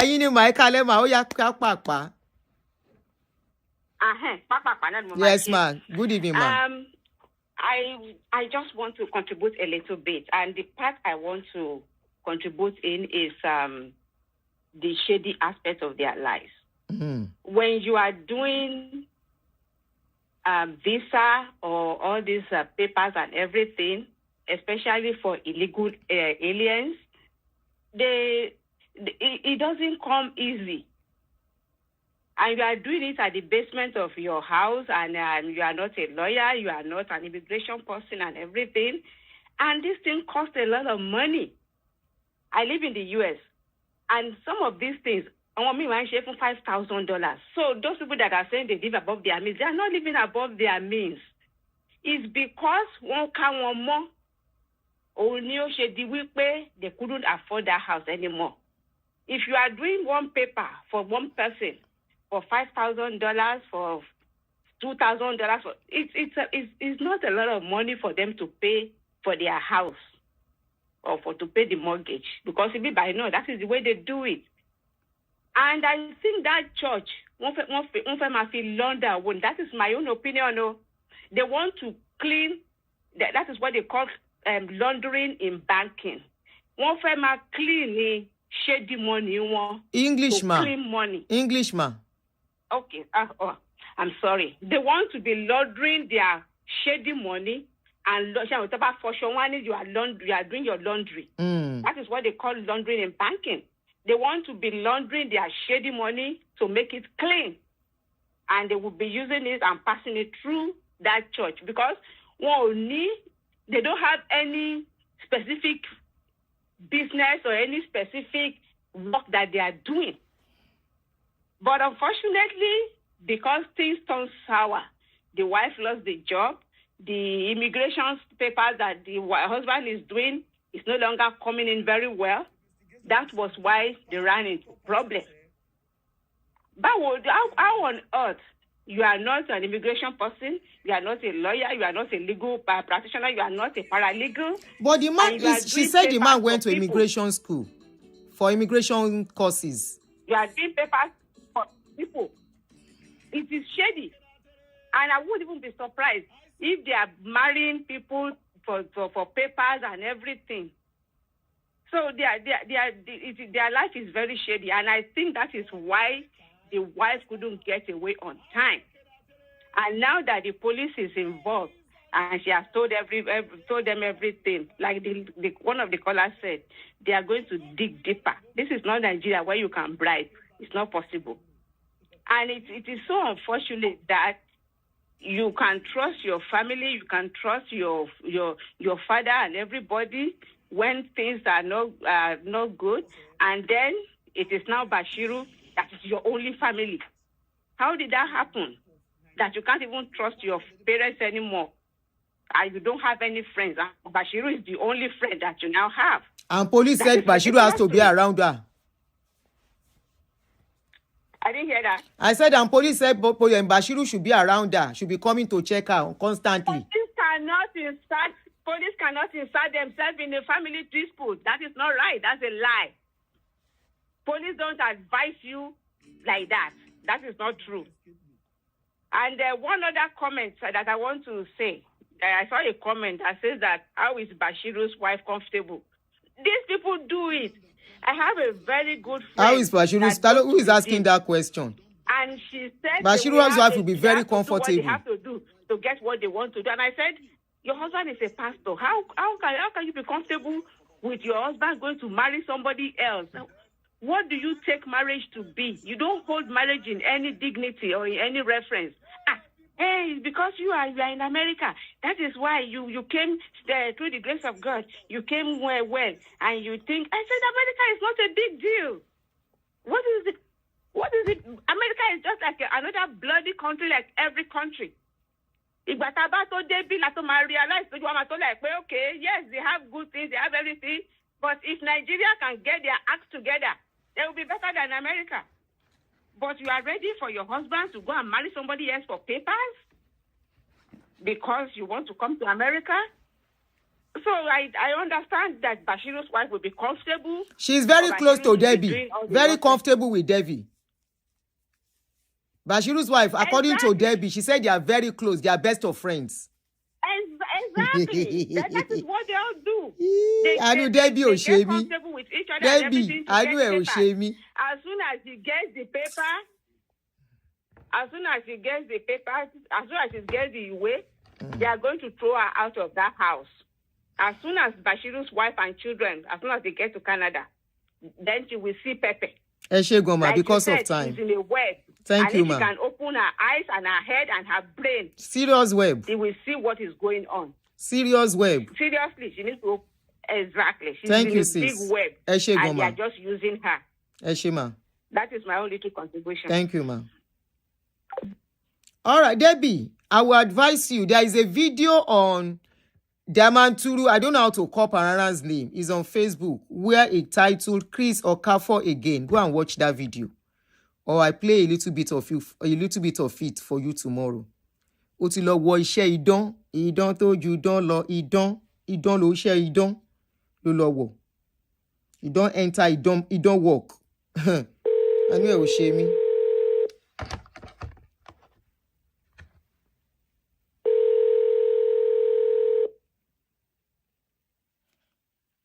Hello. Oh yeah, help us to round it up so that Kamalo. Good evening. Good evening, madam. How you doing? Very good. Thank you for asking. Go ahead. Yes, thank you for all that you do. And actually, a lot of my points have already been emphasized, but just a few more to add. One of the ones that I just wanted to state is that do you see some sort of a pattern among all these people between Pastor Bashiru, Pastor Chris, now the wife that you're mentioning, Debbie? I think she has been roped into all this deceptive activities amongst all of them. And I think from the prior story with Ebere, all of them, it seemed like they just have the same continuous pattern of deceptiveness and deception. And when the husband, I think he was part of it in the beginning, but now that they have now found a way to kind of exclude him and put him in outside of that circle, the wife has now kind of like embraced one side, and now they have pushed him out. It's sort of like vultures and hyenas. You know, they look for something to feed on, and when they can no longer find somebody to feed on, they start feeding on themselves. So now it seems like the pattern is now excluded the husband out of this. But with the wife's side, Miss Debbie, empathy is what she's looking for. And unfortunately, it seems like Nigerians now, we are being aware of just giving away our empathy. We're no longer doing that like what we used to do in the past. And it's quite unfortunate for her that she's caught herself up in this web. If she is wise, if there's somebody whispering in her ear like you are doing right now, I will advise her to heed your advice. She's caught up in a big web, which when this web, it seems like it's already breaking. And once this web is completely broken, she will find herself falling flat. Not just falling flat. Her husband, it seems like he's fallen flat because this case is no longer just a social media case, listening to the wife. It's no longer just a social media case. Yeah. Everything she stated that we've heard tonight is more than just a social case. This has become a big-time legal case. Whether she likes that, from what she has stated, it's become a legal case. So she should be prepped for that. And I'm sure, like the last caller had mentioned, also he's already pointed to some areas where you can see that this has become a huge legal case. But anyway, another thing that I wanted also to mention is this coconut issue. I mean, this is not the first time I'm hearing about this coconut, using this coconut in all this fetish ways, because during COVID, I witnessed some, I'm Nigerian also, and I had experience with it using coconut. Like, what is behind this? I mean, what is the mystery behind? Fruits have seeds. Women bear children. So what's the big surprise about how water goes in a coconut? I mean, fruits have seeds, and women have babies inside of them that get, So what's the big deal with all this? A pastor telling you using water in a coconut? I don't get it, because I witnessed that as an experience. They were using coconut pastors. Some pastors in Nigeria were saying put coconuts in the house or whatever that fetish is. But my point is that there's complete deception from Chris Okafor, from Pastor Bashir, from now they've webbed on Debbie into it, Billy into it, Ogala is part of the whole deception. It's a whole big web of deception, which it seems like it's a whole big pattern that they all use. Well, that is all I have to say. Thank you so much for all that you do, Thank you Madam so Aduni. much. Continue to do that good work. Thank you so much. Thank you so much, my brother. So I think this will be the last call I will pick. For that, my brother that has a number like 81 something, I refuse to pick your call because you refuse to turn down the volume of the phone, your phone, and it keeps interfering. That was why I cut you off twice. Now, many of you may be looking at me. I'm like this woman is insensitive. No. Like one of the callers said, he said I have information that many of you don't have. And some of those information, I may not be able to say it out. I may not be able to bring them out. If I bring them out, trust me, ìtàkùn tó ní kérin má gòkè ni, tòun tẹ̀rín náà máa sink. Kí lẹ gbọ́? Tòun tẹ̀rín náà máa sink. But let us not forget, children are involved in this case. And we are talking about abroad. Tomba fa gburu. Gburu ma fa gbo. Debbie might lose even the custody of her children. Bashiru's leg is not even standing yet, so Bashiru is not a case for me. But at the same time, I understand perfectly the game. They push Debbie to come and play. It is you people that don't understand. They push Debbie to come and play a game, to throw a narrative outside, to do their dirty deal. You cannot understand. They don't care about Debbie. No. They don't care about Debbie. You guys cannot understand. I just hope Debbie will wake up. I just hope Debbie will know what she has gotten herself into. I just hope Debbie will think of her children. I'm not saying Debbie should make up with her husband. But Debbie needs to sort her life out at this stage. If Debbie's family are listening to me, if they truly love Debbie and they are not caught up in this web too, they are not lost in this web. As it is, Debbie does not even have a job. As it is, Debbie is just managing on what she's getting on her children. Her children are still minor. They are even using Debbie now as a choir mistress without pay. She's singing for more than one ministry in Ilu Oyinbo for somebody that has a child, that has children. That has children that their father is not available now like he used to. I don't care for Bashiru to call me. Bashiru is manipulative. I saw through Bashiru when he called me about Ebere. Egbagbe. He was very evasive when I was asking him questions. Don't be mumu. And after this, I don't expect him to even call me because there is no need him calling me. The only person that I would really look forward to talk to is the husband of Debbie. Somebody is working for Okafor. Okafor, where we hear everything about him. Where we they see waiting to go on. What else do you expect? What do you guys expect? Do you know how many women are falling victim of these people here in abroad that cannot speak out? Some will sell their home after breakup with marriage. And that is where they are trying to go. But good enough, the man don't tidy in paper. They can't sell the house without that man. They can't even lease the place out without the consent of the man. They can't. I am not excusing the man when it comes to the domestic violence aspects. It is very likely she has been going through some abuse. It may not even be physical. It might be emotional. It might be verbal. It might be financial. It might be emotional. It might be psychological.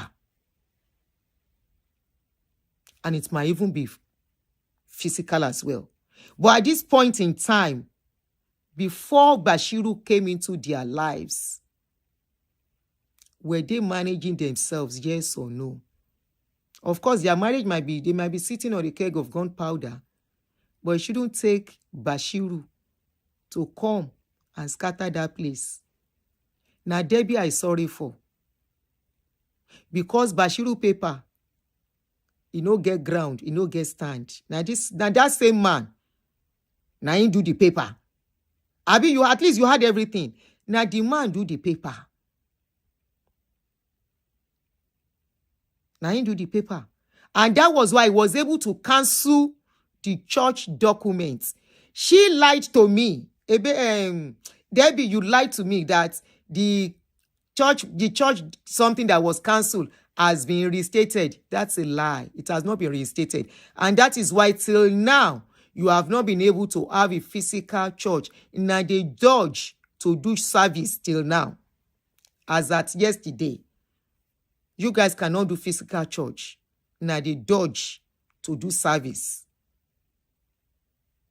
And you know, but you lied to me that there is no problem with the paper again.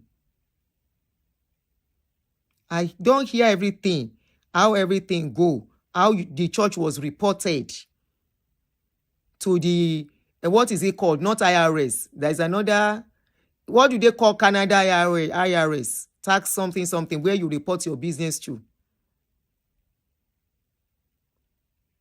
Though I learned you guys are still on it, they're most likely to go to court to determine that. And I learned that the man, the husband, they put criminal charges on the man already, but I won't say the outcome of where they are. Let's, again, CRA, thank you, CRA. The man, when I don't they manage in herself, with everything where you know the man they do. You stick with the man, you know leave him. If he goes down, you go down. The only person that may not really go down if they look for other alternative because they were not part of your life. Now Bashiru and Okafor. They will go and look for somebody else or you look for another country. Bashiru is so desperate, he has to bring his family, his children to Canada. And I will not be surprised after he settled down in Canada if he do mago for Okafor too and collect church from him. But now you, Debbie, I sorry for. Why use it on one dump? Why worry about you? Then go finish your life. Finish everything you've built that is already been destroyed. You go look yourself, say where you come from. How you take reach where you reach. Now this one's they call men of God. You miss road.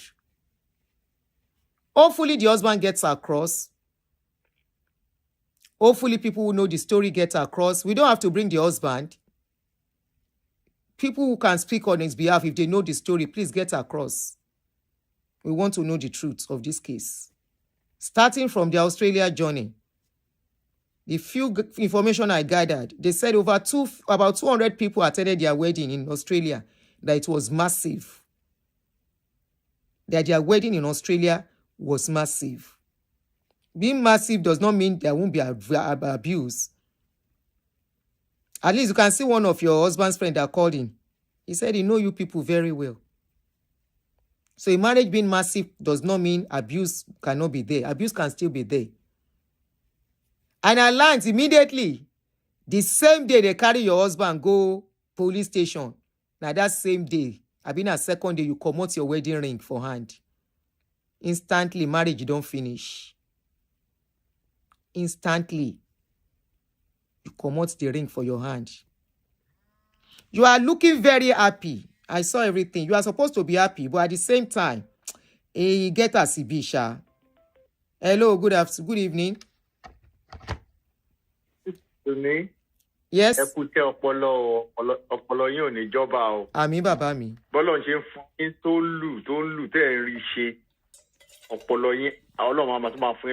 I said on the comment earlier on that you should be the Judge Judy of Nigeria.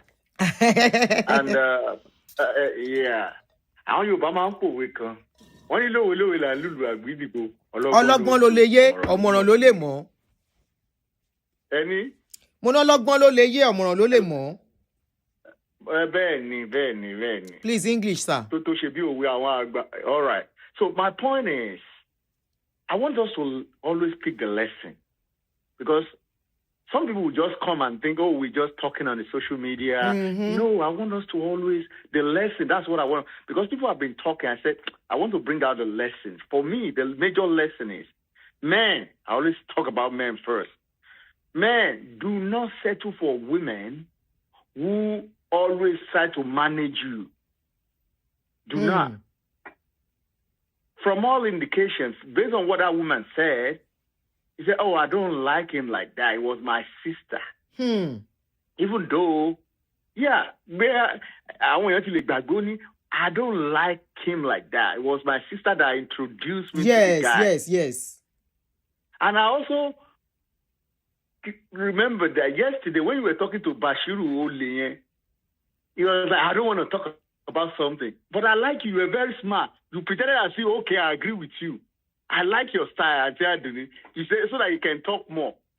I don't want to. You were trying to press him.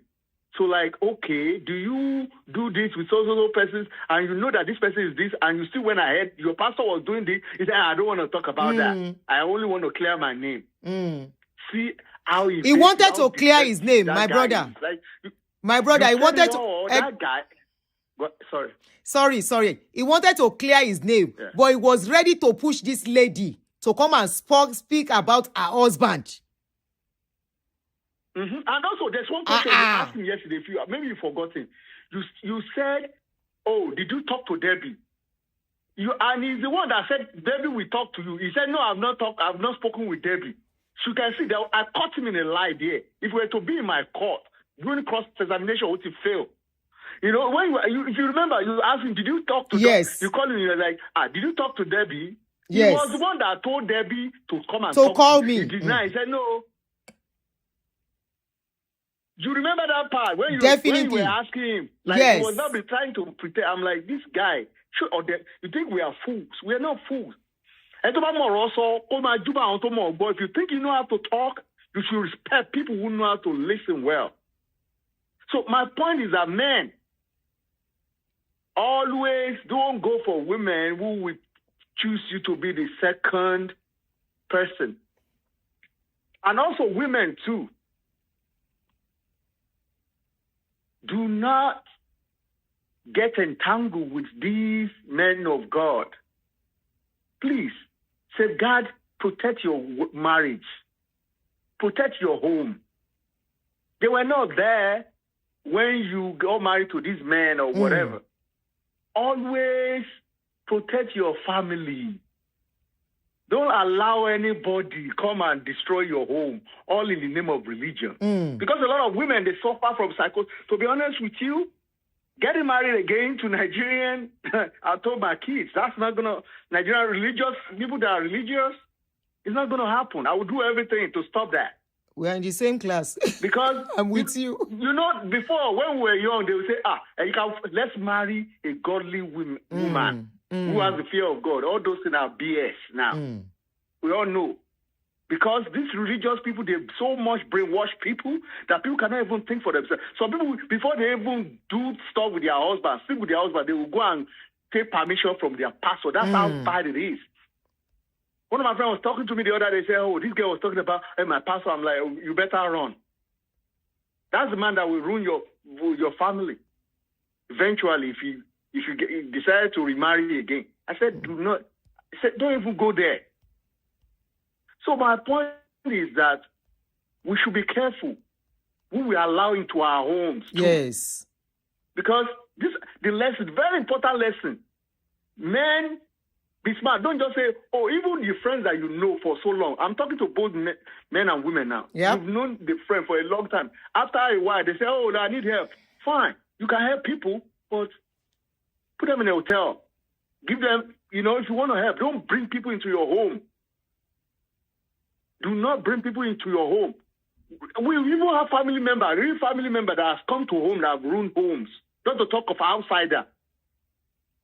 So please and please, let us be careful who we allow into our cycle.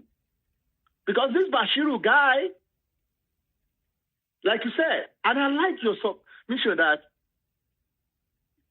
Obeg Berulori woman and they are using it. And to be honest with you, Aunty Aduni, maybe you might not know Okafor and the others, they might be, the ring like they do. We all know what they do. They might be like, come and circulate here. Mm-hmm. So that once they get what they want to get from her, and you come about soon, they will be servicing like Aproko we say, toothpick. Yes, so souvenir, toothpick, pass men of God of men. Palliative. That's what they do. They, like you said, a lot of women that have been used by these people that cannot even open their mouth and talk because it's junior poor. A lot of people. You can say that again. I was telling my friend the other day, I said, see, if you like, give your money. I said, these pastors you're looking at, they are children. They don't take student loan. I said, if you like, be giving your tithe. Because my friends still believe in tithe. I tried to explain to you, be giving your tithe. I said, my children, they will go to college without taking student loan, the way I'm going now. I said, but if you keep on giving your tithe, those pastors' children, that's a good idea. They will go to school for free. That's a good idea. Your kids will suffer. Once your kids, when they're supposed to be taking care of you, even though we don't really need, if you work hard, if you save your money, we don't really need them, but if they give us, we will take. But I don't want my kids to be giving the money meant for me to pastor. My brother, do you know how they've been paying? Yes, ma'am. Before everything scattered, do you know how they've been sending money to his son in Okafor'S daughter in Canada? You see? From the money they raise in the church, they will send to the daughter. Yeah, that's what. Aunty Aduni, I grew up in church. The money they raise in Canada. Even though my parents were not pastors, I don't do homework well. Major financier of church back then. Meanwhile, your own children are taking student loan. Now we don't have all these Petrasca, people were still kind of civil. But with what I saw, even though at that time people they still have the fear of God, but it's still the same thing anyway. Like Fela said, it's still the same, but it's not as bad like we have now. So I grew up with pastors' kids. We all grew up together. I know what they are capable of doing, what we did together. But at the end of the day, we are the ones sponsoring their lifestyle. I told my mom that some years back, I said, see, these people, they're living life, but all the money that you're supposed to give us to go abroad, you were giving it to church.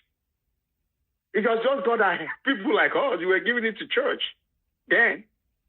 Thank you, my brother. If you had given us the money then, we would have been, maybe we would have gone far, but we still thank God today, But they don't know better then.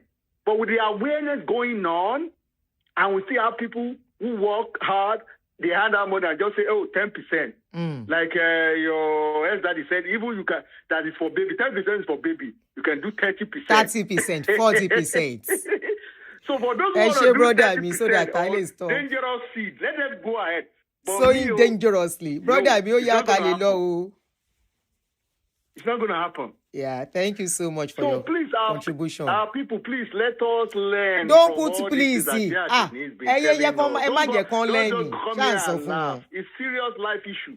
That money, even if you don't know what to do with the money, I can help. I can teach you how to invest.